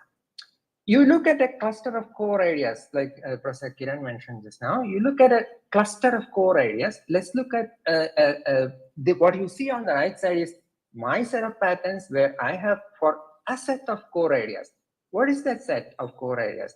Let's say paging optimization, mobility optimizations in 6G, right?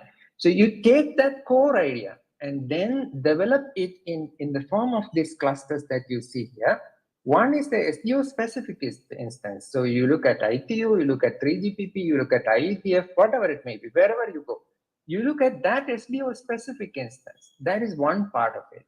Another part is the open source instance. I told you about Linux Foundation. There are other bodies which does open source as well. Look at whatever you pick. Look at the open source instance to give you that practical aspect which you can put as a proof of concept. Another one is industry body instance. I think the morning Sendil talked about industry body and the influencing bodies for 3GPP. You have your fingers there as well in that pie also, which can help you to do this, pushing these innovations and patterns into 3GPP. And another one is locally tuned instance. I already told you about local flavors and extensions. And finally, academic instance is the first starting point. I have some claims here. I don't want to go into details of it. We already saw Professor Kiran and Bhaskar talk about it. Some considerations. I want to leave you with this, some considerations. One is that, a fast-moving train. You want to get into that train, it's very dangerous. So this is like what Professor Kiran also mentioned, that you have to find out where it is going, where is it stopping, what are the release points of 3GPP. If you want to get into that running train, you better figure out where the stations are. This is like if you want to end the SDO release cycle, you better figure out where you don't want to run into a walking train. Another thing that he also mentioned, there is no magic algorithm for conversion of patterns in those standards essential patterns. You go through this sustainable pipeline, there is a good chance that you get a standards essential pattern. And also a map. You need a map to go from place A to place B. Right? So you go look at my idea. I think Professor Bhaskar called it potential patterns and key areas. That's what I have noted from this speech. So you start with your key area, potential patterns. then go to pre-standards analysis, then go to local use cases, then go to extensions and monetizing those APIs or extensions, whatever you have. Okay, how do you reduce the cost of innovations? Yesterday in ITU, we had very good discussions around using ChatGPT. This is not my words. These are coming from the chairman of Oran Alliance, Alex Chua. We have a webinar from him. It's all recorded. You can look at it. ChatGPT generated software programs are coming. Generative AI is coming. Use of digital twins and the combinations of generative AI is coming. So if you don't have funds, no worries. ITU is actually looking at generating some of these data and innovations in collaborations with you. So this is my last slide. We are actually putting up Margi. Margi is actually a chatbot which will help you to bring up some of these innovations using these large language models. You look at training ITU data with use cases, architecture, and code. Use with these large language models. A chatbot will be open for you. All you need to do is come on 14th July. You can scan that coffee cup over there, and you can register for it. It's open to everybody. No membership, no fees. Contributors, innovators, and students it's open. We are having a workshop. It's actually focused on autonomy for 6G networks. Margit chatbot is trying to assist contributors and innovators to submit this, come up with these innovations, then take it forward using the pipeline that I mentioned. That's it. Thank you so much. Thank you once again for the invitation. Back to you. Thank you very much. Thank you, sir, for giving us valuable insights into creating a sustainable innovation ecosystem. We are pleased to have with us Shri Gaurav Khandelwal, co-founder, Intricate Research, an IP research and analytics company. Shri Gaurav has around 14 years of experience in the field of patent analytics. He has worked on all aspects of patent services, ranging from patentability, patent drafting, to patent monetization. He's an expert in telecom standards and has worked extensively on projects involving invention evaluation, patent to standard mapping, SAP verification, SAP-based continuation recommendation, and telecom standard patent landscape studies. We are pleased to have you here, sir. May I request you to please deliver your talk. Thanks for the introduction. Good afternoon, everyone. And first of all, I would like to thank TEC for inviting me here as a speaker and share my thoughts on standard essential patents. Today, I will be talking about the best practices one can adopt in their innovation strategy while developing an SCP portfolio, and how one can leverage their SCPs and SCP portfolio going forward. I will touch upon on different aspects related to standard essential patents, their importance, how one can align their innovation strategy with the standardization activity, and build their product portfolio around that, and then SCP licensing as well. So what are standard essential patents? Much of about it has been already discussed here, so I'll not go in much detail. But standard essential patents are basically those patents which are inevitable for implementation of a technical standard. The members of an standard developing organization declare their patents as essential in standard developing organizations. But one thing is to note that not all declared patents are a true SCP. There are many patents which get declared but are not standard essential patents, and there are some which are truly standard essential patents. So why does this happen? When the companies can declare their patents in an SSO during any stage of the patent life cycle, some of the patents are even declared before they get published. And what happens that during the prosecution journey of the patent, the claims get modified, and then some limitations are added into the patent claims which make them different from the standard essential standard features, even though the initially filed claims were mapping on the standard specifications. So this is why declared SEP, it is important to understand the difference between a declared SEP and a actually true SEP patent. And the essentiality test of an SEP actually happens in a court when a patent is subjected to a court trial and the jury or judge decides upon whether the patent is actually essential or not. And also some of the companies employ a in-house team of legal experts or consult outside IPR experts to check the essentiality of declared patents. So, and I would like to emphasize that SSO or SDOs do not check or verify the essentiality of a declared patent. This is, one must understand this, and it is not their job to check whether a declared patent is actually as essential or not. And one must also know, that, as already been discussed, that the IPR declarations in SSOs, with SSOs, mandatorily come with a friend commitment by the patent owner. So they cannot charge any licensing fee, whatever they want. It has to be under the preview, under the terms and conditions of the friend terms. Now, this is a snapshot of a IPR declaration. So Dr.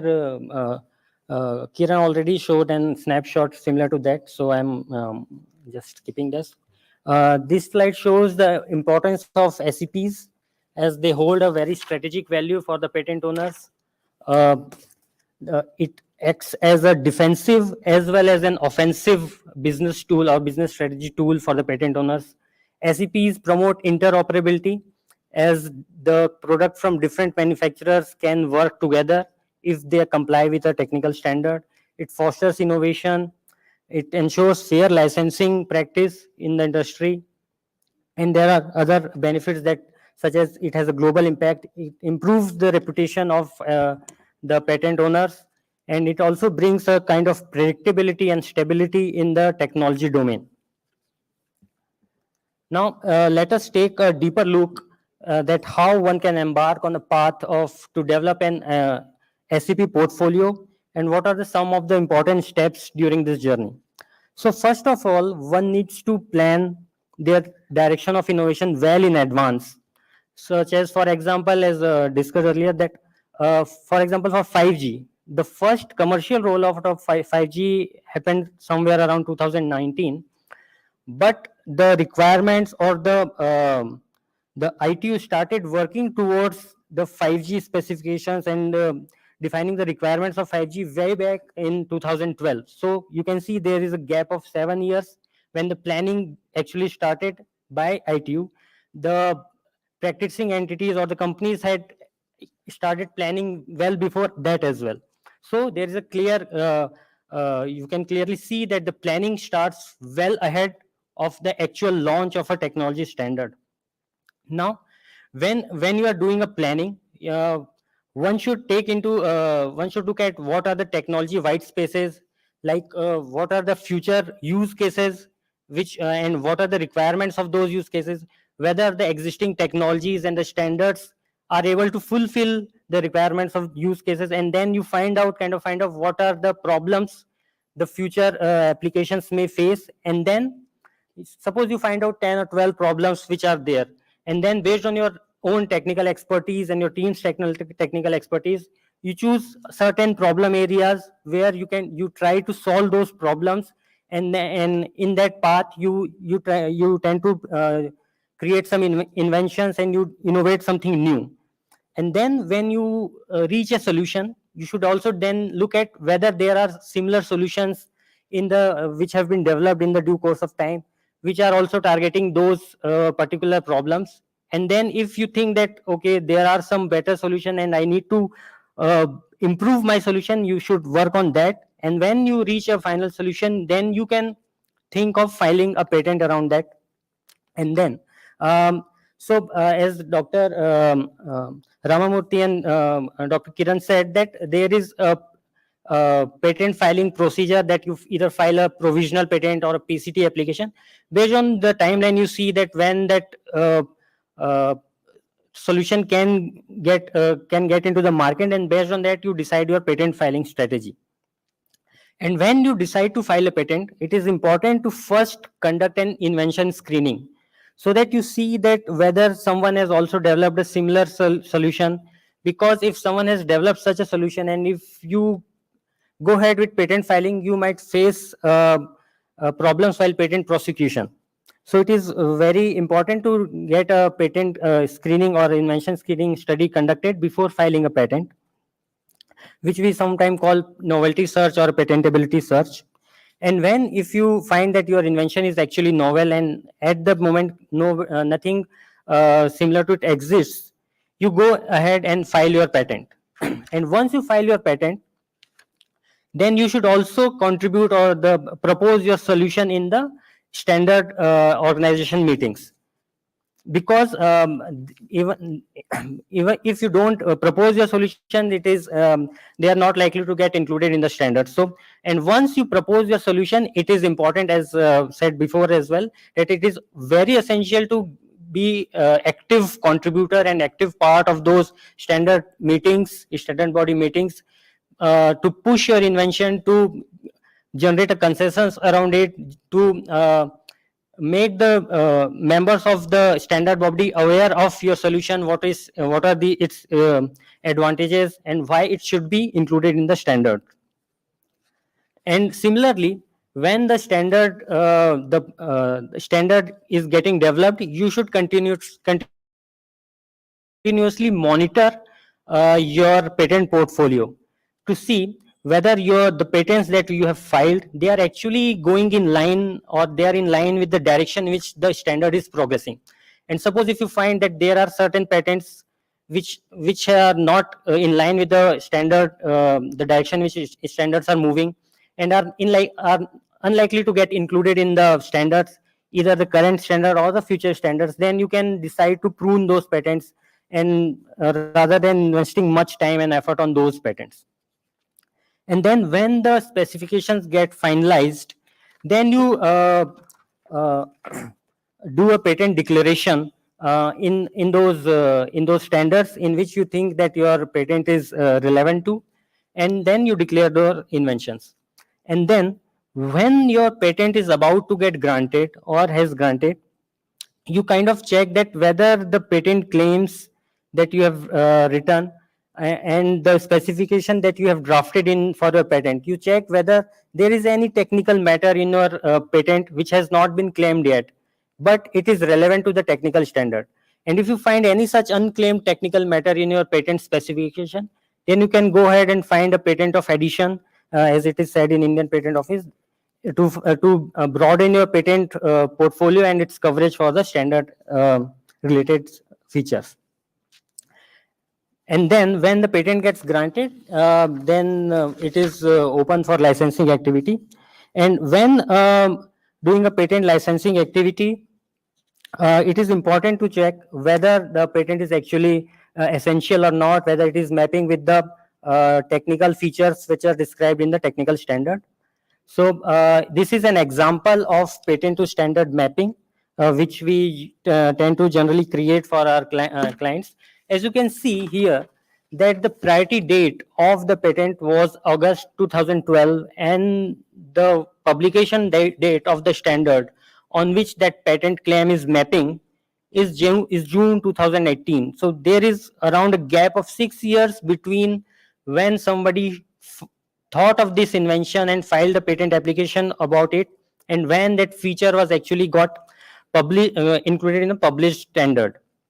And here you can see that we have also tried to show the similar features with a color coding, and there is a very good mapping between the features described in the claim and the features which are there in the technical standard, and the terms are also quite similar. So there are quite a few possibilities why this has happened. One is that either the patent filer or the inventor was very well aware of the terms which are used in the standard and its standard specifications. They might be also actively participant in the standard meetings, so they knew what is there going on in the standard meetings, where the direction of the standard is, what terms are going to be included in that, and they might have tuned their patent claims around that. And it is also possible that the patent inventor was actually the contributor in the standard meetings, and it was the contributions of that inventor which were got included in the final standards. So in the 3GPP document, they provide a good documentation and how the standard progressed and change requests and the T-docs where the contributions are made. So one can actually trace back from the published standard to the actual contribution where, who and when actually contributed that feature in the standard.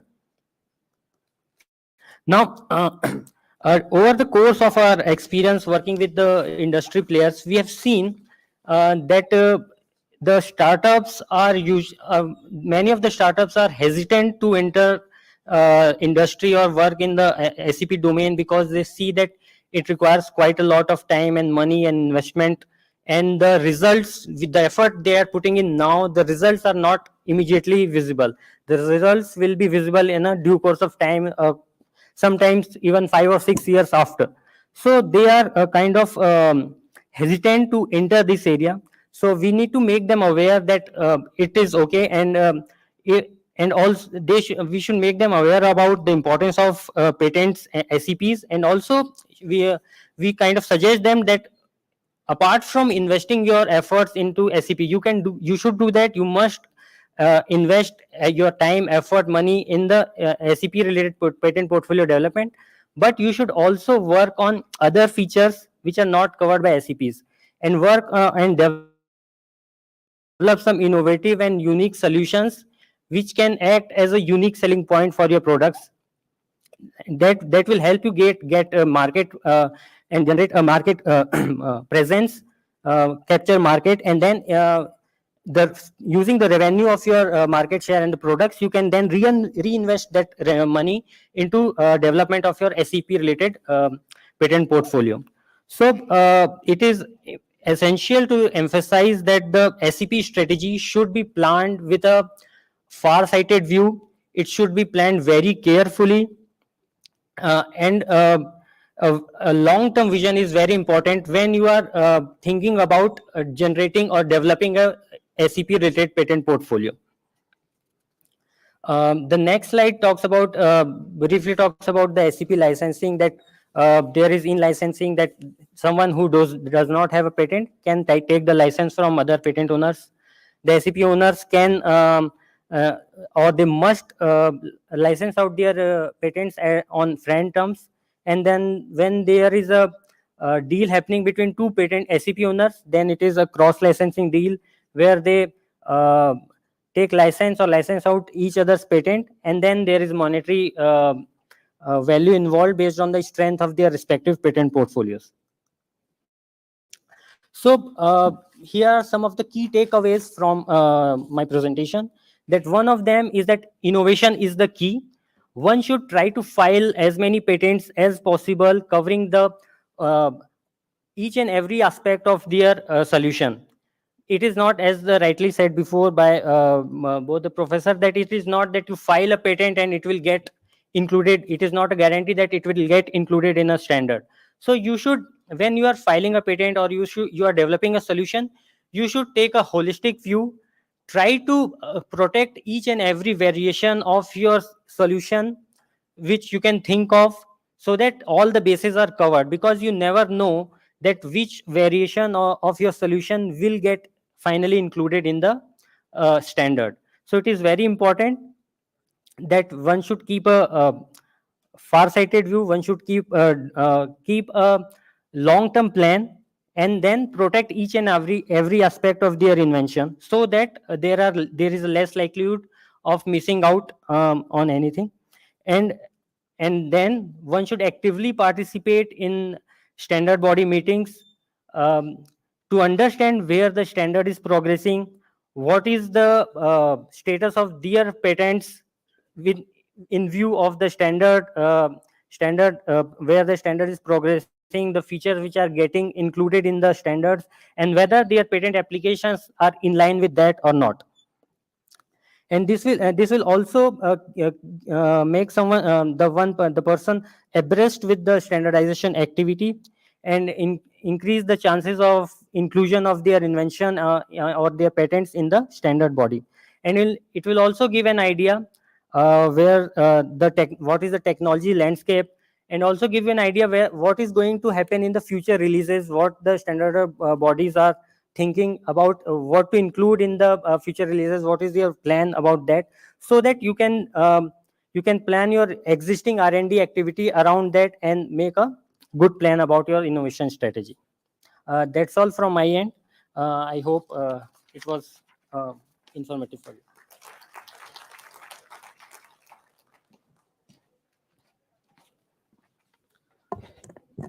Thank you, sir, for making us delve into the nuances of standard essential patents and licensing. Our last speaker of this session is Shri Avinash Agrawal, who is currently working as Deputy Director General, TEC. An ITS officer, Shri Avinash has almost 30 years of diverse experience in telecommunications, information technology, and broadcasting, while serving in various positions in the Government of India. His research interests include ethical aspects of artificial intelligence. He is the chairman of National Working Group related to broadband cable and TV. He is also the vice chair of the National Working Group related to economic and policy issues of international communication. He also chairs the working group on anonymization of data supported by the Ministry of Electronics and IT. Sir, I request you to please deliver your talk. Thank you and good afternoon to all. So I will be talking about the need of tracking telecom patents and how we are doing it in TEC. So we have just recently started tracking telecom patents in TEC, and in fact that was a direction coming from our Secretary Telecom. So this work is being carried out by the Convergence and Broadcasting Division. It includes tracking and monitoring of patents in the telecom sector filed by Indian companies, organizations, colleges, etc. in the emerging technologies. And we are like initially focusing on 6G patents, 5G advanced quantum communication, satellite communication, IT, IoT, and all other related things. And we are slowly moving into other areas of telecom also. And also we have instructions to track patents for IT and electronics also. We are focusing on the Indian patents only. So basically like maybe the applicant country is India or related things like that. And we are not very much interested in going back in the history of what has been filed earlier. And because we are more focused on the emerging technologies, 6G, 5G advanced, and other things. So as per the experts on the dais and also in the speakers there, we were suggested that we can focus on the patents which were published 2021 onwards. So what is the need of tracking the patents? One is that we get insights into the technological landscape, what is happening on which technology our countrymen are working on, identifying the emerging trends and collaborations. It is also very important that it becomes kind of a benchmark for measuring the technological progress. So even just a few days back and in the morning session also, we heard that our Honorable Minister has set some targets of some percentage of the 6G patents coming from India and all those things. So, and if you have seen the press releases also, so a few months back there was a declaration that we have around 100 patents of 6G, and just last week the press release mentioned about 200 patents. So that monitoring and benchmark is also facilitated by this tracking mechanism. Then it also helps us in identifying and tracking the institutions and industries who are doing some innovative work. And in fact, while we were looking at the data and we were expecting that most of the patents would be from the academia, would be coming from the IITs, we found that there is one university which is in Jalandhar, and that's why we could reach out to one of our speakers who will be talking in the next session. So it helps us in identifying that who all are working in this area, and then we are also identifying the researchers where we can identify the actual persons who are working in this area, and then we can reach out and then we can collaborate for contributions to the standards. So our aim is to get talented people, researchers who are working in isolation to collaborate and contribute in patent standardization activities. So then after tracking, we have also developed a dashboard. Because of time constraint, I will not be able to demonstrate it live, but it would have been a pleasure to show it live because it is an interactive and dynamic dashboard. So if you click on any graphic like on the circle or on the bar, then you can further apply filters just by clicking on that. So these are 3 or 4 screenshots.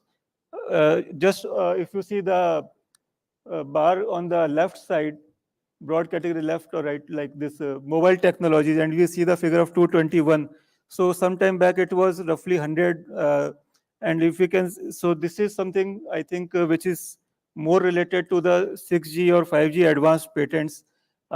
We can also find out like in which month, how much progress took place, year-wise publications. So I will tell you how we are doing it. So it is not very accurate, but we are just trying to make it more and more accurate and more inclusive.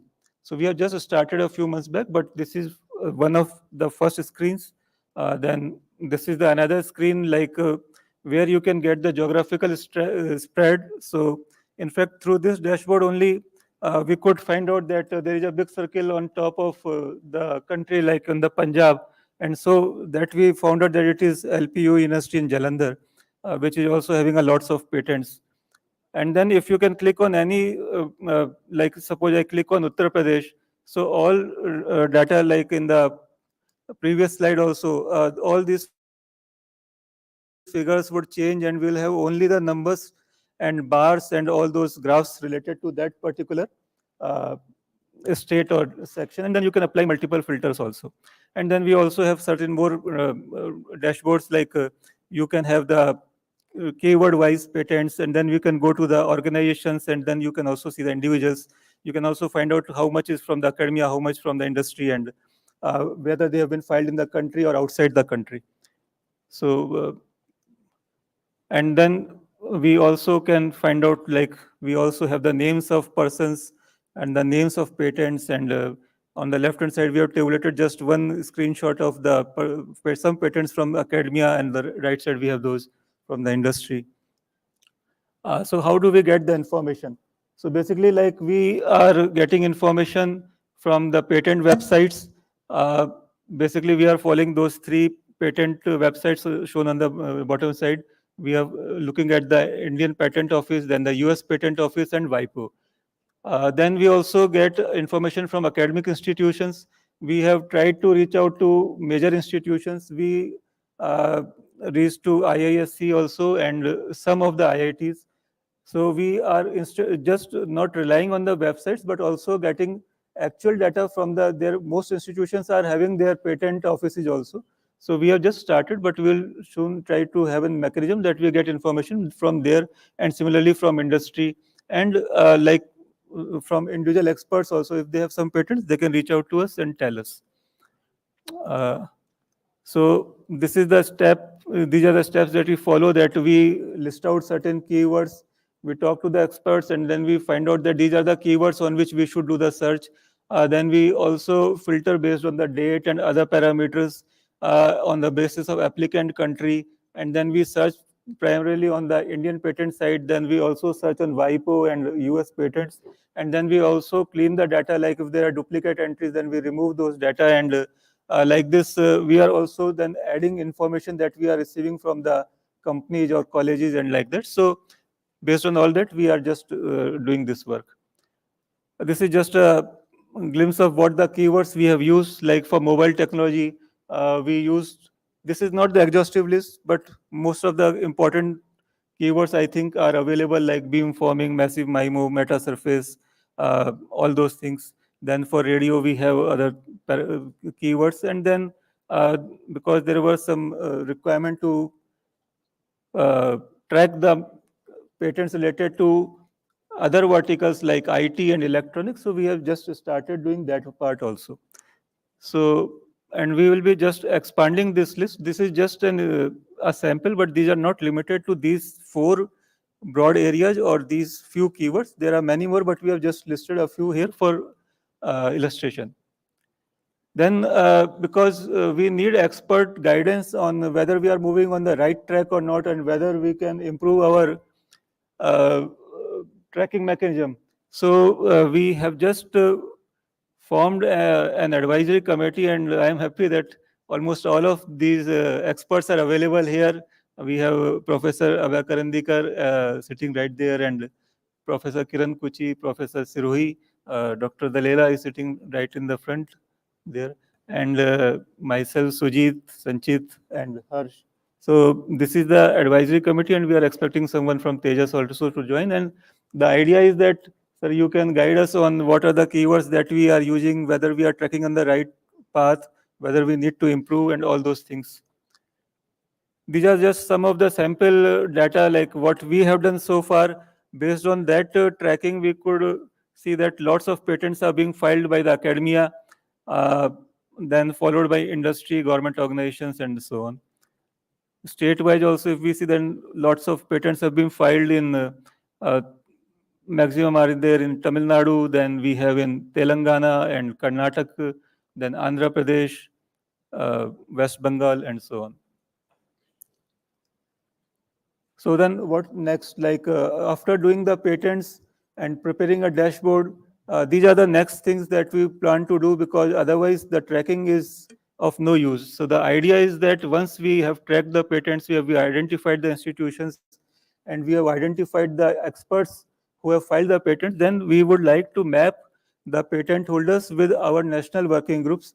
Like we have national working groups corresponding to the ITUT, and also we have mapped certain working groups of IEEE also with those working groups. So with the terms of reference of those working groups, we will see that which expert could be able to contribute in which national working groups. We'll reach out to them and request them to join the national working groups, identify the work items. Like in ITUT, we have lots of work items, more than 1,000 work items are there. So identify, work with them that on which work items they would be able to contribute. And if required, based on their patents, we can even create new work items. I am talking of ITUT, but they can contribute in 3GPP and 1M2M and others also. So the idea is that after tracking the patents and identifying the individuals, let us collaborate and see how they can contribute to the patents. So that's all from my side. Thank you.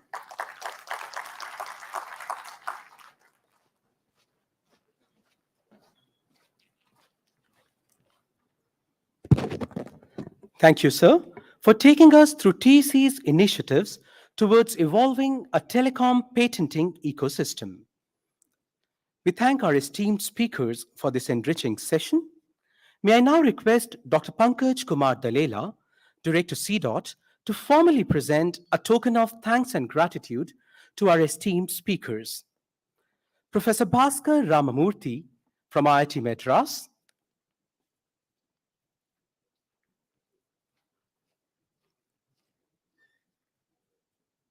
we thank you, sir.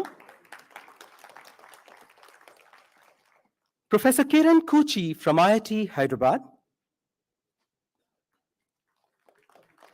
we thank you, sir. Shri Gaurav Khandelwal, co-founder, Intricate Research, we thank you, sir. Shri Avinash Agrawal, DDG TEC,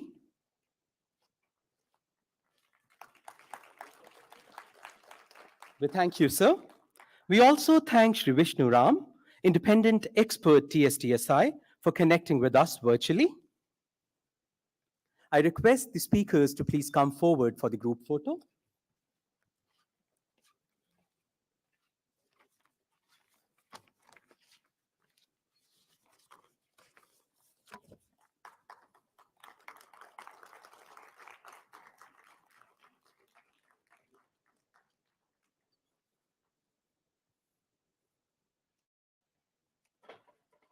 Thank you.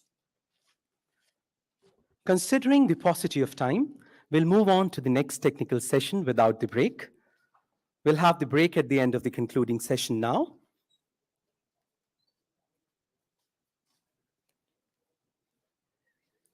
We'll just wait for a minute to convene the next session.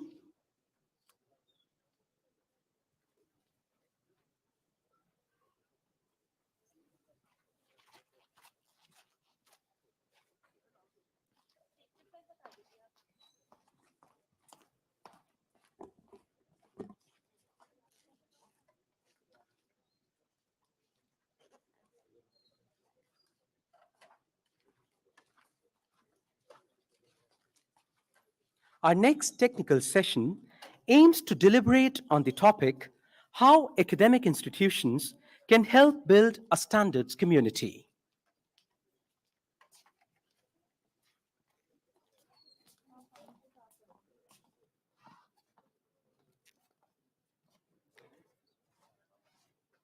May I request the speakers of this session to please take the respective seats on the dais.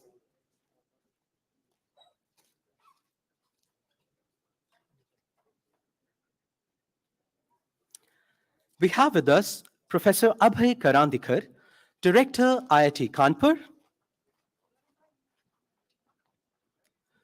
Professor Krishna Sirohi, IIT Delhi, Professor Manoj Chaudhary, Vice Chancellor, Gati Shakti Vishwavidyalaya, Dr. Akhil Gupta, Associate Professor, Lovely Professional University, Punjab,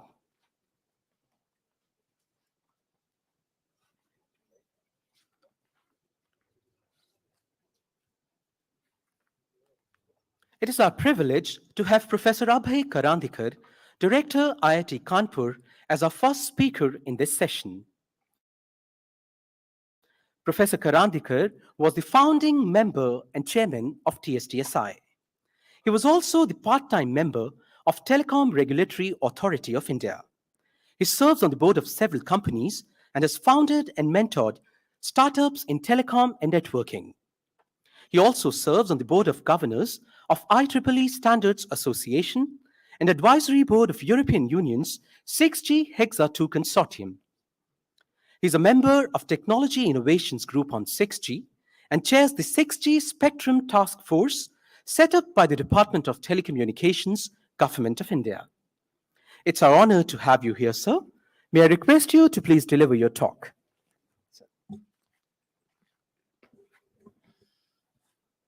Thank you. Thank you very much. Since we are already overrunning the time, I will be very brief. Some of these have already been talked about in the previous session. But focus of mine will be that how the academic institute can participate in standardization and what has been our journey. I will just briefly capture. I think I don't have to repeat this, but has been already mentioned in the previous session that the standardization is a process where you need a lot of collaborations, a lot of consensus, and open communications between stakeholders. There is a common methodology where you can initiate the study items, which can lead to new work items. There is, of course, open call for contributions. And then, these periodic meetings are held where the contributions can be actually included in the standards. And in all these process, let me just briefly mention, what is the academic institution's role and how we can sort of contribute. Now, typically, in an academic institution or in a university, a conventional research, either through a PhD scholar or an MTech thesis, will typically start with the literature survey and problem formulations. And then, you spend some time looking into the solutions of the problems, the novelty of the solutions and applications. Then, the new ideas may come up during the problem solutions. You verify the solutions with the help of either simulations or experiments. And then, if these ideas have advanced the knowledge, then you end up publication in some of the top tier journals and conferences. And also, some of these ideas can be patented. Now, as far as, however, the standardization is concerned, and I think this point was also made by Professor Bhaskar Ramurthy, that this research which will lead to standards is a little different than the conventional PhD research which normally happens, but it can be extended towards standardization to bridge this gap between the research and actual implementations. This definitely requires the interactions with the industry to understand how the research work can become the part of the standards. And as you saw that Professor Kiran Kuchi also mentioned that even the contribution that was made, one has to really work with a lot of industry stakeholders and even make them signatories to those contributions. You therefore, when you prepare the contributions based on your research, you need to take the feedback and support from the industry, and then you can submit and present and bring about a consensus before you can reach the stage of contributions being included into the standards. Now, there are certain challenges, and I will just highlight some of them. Before actually, and since in this session we are discussing the topic of how academic institutions can contribute, while they do a significant amount of research, there is a need for alignment between the industry and the institution's research priorities. There is a limited availability of state-of-the-art facility, including the experimental test beds to verify the ideas. We also see the lack of knowledge and motivation towards participating in standardization bodies, because in academic institutions, typically there is a more focus towards publication in the research journals. We also need to find support for participating in the standardization meetings, which happen throughout the year, and therefore there is a funding not only for doing the research, but also even for participating in these standards meeting and contributing. And of course, you also require the coordinated teamwork to develop the standardization oriented solutions. So all these are actually the challenges which actually need to be really addressed before we can really see a large scale participation from the Indian academia into the standards bodies. However, as we have seen, we have few groups in the country which have done some work. You saw in the previous session, IIT Madras, Professor Bhaskar Ramurthy, CVIT, IIT Hyderabad, and my research group at IIT Bombay. For the past 15 years, we have been working on research problems towards scalable service-driven architectures. Actually, our research focus is more on the core networks and the network protocol stacks. Our group doesn't work so much on the physical layer or the RF aspects. And in this context, we have looked at the problem to design a scalable service-driven architecture. More than 20 PhD students and a large number of MTech students and master students, more than 100. We have had several publications and 40 plus patents. And we have been continuously interacting with the industry for the inputs on the research directions. Now, some of these research, and I will just tell you sort of our journey. We have taken it, some of these research problems, having both research and industry relevant components to make those contribution to the standards. We have made it part of the various implementation projects, and these projects have been mostly in the area of the network protocol stacks. And our research staff and students have been continuously participating in the standardization body meetings.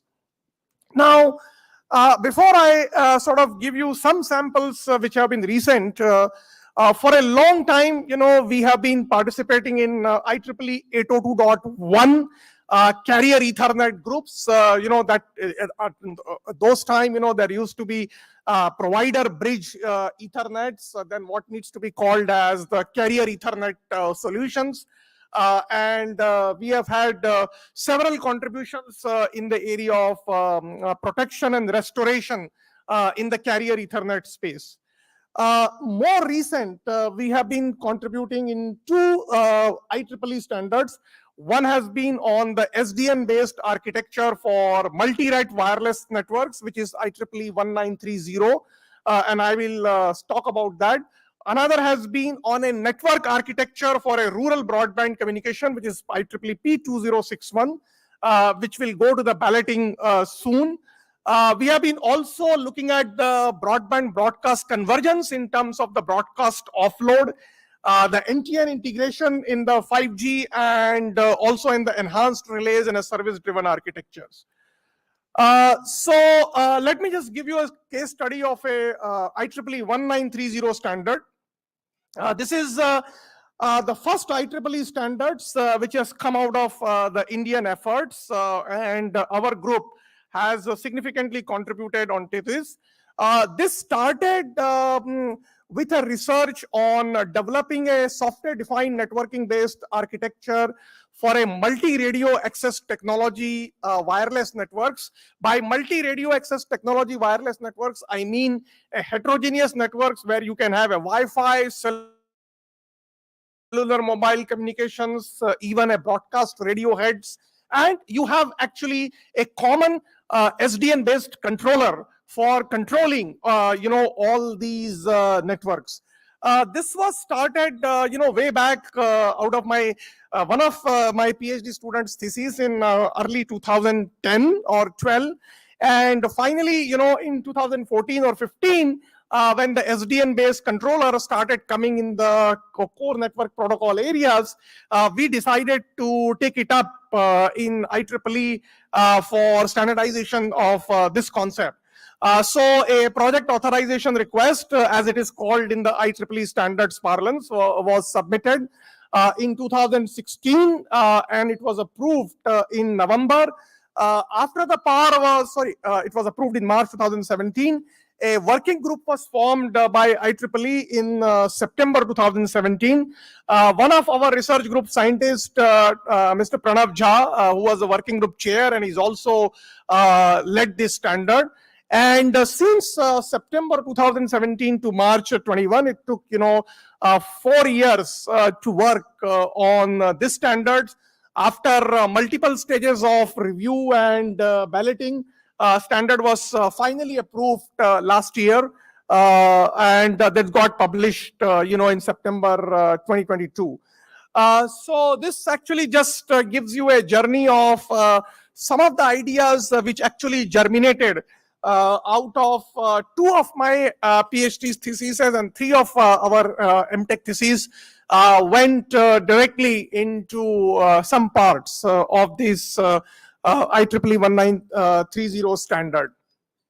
The other one has been a P2061, which is actually defining an architecture for the rural broadband. Again, as I mentioned, that since my work is focusing mostly on the service-driven network architectures, we are not focusing on so much on the air interface or physical layer or the RF.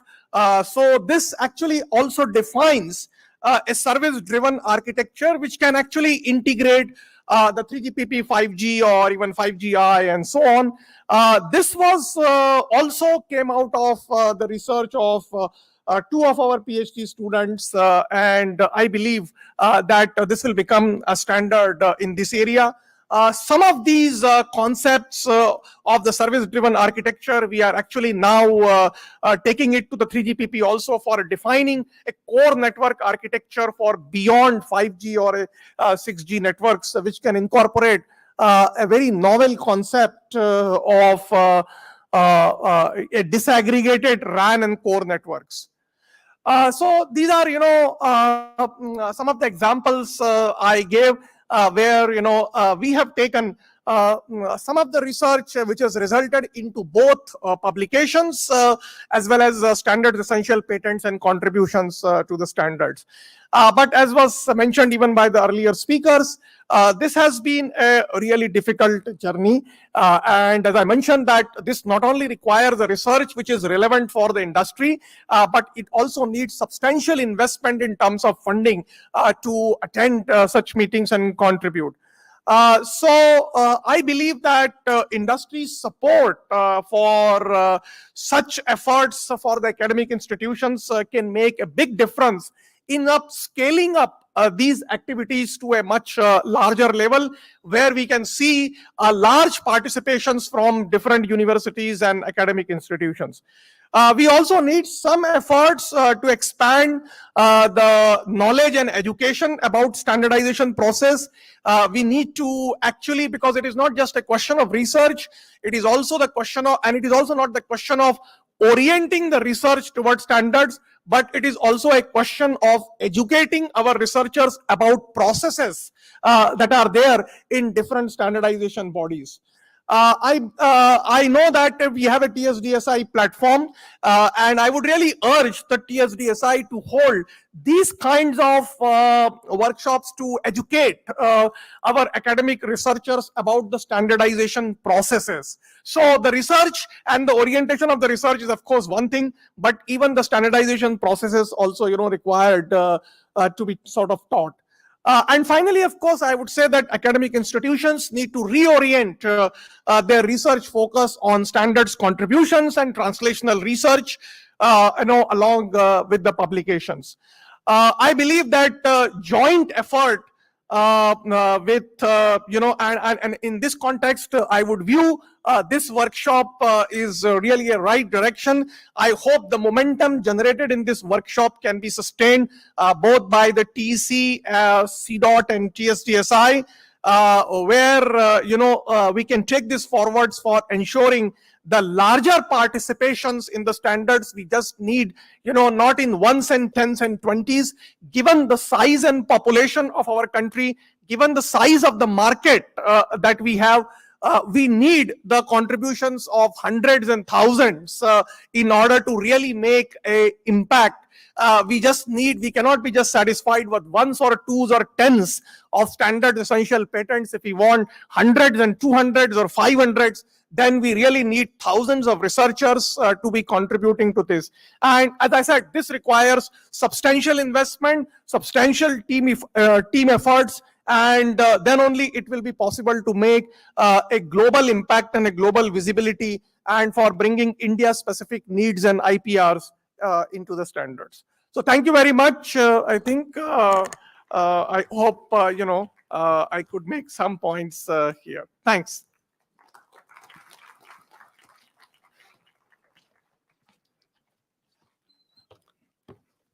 Thank you, sir, for highlighting the key role of academia in building a standards community. Our next speaker is Professor Krishna Sirohi, who is currently Professor of Practice at Bharti School of Telecommunication, IIT Delhi, and contributing towards setting up new dimension of academia-industry collaboration for cutting-edge research translation and the development of field-testable deep technology solutions aiming to meet the emerging national needs. Prior to joining IIT Delhi, Professor Krishna has a long experience of 33 years of research and development in the field of telecommunications and defense communication products design. It's an honor to have you here, sir. May I request you to please deliver your talk.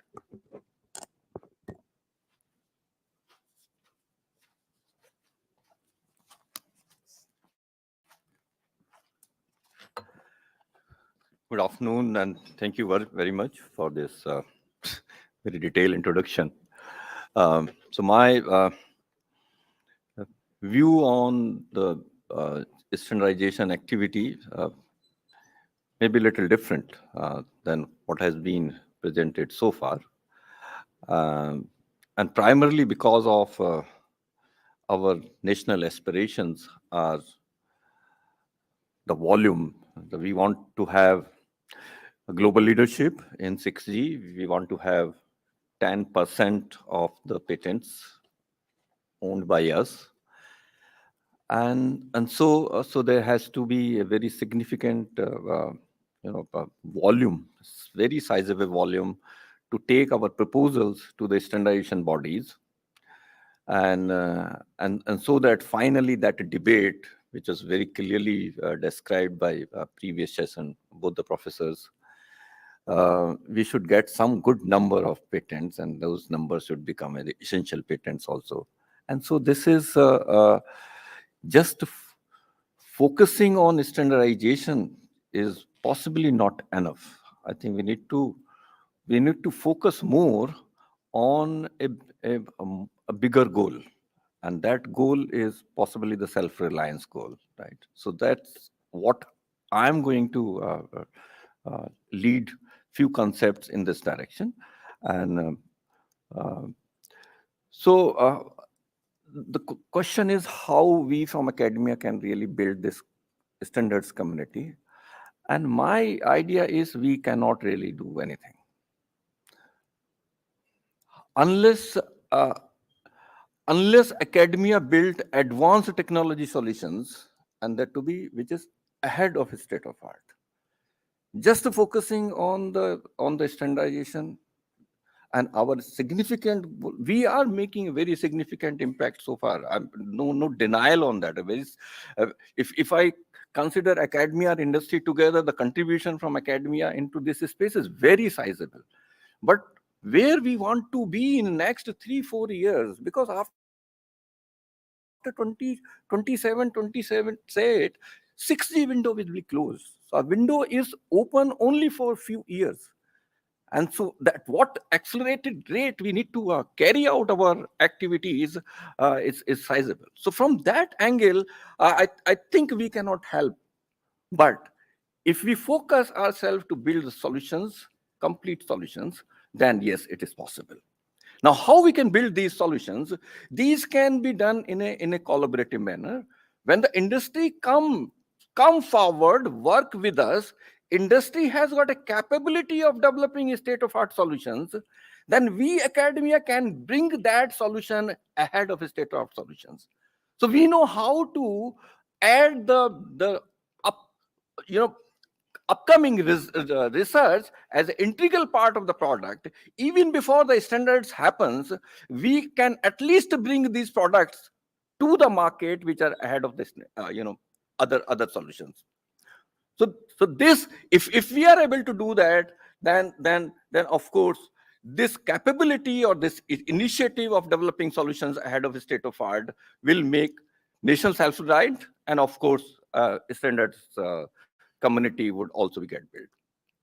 Now this collaborative and would certainly need to refocus our academic position. The research must go beyond publications, and when we talking about beyond publication, so this is the focus of industry academia collaboration, which should do a focus must be from the day one on this research translation activities, so that these products, this should turn out to be a product which is field deployable, globally competitive, and of course a multidisciplinary in the nature. So unless we focus on these aspects, our research will not really be that fruitful. And with this, we will have these objectives which more relevance to the research, creating an experimental setup which is needed to develop these products, and of course verifying our standardization ideas in time. And so the products come up, and of course it becomes a fruitful source of many startups to come up out of these technological assets. Right. Now we look from the certain perspective from the 6G, whatever it is, it's not defined, but of course the global views are available in some form or other, right? So if you look on this, that there are some deployment patterns which are shifting. Now these deployment patterns are from global to regional to wide area. These are the very common up to existing generation, the past generations. When we reach 5G, then there's something called the local specialization, which is a confined wide area or really a local area. So this technology, the cellular technology, which was wide area technology, is now entering into a confined wide area or confined really local area. And this is something you are creating a solutions utilizing that wide area technology, but for a local applications. And what we commonly know is the private 5G networks. So that this private 5G network is a reality. Now, whether this 5G private network should be supported by the infrastructure of service provider or owned by the enterprise owner or something, those are different things. But the fact that this technology would be utilized for the campus-wide requirement or the really local area-wide requirements is truth. Now, this trend will go further in 6G, where you will have hyper-local specializations, and this hyper-local specializations means you will have a new strategies of these products to be developed. So what I'm focusing, I'm not bothering about how the patents are coming up. I'm bothering for those use cases which are not yet addressed by the technological solutions, and so that we should identify and how those solutions can be built by the newer technologies which are likely to be 6G. Right.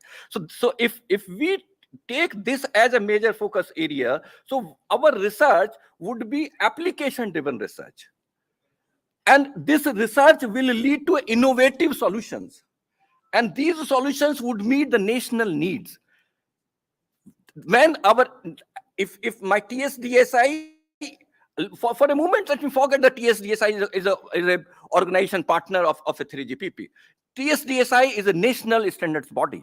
So if there are some standard solutions coming up for this, without bothering how it finds place in the global standards scenario, can we make those solutions at the national standards?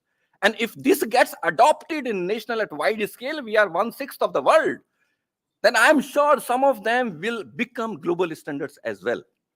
So what I'm pursuing here is, let us focus on a bigger goal.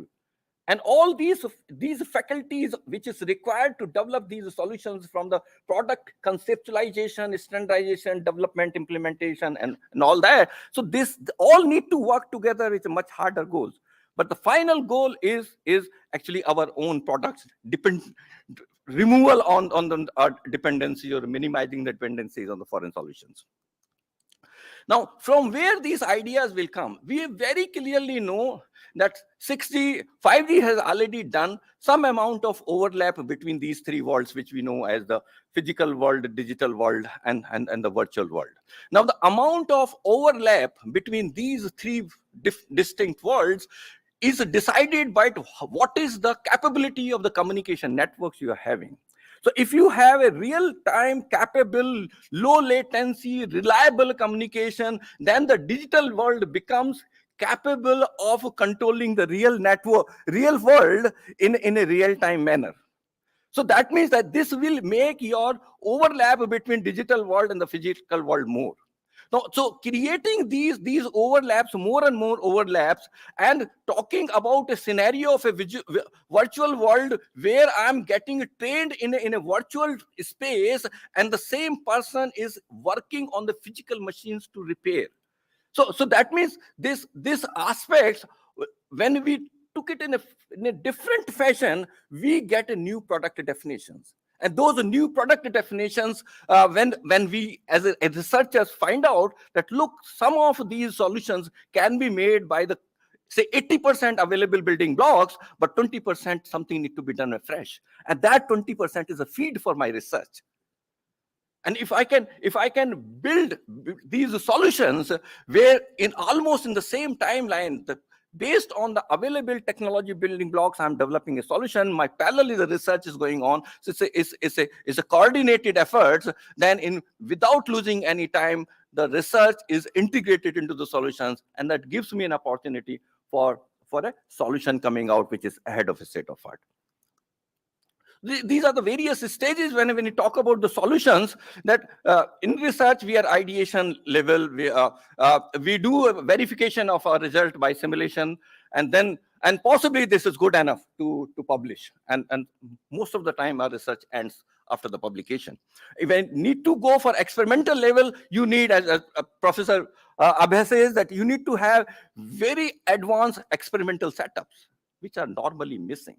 So we have to create parallelly very advanced experimental setups so that those research can be validated on experimental setups. Then it can be verified in a complete network settings, and all, of course, you can do performance optimization and all that. And when our research publication goes after subsequent stages, I think it has much more value. So since it's a multidisciplinary, and many of these disciplinary areas, of course, we do not have sufficient solutions. Even many of the things, even globally, the sufficient solutions are not there. So that is actually a race which is going on. And of course, academia, along with the industry, must pick up many of them. IIT Delhi has picked up some of these areas to work together, right? So what I'm trying to say, let's look at the sequence in which we can we think of working for an effective goals. So if we create number of center of excellences which are domain specific, then this domain is specific. You have experts which are of a domain. We create the requirement, we translate this requirement into engineering requirement, we identify which are the material for the new research, and which can be done by the new technology, right? And this is the way we reach out to a deployable POCs. And once these deployable POCs actually goes successfully trials, then we really come to know what we need to do more to make it mass deployable, and what is the good candidate out of which should go to the standardization contributions. And possibly out of this, when we have experimental pilot results with this, when we go for the standardization, our other colleagues would know better.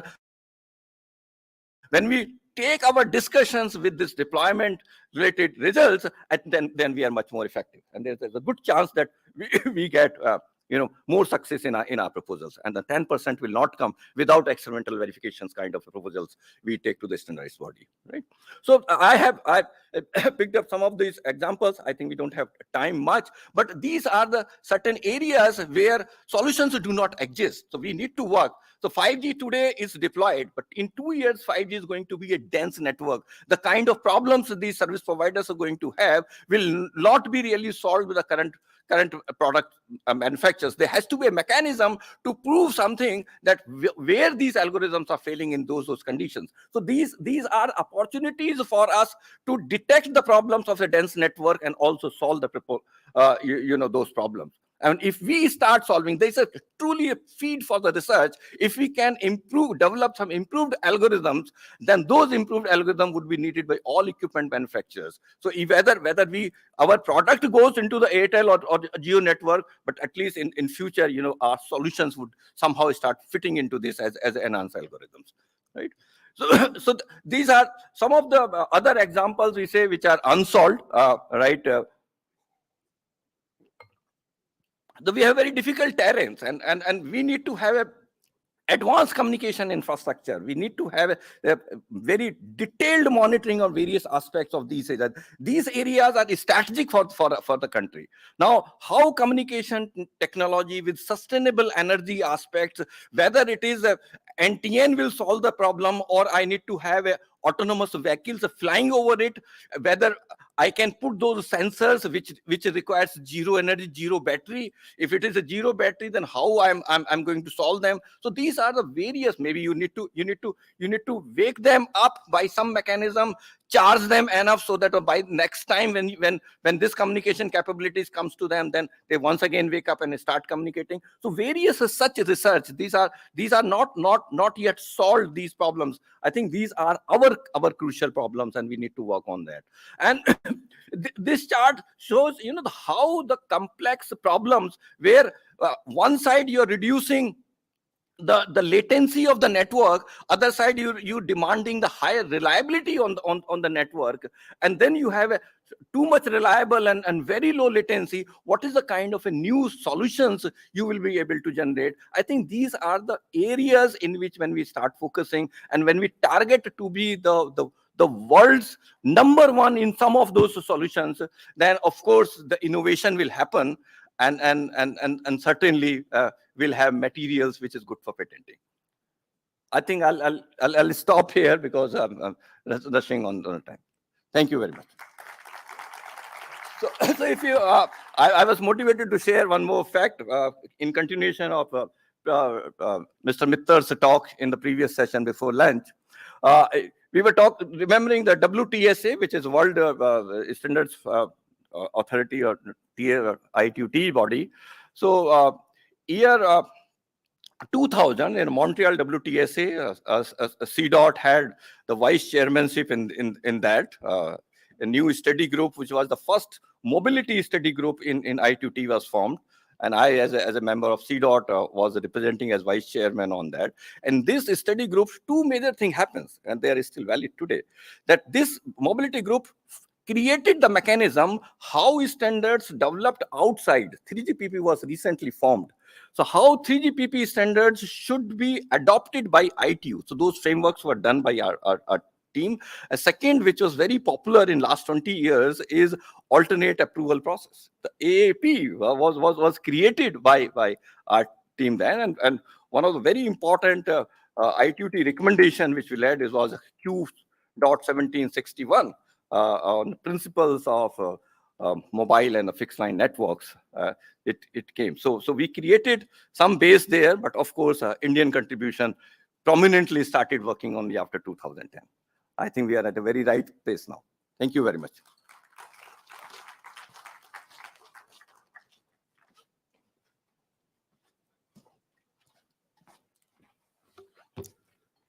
Thank you, sir, for bringing to the fore the critical need of synergistic collaboration between academia and industry for building a standards community. Our next speaker in this session is Professor Manoj Chaudhary, who is currently working as the founding Vice Chancellor of the Gati Shakti Vishwavidyalaya, Vadodara. Professor Manoj Chaudhary is currently on loan from IIT Jodhpur, where he is a professor of electrical engineering. Prior to joining academia, Professor Manoj has had a very vast experience in the technology industry as a lead technologist and business leader, having worked with the top electronics, semiconductor, and telecom companies like Samsung Electronics and Texas Instruments. He is also an invited member of the 6G task force. We are privileged to have you here, sir. May I request you to please deliver your talk?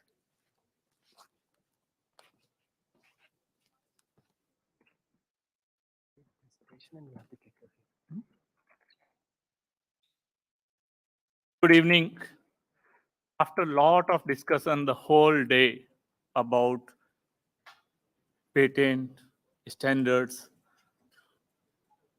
my talk to talk about academia ecosystem and standards. And let me tell, I am in academics world formally only for last 2 years. 21 years I was in industry, and that experience is something that I want to talk today on what can be done. 20 years back in 2003, I attended my first 3GPP standards meeting. It was a system aspect group, as it was called, SA2 meeting. And the topic that time, which was burning topic that time, today it looks very old, is how 3G and wireless LAN could interwork together. Right? Those were the days when 3G had come, wireless LAN was coming. As you enter the home or an office, how seamlessly 3G and wireless LAN can interwork. And subsequent to that, I had an opportunity to create perhaps India's biggest or largest standards group in Samsung that took part in IEEE, 3GPP, 3GPP2, Open Mobile Alliance, IETF, Wi-Fi Alliance, Multiband OFDM Alliance, Media Alliance, you name it, almost all the various standard body, including Connected Car Consortium, FIRA Consortium, and so on. Therefore, the experience that I have is something that I'll talk. Firstly, to start with, as everyone says that there are billions of research papers, not all are useful. Right? They remain in the libraries, in the journal books. Let me also tell, similar is the case for most patents. People get a patent as an ownership right, where they claim ownership right over what they can build. Does not mean the thing is actually built. Patent in some sense is also a negative right to prevent others from using the same invention without taking permission. So most of the patents are also actually not used. You have that ownership, it remains as an ownership title with you. Same is the case for standards. There are plethora of standards that exist in the world. Most of them are not used. Why they are not used is something that let us start having a discussion. They are not used because by definition, a standard is something like an operating protocol that allows vendors or equipment makers to create interoperable products. So unless there is a large ecosystem that is available in the market who will build product based on that particular standard, that standard is more or less a useless standard. You will find plethora of such standards existing and nobody is using. Therefore, the summary that I want to highlight is a standard success depends on the ecosystem that uses that standard to deploy the products based on that standard. Otherwise, standard has no meaning. Today, why India is talking about standard and why such a discussion I try to contemplate. As we focus on Atmanirbhar Bharat, as most of our companies in India try to develop their own products, we want to develop products that do not remain in some shelf because of fragmented market if they do not adhere to a standard. If we build a product that adhere to a commonly accepted standard, then that can be deployed all over the world. If we build a product that is not part of the standard, then it is a fragmented market. You have a very small market size for that kind of a proprietary market. Number one. Number two, we want to play the standard game because if only we participate in a standard body at the same time that we are developing our products, we can be in some semblance of a leadership position at any time. Otherwise, if a standard is already made and we are making a product based upon that, we will always remain a follower. That is precisely the point of all this debate about why India should lead standards. As we are trying to develop new technologies, we must try to ensure that interoperable products are made from India, by India, based on India's innovation, which can be there in the world, in the entire market as a marketplace. With that as a context, now let me tell a happy news. I have only one slide. Right? But the slide is loaded. I will utilize only some of the points. Today, the discussion I try to assimilate, the discussion point is we want to move towards an innovation-led, India-driven standards for the world that facilitates and enables democratization of emerging and new technologies for the mankind. Whether today focus is telecom, but this is what is our push. And we are living in a paradigm, and that paradigm is what I define. Today's world, if you see particularly technology world, is we live in a paradigm where winner takes it all. Now, by winner takes it all means in technology world, you will see in any space only 2 or 3 companies maximally existing, surviving, and progressing. All other over a period of time from that space will disappear, whether you take of search engines or whichever technology world you take. Telecom, you can always talk about top 2 or 3 companies, and then there are many others who are playing. Therefore, today's game of technology is a game of winner takes it all. So either we play and win, or we are just one amongst others who will just be a follower. It is that context that we have to see when we talk about standard. Firstly, whichever company try to play the standard or try to build the standard actually are the companies or the countries which are building the product at the same time or ahead of that, not after that.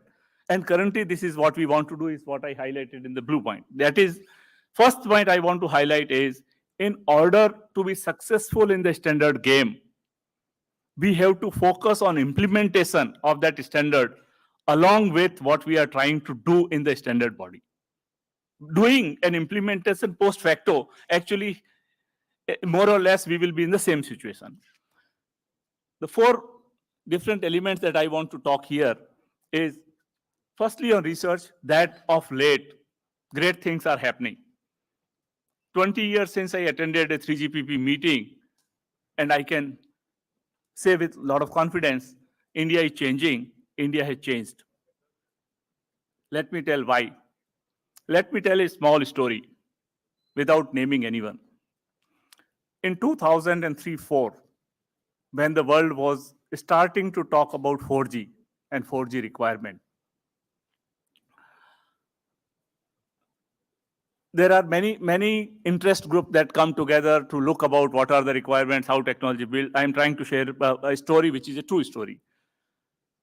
3GPP or IMT, all those things will come. Meanwhile, there were also groups like Wireless World Research Forum. They were trying to gather requirements with players from Europe, Nokia, Samsung. Many people were coming together to look at 4G requirement. They organized one meeting in Jeju Island in Korea, together with all. And I was one of the organizers that time, trying to work from India. They requested, can some leading professor from India attend the meeting and share India perspective? I talked to a leading professor in India at that time, and he blasted me. He told, we will create our own India standard. We don't want to talk to Nokia, Samsung, Motorola of the world. I felt, he blasted me. He refused to go. That's a different part. I found another one who went. That's a different. I felt that was a false sense of jingoism. Chest thumping when we did not know. If we have to win a game, we have to be part of that game as a player. We cannot sit outside as an audience and see how the game is getting played and then try to think that we will win the game. Today, the situation, as I said, India has changed. Today we are talking to world over. We are talking to America. We are talking to all over, trying to win a game by being a player in the game. And therefore, I say that a lot of things have changed on how academia industry viewed each other 20 years back to what they do today. And that is the basis of my confidence that some things that I talk are workable and will work. With substantial government encouragement, significant improvement in our own academic system, a lot of high impact research is already happening on 6G, quantum, many such areas that we look. Our institutes have started to think more about interdisciplinary nature of the work. That is a very positive thing that is happening.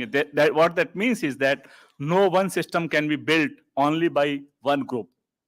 And in a complex standard game where you are looking at a system, it is very, very important that you leverage all the strengths that are available, which are complementary skills. We are focusing on top quality research with substantial funding. Therefore, a good ecosystem is already getting created, which is a necessary input, not the sufficient, necessary input for the standards. Now, if today we are talking, let us do more from standards, more on standards from India. Let me ask one question that all of us should reflect. How many of us in academia or in this audience actually can read and understand a standard? Not many. Not many. Reading and understanding a standard to be able to perhaps test the system whether it is built according to a standard, maybe yes. But to understand why a standard made a particular design choice vis-a-vis plethora of alternatives that existing earlier is a whole different game. Today, if somebody asks why 3GPP succeeded, 3GPP did not, 3GPP2 did not, not many people may know. One can always say Qualcomm was there, but Qualcomm is here also. But there are many reasons one can talk. For example, different Wi-Fi standards evolved. Why only a particular variant moved ahead and remaining did not? Those design choices is what I call understanding of the standard. Understanding of standard is not merely what is written that a system can be built like this or will behave like this or behave under this condition like this. Understanding a standard first means understanding design choices amongst various alternatives that are available. So the first request I'm making to us in academic system and to industry is operate a standard cell in every institute that will, at the minimum, train people on related topics. For example, wireless. Within wireless communication topics, if people are teaching, our professors, our faculty members, our PhD students, they should all know why a particular design choices of a particular modulation scheme and a particular error control coding was chosen for this standard and not for that standard. That is a design choice. If it is purely wireless, why cannot everything that was done in Wi-Fi be done in 3GPP? No, because requirements are different. That is what I come to the second point. Requirements. Requirements means anticipating what will be needed 5 or 10 years down the line and looking at your research and research outcomes that will fulfill that requirement. In some sense, it is stargazing. Like 10 years before, if somebody says that in India, we will have bullet trains that will be running maybe 300 km per hour, we will require mobility to operate at that level or that speeds, people would have laughed, but that is a requirement. And therefore, our mobile systems have to be made that can operate at a mobility speeds of such scenarios. So that is a requirement. Every next generation, there was a mobility speed that increased. Why it increased? It increased because of the requirement. Therefore, the second thing that I highlight is, before we start defining what the standard will be, first we have to understand what the customers or stakeholders mean or require. So understanding of requirement is very, very important. Sometime in academic system, we are very good in solving a problem if a problem exists. Here, the goal is more on defining the problem, not solving the problem. Problem can be solved, but it is about defining what the problem will be 10 years down the line. And we do a research according to that. When, for example, now 6G's discussion happened that, okay, for 6G, we have been able to define mission and so on, right? First thing that people agreed there is what requirements 6G should fulfill. And it is based on those requirements, every single proposal henceforth, every single research will be done in order to meet that requirement. To be able to anticipate that requirement is the most essential part before even we think about what we will do to the standard. So that is where I mentioned. The third point I highlighted in blue color is key performance indicators for the requirement. Most of our research is very nice, advanced. We build functional prototypes. It was also mentioned POC. POC, what I call is functional prototype that indicates new functionality, new things getting developed. One level up that academia can do in partnership with industry is on transforming that functional prototype to a product. Because moment we talk about product, there will be performance considerations, there will be power considerations, there will be whole lot of considerations that will be put which are needed for a prototype to work in a product. So most of the prototypes are also, if I have to say, showcased, demonstrated. In newspaper it comes that XYZ developed and this thing, it will change the whole world, and after that nothing happens because they do not end up getting converted from prototype to a product. Therefore, key performance indicator for that requirement is an important thing for that research to move from a prototype or POC stage to an end product stage. It only if we are able to do research that can meet those key performance indicators is when we can take those kind of research or those kind of outcomes to a standard body. Because in a standard body, the question and the discussion that will always happen is, can it satisfy broad set of requirements that we agreed upon or those performance parameters? Third, I want to highlight, I think, industry-academia relations. Just one key point I want to mention. Of late, industry has been coming forward. And we also hear everywhere that every institute is gathering or more and more funding support from industry. The relationship so far has been give or taker. Industry will give money. Academia will solve the problems and give. I propose that this giver-taker relation has to change to a co-create relation. Otherwise prototypes will be only prototypes, cannot go forward. Therefore, we have to move from a giver-taker model to a partner and co-creator model is something that I wish to highlight here. One of the very important point I think earlier was mentioned in any standard body, irrespective of whichever body, is negotiation. By negotiation, I mean it is not merely the strength of the proposal that I present, for example, before a standard body, but what backdoor social I do socializing with the many stakeholders who are participants of that standard body, that they are willing to accept the idea. So negotiation is also an understanding of what are the strengths of my proposal vis-a-vis other proposal, and how can we assimilate the best of all the worlds to move forward. Therefore, having an adaptable approach, negotiation is also having an adaptable approach that we assimilate ideas from many people, because all players who come in the standard body have their own way of solving the problem.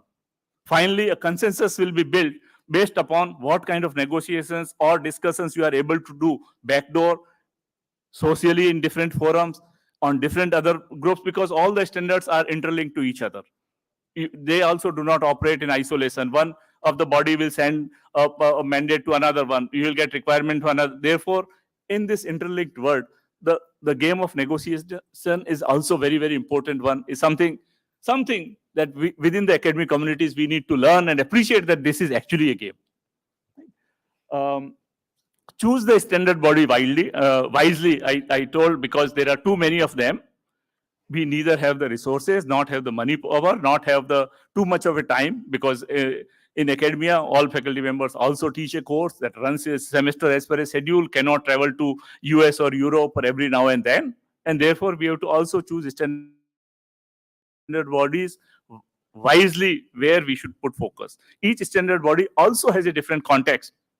They have a different voting rights. IEEE, for example, have individual members who can become voting members if they attend few plenary meetings or some meetings in a succession, right? A 3GPP is more like an organization game. So each IETA, for example, runs more on online mode, right?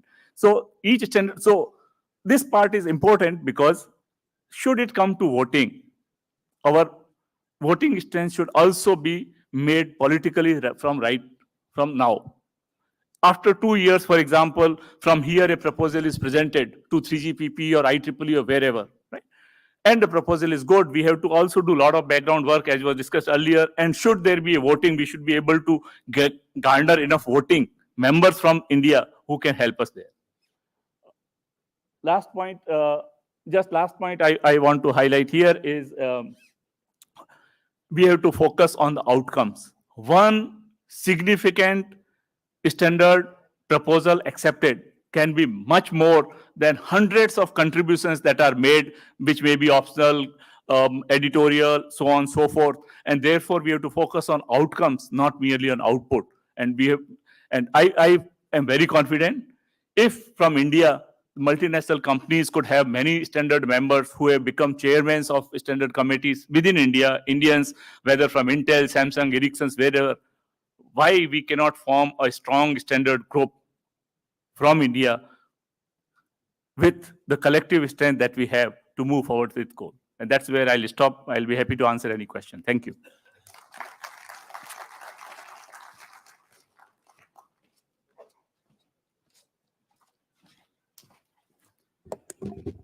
Thank you, sir, for highlighting the importance of leading standards and innovation with focus on the emerging needs for the larger benefit of the society. Our last speaker of this session is Dr. Akhil Gupta, who is currently an associate professor in the Schools of Electronics and Electrical Engineering, Lovely Professional University, Punjab.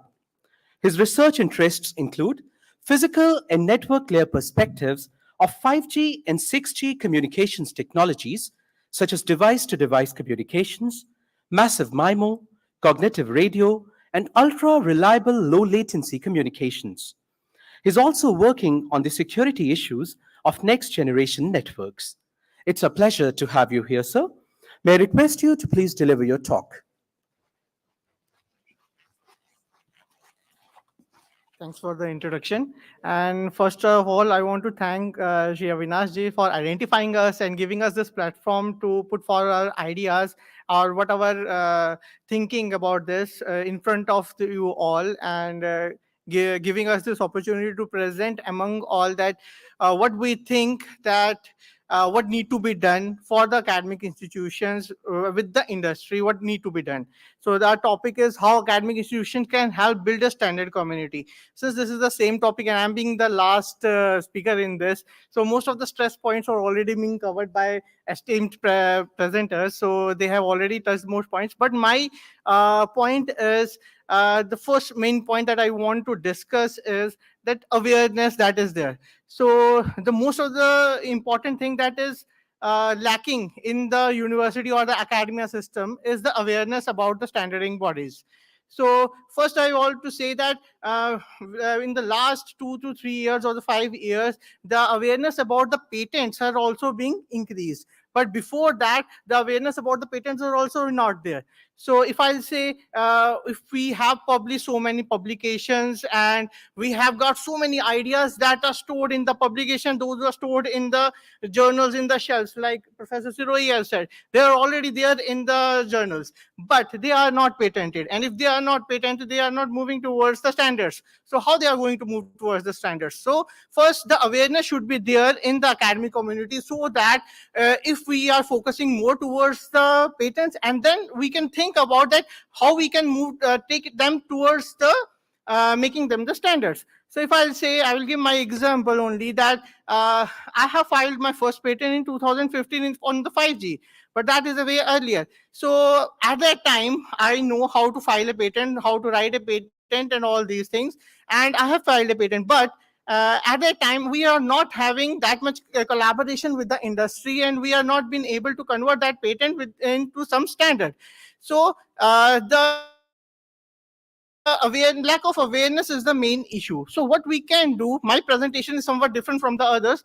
I'm focusing on the awareness. So we should focus on the awareness that need to be given to the academic institutions. So first we have to make them the standards that are needed. So I need not to cover these things because these are already being given by the whole complete session of the day. So we are moving towards for the next. Since we know that we are the second largest telecommunication market, we are first in the population, and by 2025 we are, this is a news article that I am referring, there is a need of approximately 22 million skilled workers in 5G and central technologies like IoT, AI, robotics, and cloud computing. And all these points points to a dire need for Indian participation in global telecom standard bodies, so that we have to promote Indian specific requirements and standardized solutions for meeting these requirements. Why I'm saying Indian specific requirements?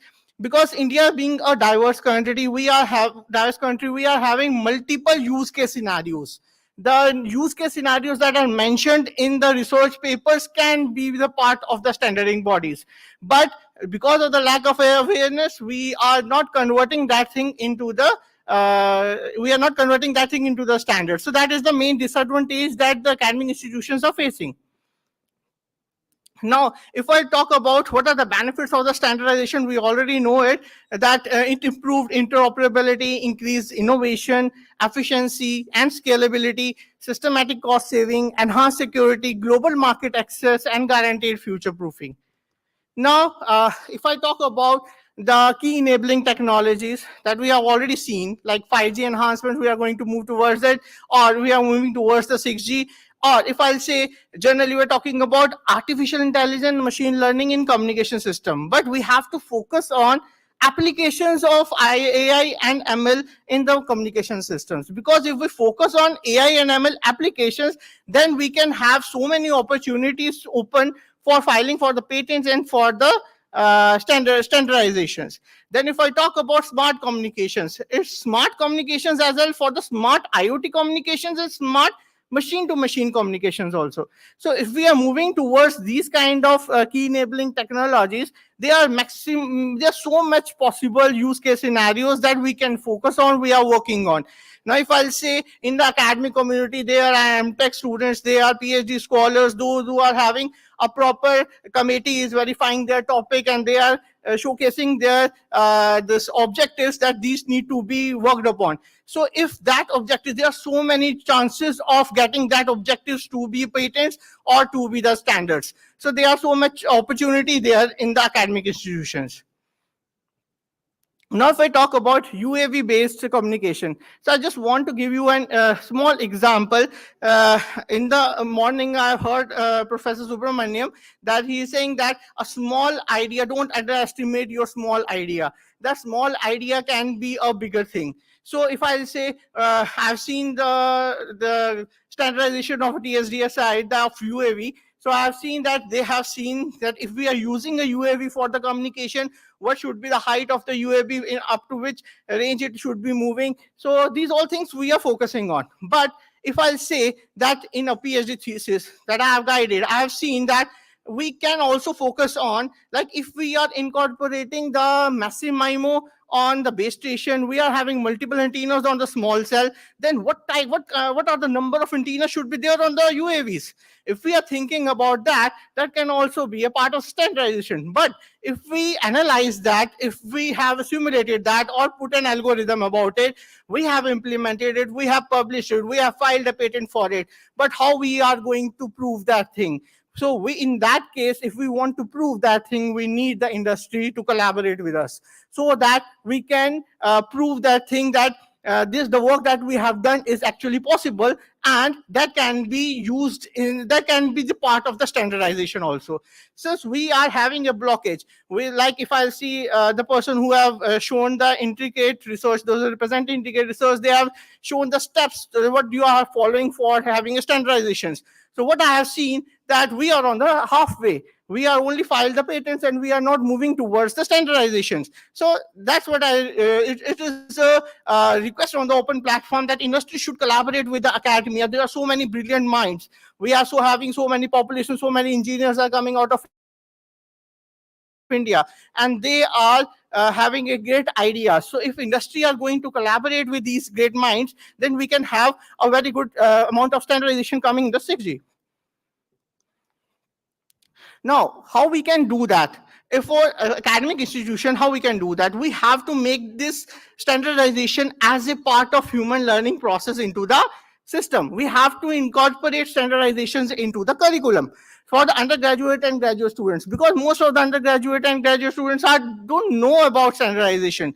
If they know about the patenting, that is a very good thing, but they don't know about the standardization. So if we are incorporating that information into the curriculum, then they know that how standardizations are going to be made, because most of the things that are coming here, how we can go for the SEPs, that maybe I am not aware about that. So how we are going, no, sir has also told me that if you are having, your institution having so many patents, why you are not having a standardizations?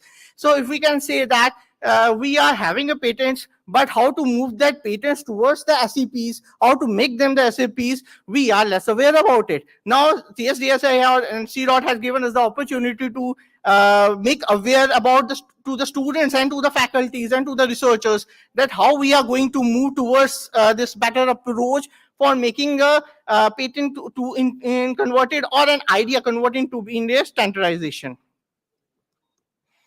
So what are the learning stages we need to follow for understanding of a standardization, or to make a standardization? So first, what we should have a good understanding of the standards, that we should know what are the key aspects or the key components of that particular idea, or what are, if we are focusing on that idea, what should be the trade-offs that need to be taken care of.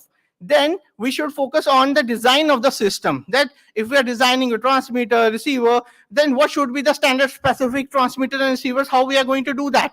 And if we are designing something, then we have to focus on that what are the key parameters or key performance parameters need to be taken care of, like synchronization, throughput, latency, and spectral efficiency. Now, the third step is defining the test and the figure of merits. If we are making certain thing and then we are going to test it, what should be the figure of merit? How we are going to evaluate the performance, and the confirmation tests need to be done on that particular system so that it can become a standard.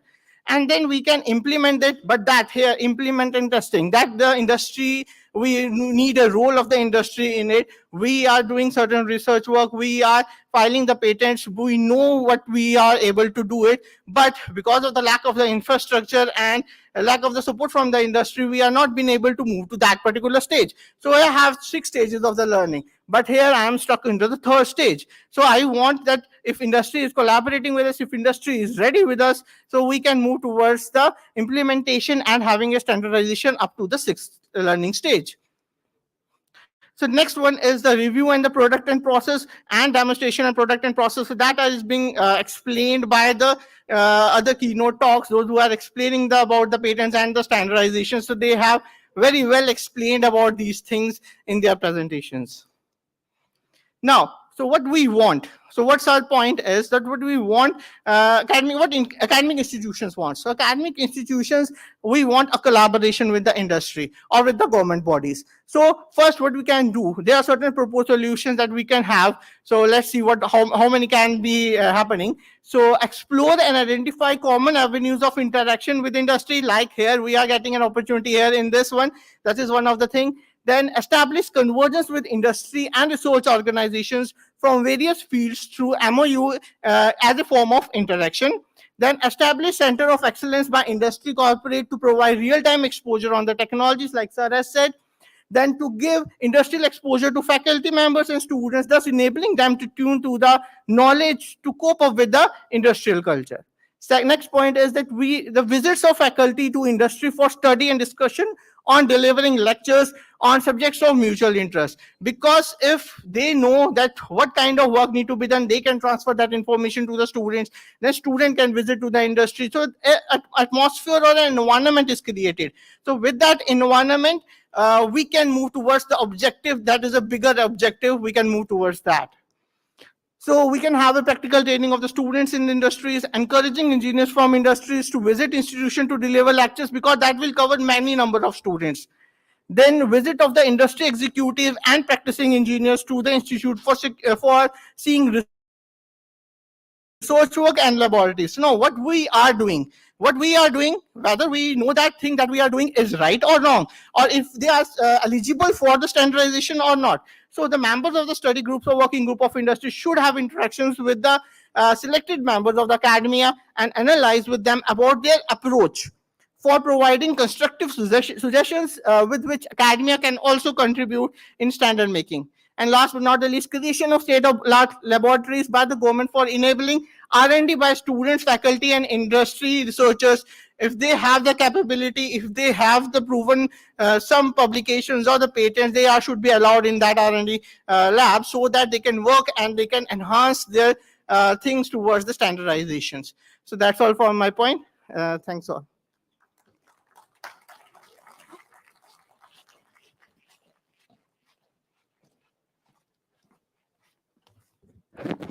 Thank you, sir, for letting us know about the potential of converting innovation in academic institutions into standards and patents. We thank our esteemed speakers for this insightful session.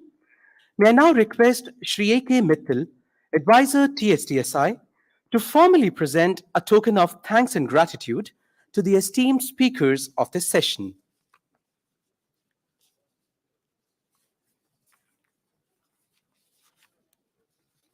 We have with us Professor Abhay Karandikar, Director, IIT Kanpur. We thank you, sir, for your enriching talk.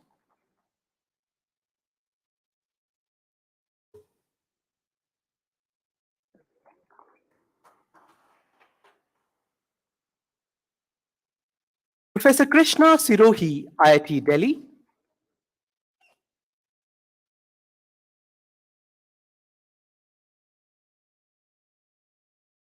We thank you, sir, for being with us. Professor Manoj Chaudhary, Vice Chancellor, Gati Shakti Vishwavidyalay.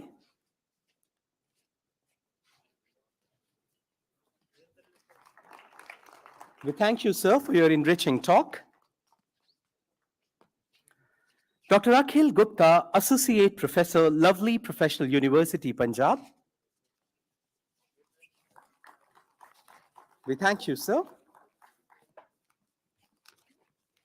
I request all the speakers to please come forward for the group photo.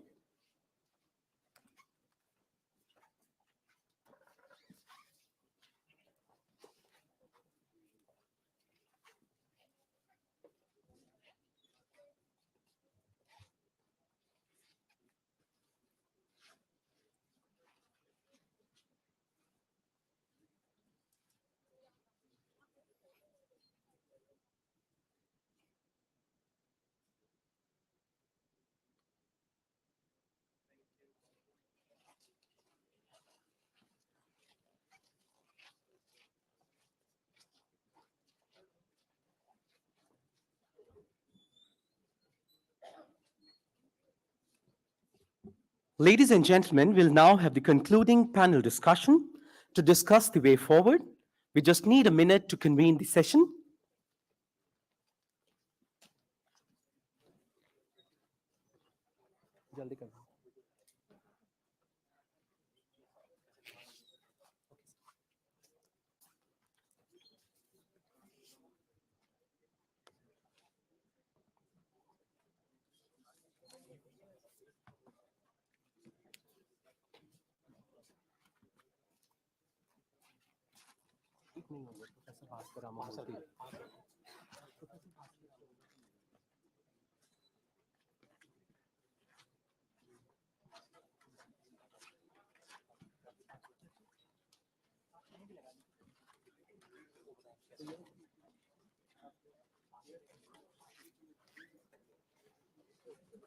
एक और हटा दीजिए तो कैसे रहते हैं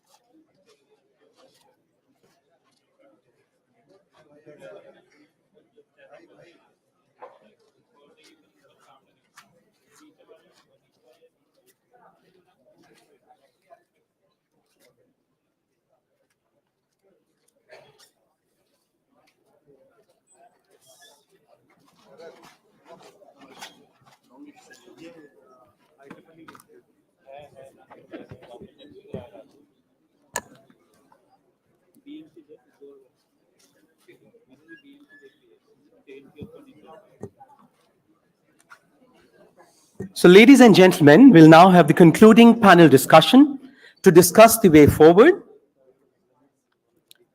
We have our esteemed panelists with us, Dr. N.G. Subramaniam, Chair, Telecommunications Standards Development Society, India, who will be chairing the session, Dr. Rajkumar Upadhyay, Chief Executive Officer, Center for Development of Telematics, CDOT, Shri Shrikant Chandrasekharan, representing IEEE, Shri Sharad Arora from Mashbury EdTech. So without taking more time, I'll hand over the proceedings to the chair of the session.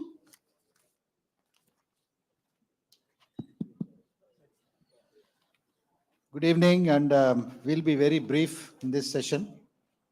I think, all of you are tired, and I think we are even more tired because we spoke earlier, right? So we will try to conclude it as quickly as possible. I think we had a very invigorating day that reflected on the future, of India. I think Secretary in the morning spoke about the need for connecting India, and in that context, how digital technologies are important, how standardization needs to take the front. And then, during the day, we had several sessions. The whole standardization process was very nicely enunciated. And then it was followed by a session in which people talked about how they went about publishing a standard, what are the hurdles that they went through, and then approach to protecting their innovation, protecting their patents, and how did they identify the opportunity to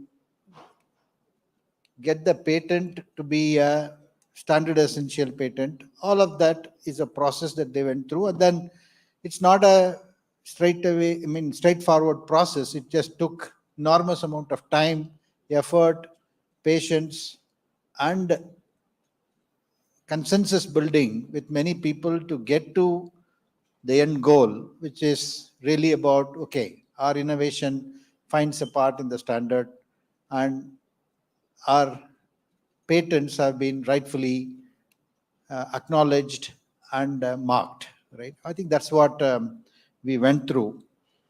I think the patents and SCPs, the case studies that Professor Bhaskar and Professor Kiran, I think it was quite an eye-opener. In my opinion, it was very well articulated and wonderfully captured. There are 3 or 4 key takeaways that came up, which is standards have a larger role in making your innovation work. I think, you may innovate, and somebody said that, look, I think I had filed a patent, but then, I didn't have any industry connector. I didn't know how to take it to industry, and then it's still lying somewhere, right? So I think whatever be the innovation, I think if you can somehow get it into the standard, it has a potential to play a larger role. And I think that point came out very clearly. Then we also talked about, standards is a skill. And I think, I'll ask Sharad to speak about it a little later on that. But, I think standards is a skill and it's a competence, and it's not a part-time job, right? I don't think that we are doing justice if we are going to do it as a part-time job. That particular point came out. I think then,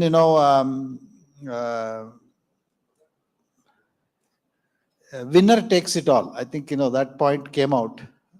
So in that context, if you don't take the lead, then you will end up being a follower only.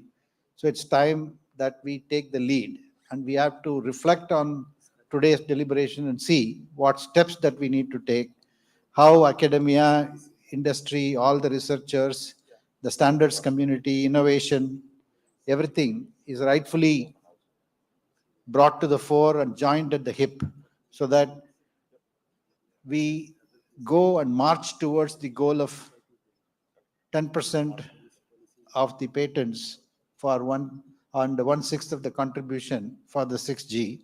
I think winner takes it all, and that I think is a very inspiring statement, I thought. And then as we work on innovation, as we work on standards, the implementation needs to be done simultaneously. I think, it's not that you define a standard and then wait for that standard to be, or innovation, and put it into standard and then wait for that to take place, because then you will end up following a standard. So, the product development and standards should go together. And if you are the first one to come up with a product which embraces that standard innovative, maybe you have a competitive edge. So I think that point came out with it. So with all this, I think, there are about 3 or 4 points which came to me, which probably was not touched upon very nicely. So I'm going to ask one question to each one of you in the panel, sir. The first one is backward compatibility of standards, right? Or for example, 4G to 5G to 6G, as we define 6G standards, the backward compatibility of this is a very important aspect. And that particular thing was not talked about it. That is one first question that I thought that we will try to conclude. The second thing is, I think if we have to work on the implementation simultaneously, how about the whole manufacturing ecosystem? The manufacturing ecosystem which we need to develop, and there's a lot of work going on, but that's again an aspect that we did not spend much time in any of the sessions today. So I think if any of you have a word on that, it will be useful. And then the third one is obviously, or maybe the first one is it's a skill and competence. And I know, Sharad, you have built EdTech and you are focusing on standardization skilling as a key thing. So maybe you want to start spending a few minutes on that. Then, I would request each one of you to address the other two. Thank you, Mr. Chairman. And before I start, I must say that my standardization journey started with Mr. Mittal. So I want to just thank him for it. Mr. Madan, Mr. Sushil Kumar. These are the group of people 10 years back who started the journey, and they're here fortunately today. Pamela is not here, another great motivator for standardization. But now coming to answer that question that NGS just put across, I feel that standards for India, the times here, that standard is neither a skill nor can it be a way of thinking. I think standards has to be a culture. When I was taught in Xerox,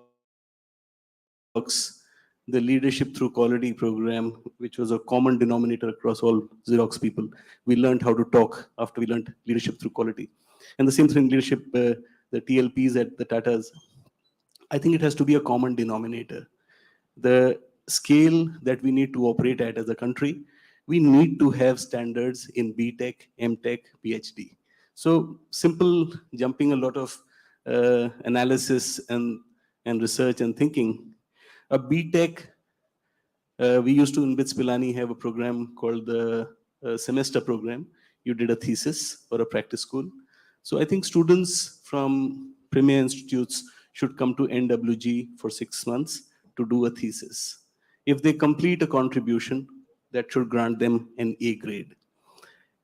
BTech students, if they complete a contribution, should get that same scale.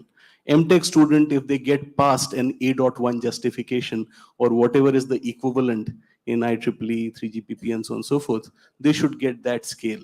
And a PhD student that gets a recommendation to be accepted should straight away get his or her doctoral program. Something like that has to imbibe as a culture in our technical training. And I think one more thing I just want to quickly say, in that same program, when I used to travel abroad when I was very young, I used to cringe because one of the things that hurt me very badly was how we behaved inside an international context as people, as Indians. I saw that entire thing repeat itself when I started participating in standards. We actually don't know the culture of standard, but we want to participate. We need that culture to be taught first. Otherwise, we just create a bad impression.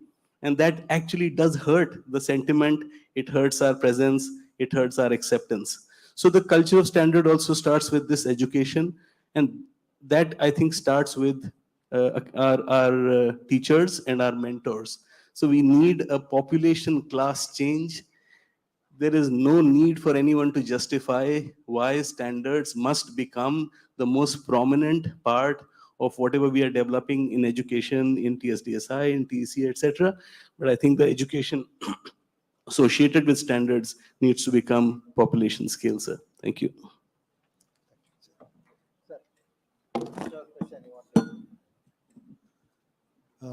Thank you, Chair. First of all, I want to thank the audience also for attending this and staying up to so late. I think that shows the interest in the standardization activities. I was just, I have some statistics. I wanted to read it out before I answer those questions. If you look at the SDOs like ITU-T, total membership is 264. Indian participation is 6 out of 264. USA 32 and China 30. ITU-R 272 total membership, India 5, US 34, China 14. 3GPP IMs 818 total membership, India 56, US 99 and China 176. So our presence in the total overall membership in these big forums where these standards are made is quite less. Now this the other membership, the other body which is into standardization, IEEE, the total membership there is 4,09,654, and in that 1,25,000 are students. And here, if you look at the Indian participation in ITU, it is out of, IEEE, out of 4,09,000, we have a participation of 59,000. And 41,000 are students. 41,000 students. So it is close to 33% participation in IEEE from the students. So what it says that there is a lot of interest in standards at the student level. But when we come to the organization, I think standards are forgotten. And therefore, these don't translate. If I look at today, I was, introspecting that what we are doing at C. for standards. So the guys who are doing firefighting are also doing standards. I think one lesson I learned today, the standards is a different ball game. You need to put a separate manpower for these standards, whose job is only standards. When I was in TRAI, one thing now I am understanding, that time I didn't understand this.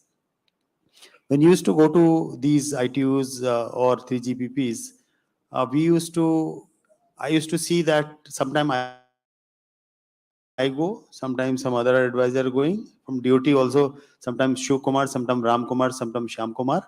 But we used to see the same 50 people of Chinese, 50, 60, same guys. They will come exactly in a busload of people and they will dominate the session. And that is why they are able to put their point of view across into IEEE or ITU or 3GPP.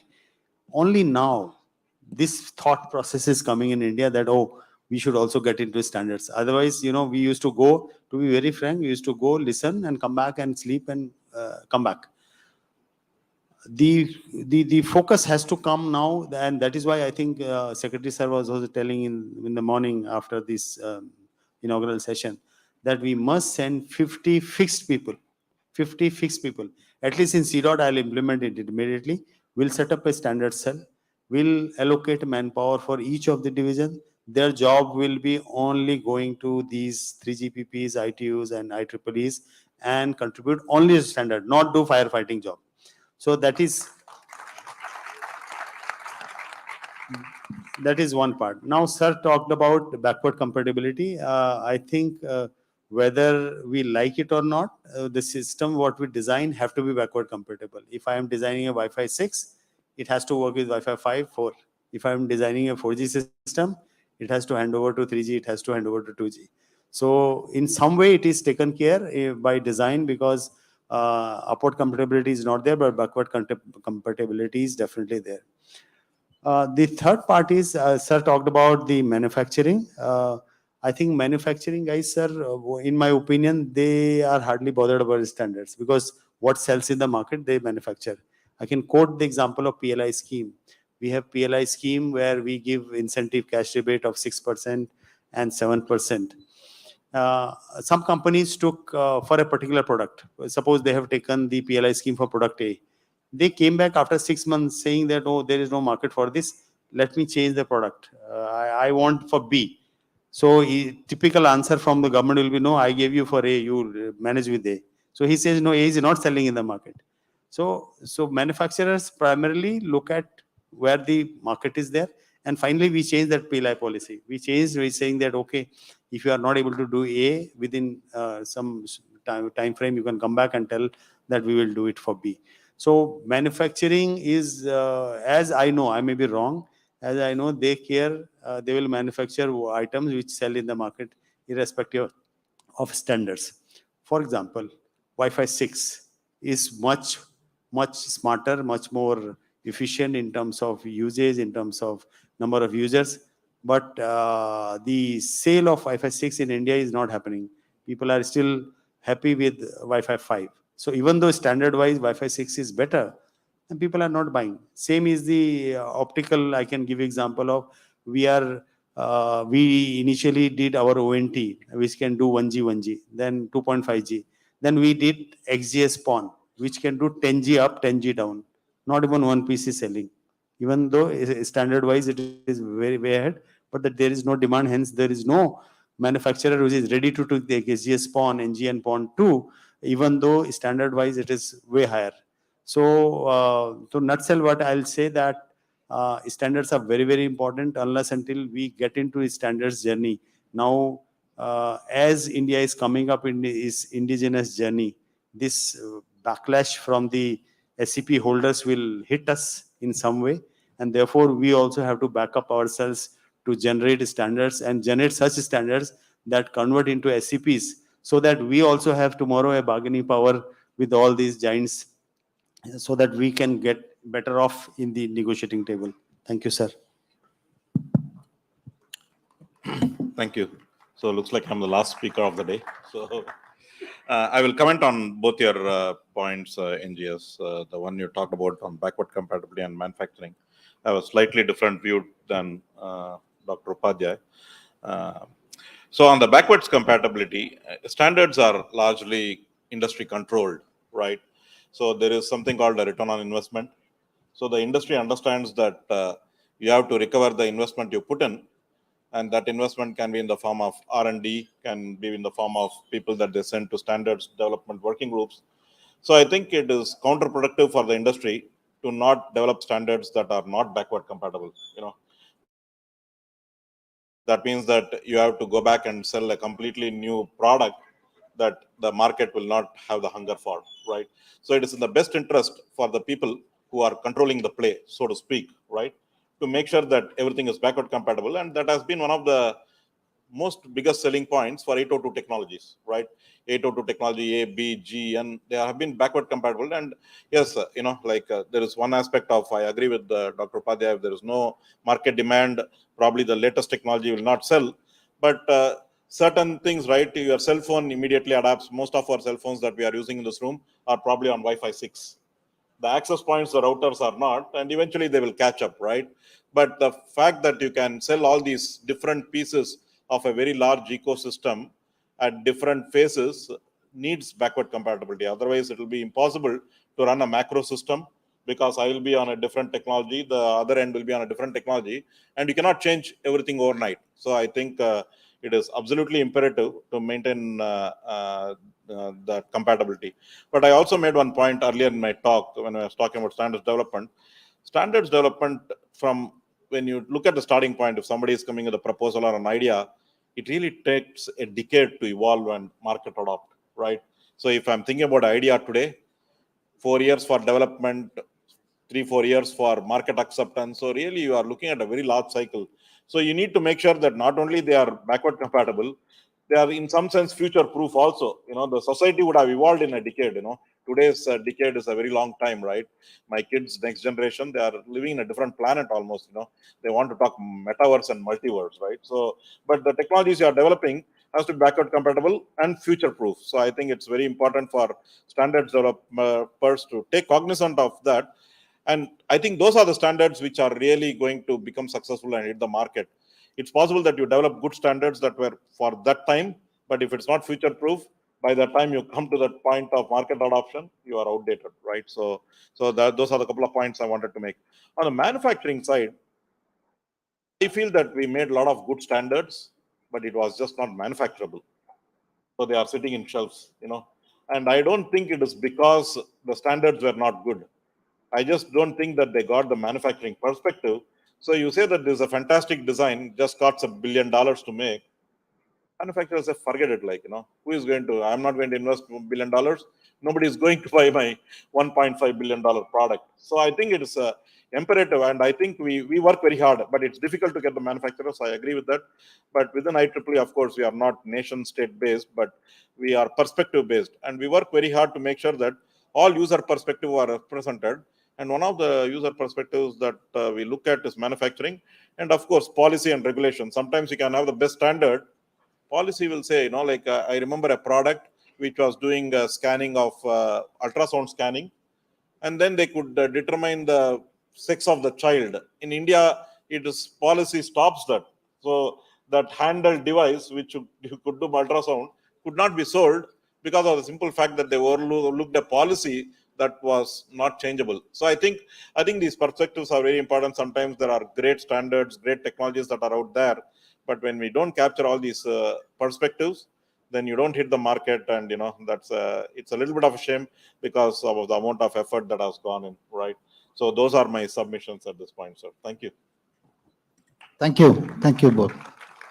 I think Secretary also mentioned about relay race, right?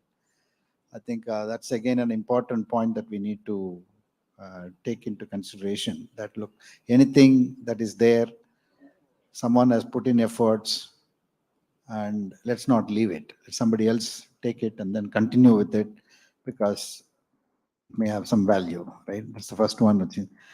I think the other one which he also said is that this participation and in international standards forums and contributing much more effectively and in large numbers is very important. And he said maybe this workshop would have rekindled the thought, and maybe he said that repeat these workshops, and then he also mentioned about conducting regional road shows if required, right? I think that's a other thing that I just wanted to say. And then someone out there, I think one of the young minds, he said that, look, why are you bothered about all these skills and etc., etc.? Did you try crowdsourcing of standards, right? I think that's not for me. And I think someone who is in the 20s and 30s, when they assume leadership role, I think probably, it will be great to see how that's going to work. But, it's a very interesting thought. But I felt that I should share this with all of you anyway, right? With that, I think, pretty much we have summarized this. But maybe, if any of you still have the appetite to ask one or two questions, we are ready. There's just one thing I want to say to Mr. Srikanth. We worked with TC to write a standard for trust registry. We wrote a standard for bootstrapping. It got done in 2 years. It has an effect on how National Trust Center can be set up for us. I think one of the things that I want to just say is that if you have the right leadership, guidance, the right mentorship, standards can go through much faster than the 10 years. So I just don't want people to walk away thinking that it's all 10 years. It can start and finish inside about 6-7 technical plenaries.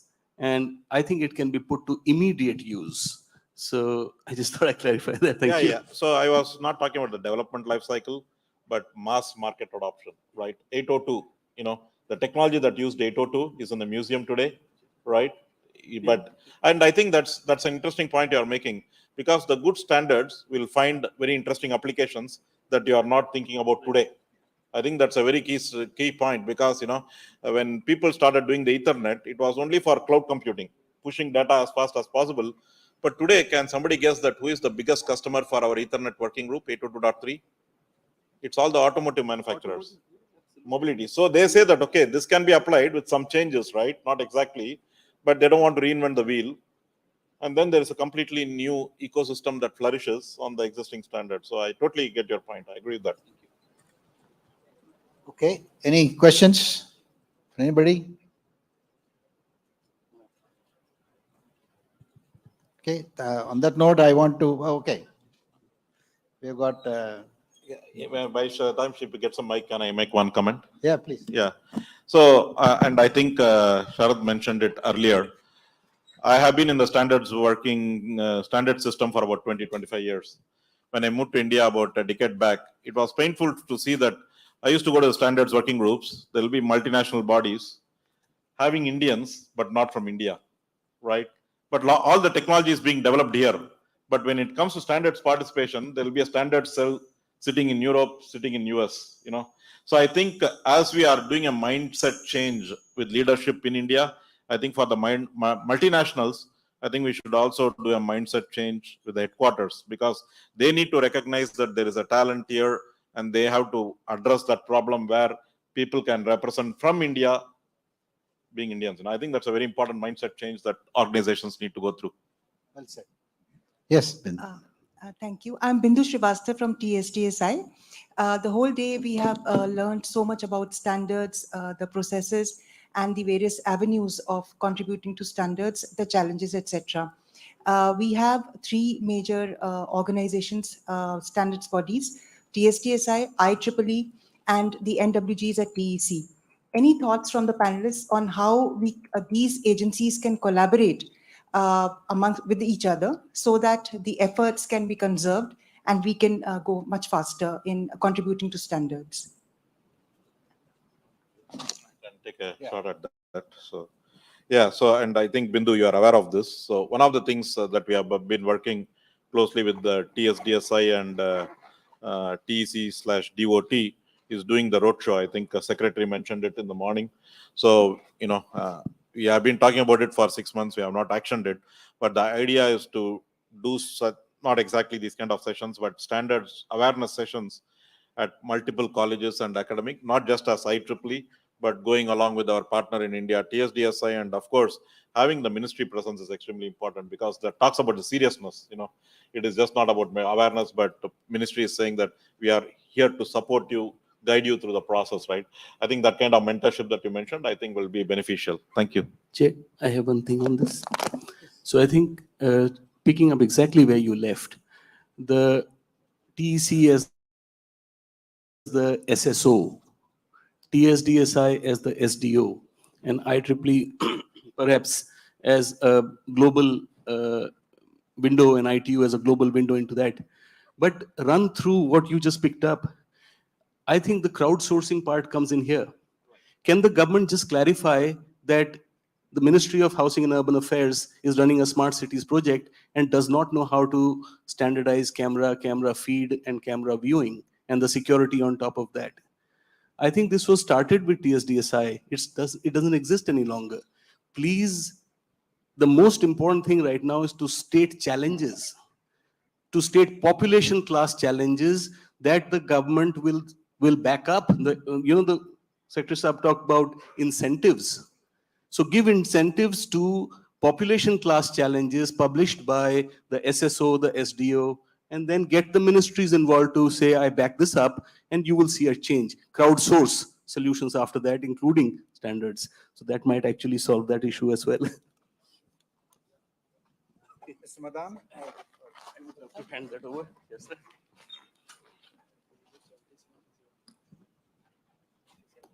Thank you for giving me a chance to comment. I have one last comment.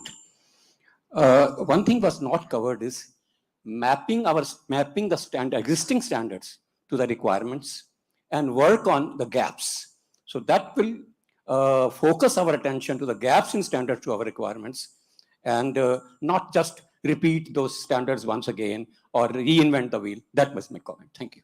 Great. Don't reinvent it. That's the incrementally improve it. Yes. Yes, sir. I'm Kishore Narang. I didn't want to actually question today, but I could resist after getting triggered from Bindu and then last from Sharad. So I think one thing, we are talking telecom standards and we talk about products also. Am I right? Absolutely. And no, we are talking only TSDSI, we are talking TEC, we are not talking about BIS, we are not talking about IEC. You know, IEC standards are invisible everywhere in telecom, but nobody talks in telecom community in India about IEC standards. That's a topic for next discussion, maybe. But I think it's high time that and I was very surprised to see BIS conspicuous by its absence in this discussion. But BIS, yes, it is so to mirror the ISO IEC, not ITU, but that does not mean that in India we do not have a collaboration. We don't work in a harmonized manner, and that is one of the disconnect we today have. So on the face of it, we have a lot of coordination meetings and all that between BIS and DOT, but there is a real always tug of war. Why BIS is doing this standard around telecom? If TSDSI does not do it, BIS will have to do it. And talking about smart cities, I think we have had so I've been a founding chair of the Smart Cities Standards Committee for the digital infrastructure, and I made sure everybody from the telecom ecosystem, CDOT, TSDSI, and everyone was invited to the committee. And then again, after some time, we start hearing, no, this should be done by TEC, not by BIS. This should be done by TSDSI, not by BIS. I think as long as we have this kind of a siloed approach within our national standards organization, I don't think we are going anywhere. I'm sorry to be skeptical, though I'm deeply into standardization, and I'm happy to see the homogenized ecosystem for standardization, be it telecom, be it products, systems, services, anything. Thank you, sir. I think that's one of the intent and one of the proposition that we made today was to be joined at the hip and remove overlaps between these organizations. Sir, and in my presentation in the morning, in fact, I had suggested that I put actually BIS logo as well there. So I take your point. I think, as you rightly said, it's probably the topic for the next workshop as well. Thank you for your comment. Yes, sir, please. Good evening. Myself, Sushil Kumar. I am DDG IoT in TEC. There is a sync at the international level as ISO, IEC, and ITU. They are having joint smart city task force, and they map the standards, and they created a world smart city forum in 2015, and from 2021 they are having the joint smart city task force. Mr. Narang Kishore and myself are also the member from India in that task force. There is a collaboration between TSDSI, BIS, and TEC at some of the points, but at some of the points there is always lag pulling type of things. I also chair in BIS in LITD 27 on IoT and digital twin, but there is no doubt there is a very, very poor participation from India, whether it is the national working group meeting, study group meetings in ITU, or ISO, IEC meetings there at the international levels. It becomes to carry forward only the 10% or 15%, even 15% in virtual meetings. And if the meetings are in the night, we find only the chair attending the meeting. Then how to take a lot of people in the standardization? At least they should participate. If they participate 2, 3, 4 meetings only, they will learn what is happening there. Otherwise, we send the people to physical participation. They will walk here and there and will come back. First, the virtual participation of the people is very important, and once they start contributing, only then they should be permitted to travel. This is from my point, and there should be a good collaboration at the national level also when there is a collaboration at the international. Thank you, sir. Thank you, sir.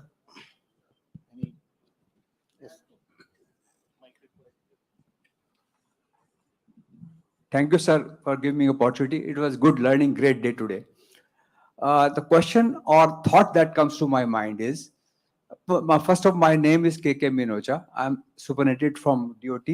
I'm sitting with my all working colleagues and retired colleagues. All along my career, I've seen right of way in telecommunications. There's hardly, till I have retired, there's hardly any standardization in terms of policy or in terms of standards for underground utilities, be it telecom, water, electricity, or coexistence of the utilities. One digs, damages others, and beat goes on. I was reading even till yesterday newspapers. It's a ROW standards or absence of ROW policy standards is is problem for NHAI. It is a problem for telecommunications, whether be it overhead cables or see that quality of the network we have with the cable TV overhead going on the poles. We are aspiring for a quality of service of the network, high latency and this and that. The cables get damaged in the underground, overhead, and then it is a challenge for power grid transmission also. They say we have excess capacity of generation everywhere. Energy is a big challenge. But where's the capacity in the transmission lines in the power grid? So they are reconducting the towers. Reconducting bole to, you are putting more conductors wherever the tower load can withstand. So why not? And real estate is a challenge, and it's a federal setup of the country. I don't know what, where the state governments view it, ROW, as a revenue generation aspect. But the infrastructural growth, be it telecom or other infrastructures, they are all correlated, cannot come without standardization in this area. That's my humble submission. I don't know, I have asked right question, wrong question. Always the right, any question is the right question, sir. Thank you, sir. Thank you. Okay. Sir, I'm Venkat Ramaraju Chelle, Director Quantum Technology, TEC. My observation, last 10 years, you look at the China, when they were very initial stage, they are not very prominent in research and standards. Now today they are leaders, are leading in the standards and research. So they're in telecommunications, CC, communication center of excellence they established. They have made drive through that institute. Many participants are coming from that and also from industry. Similarly, Japan also same fashion, and any developed country also most likely either the top companies or maybe in the academia. Whereas in our country, the more academia is concern is the journal papers rather than a standards participation other thing. This have found, it seems to be lacking here, where the education is need to be reformed, as Mr. Sharad Arora said, that should need a curriculum as well as drive from there, and also government, where the government ICT and telecom is a separate divisions. No country have a separate units, ministries. That is also one of the driving convergence force is required. Collaboration is really lacked in the implementation. That I think so. It is very much required. Thank you, sir. Thank you. I think we need to wrap this up right now. So thank you all very much. And I think that your point on quantum, only thing I'll summarize is that telecom is becoming a horizontal to every other vertical. As we move forward, every other vertical, whether it is banking, financial services, insurance, healthcare, agriculture, anything that you want to do, they will first use telecom as a horizontal. So in that context, I think, what we are attempting to do here is to get our act right in telecom, get the standards process right, get as much of contributions right by identifying India's needs holistically, and get rightfully our place in this world of standards, specifically for 6G and if possible earlier, right? So let's all go and participate, observe, learn, contribute, and lead. Thank you so much. Ladies and gentlemen, we thank our esteemed chair and panelists for concluding the workshop proceedings in such an interactive manner. May I request Shri N.G. Subramaniam, Chair TSTSI, to present a token of thanks and gratitude to Shri Sharad Arora from Mashmari EdTech. All other speakers have given their enriching talks in the previous sessions.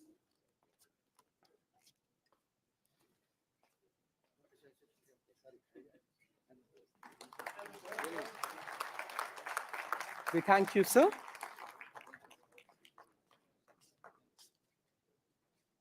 I request the speakers of this panel to please come forward for the group photo.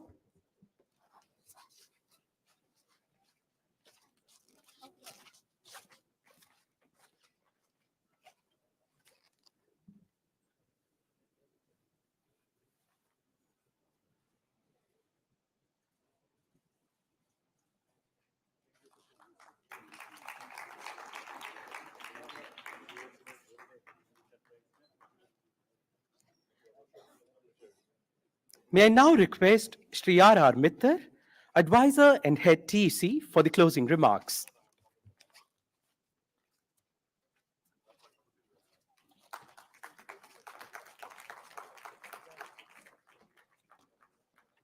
So, first of all, I'd like to thank the audience for being so patient. It was a long day, but very, very informative seminar. And I wanted to summarize, but I think the previous session, Dr. NGS summarized it already. We will come out with a takeaway, kind of a small report, which we will circulate to all.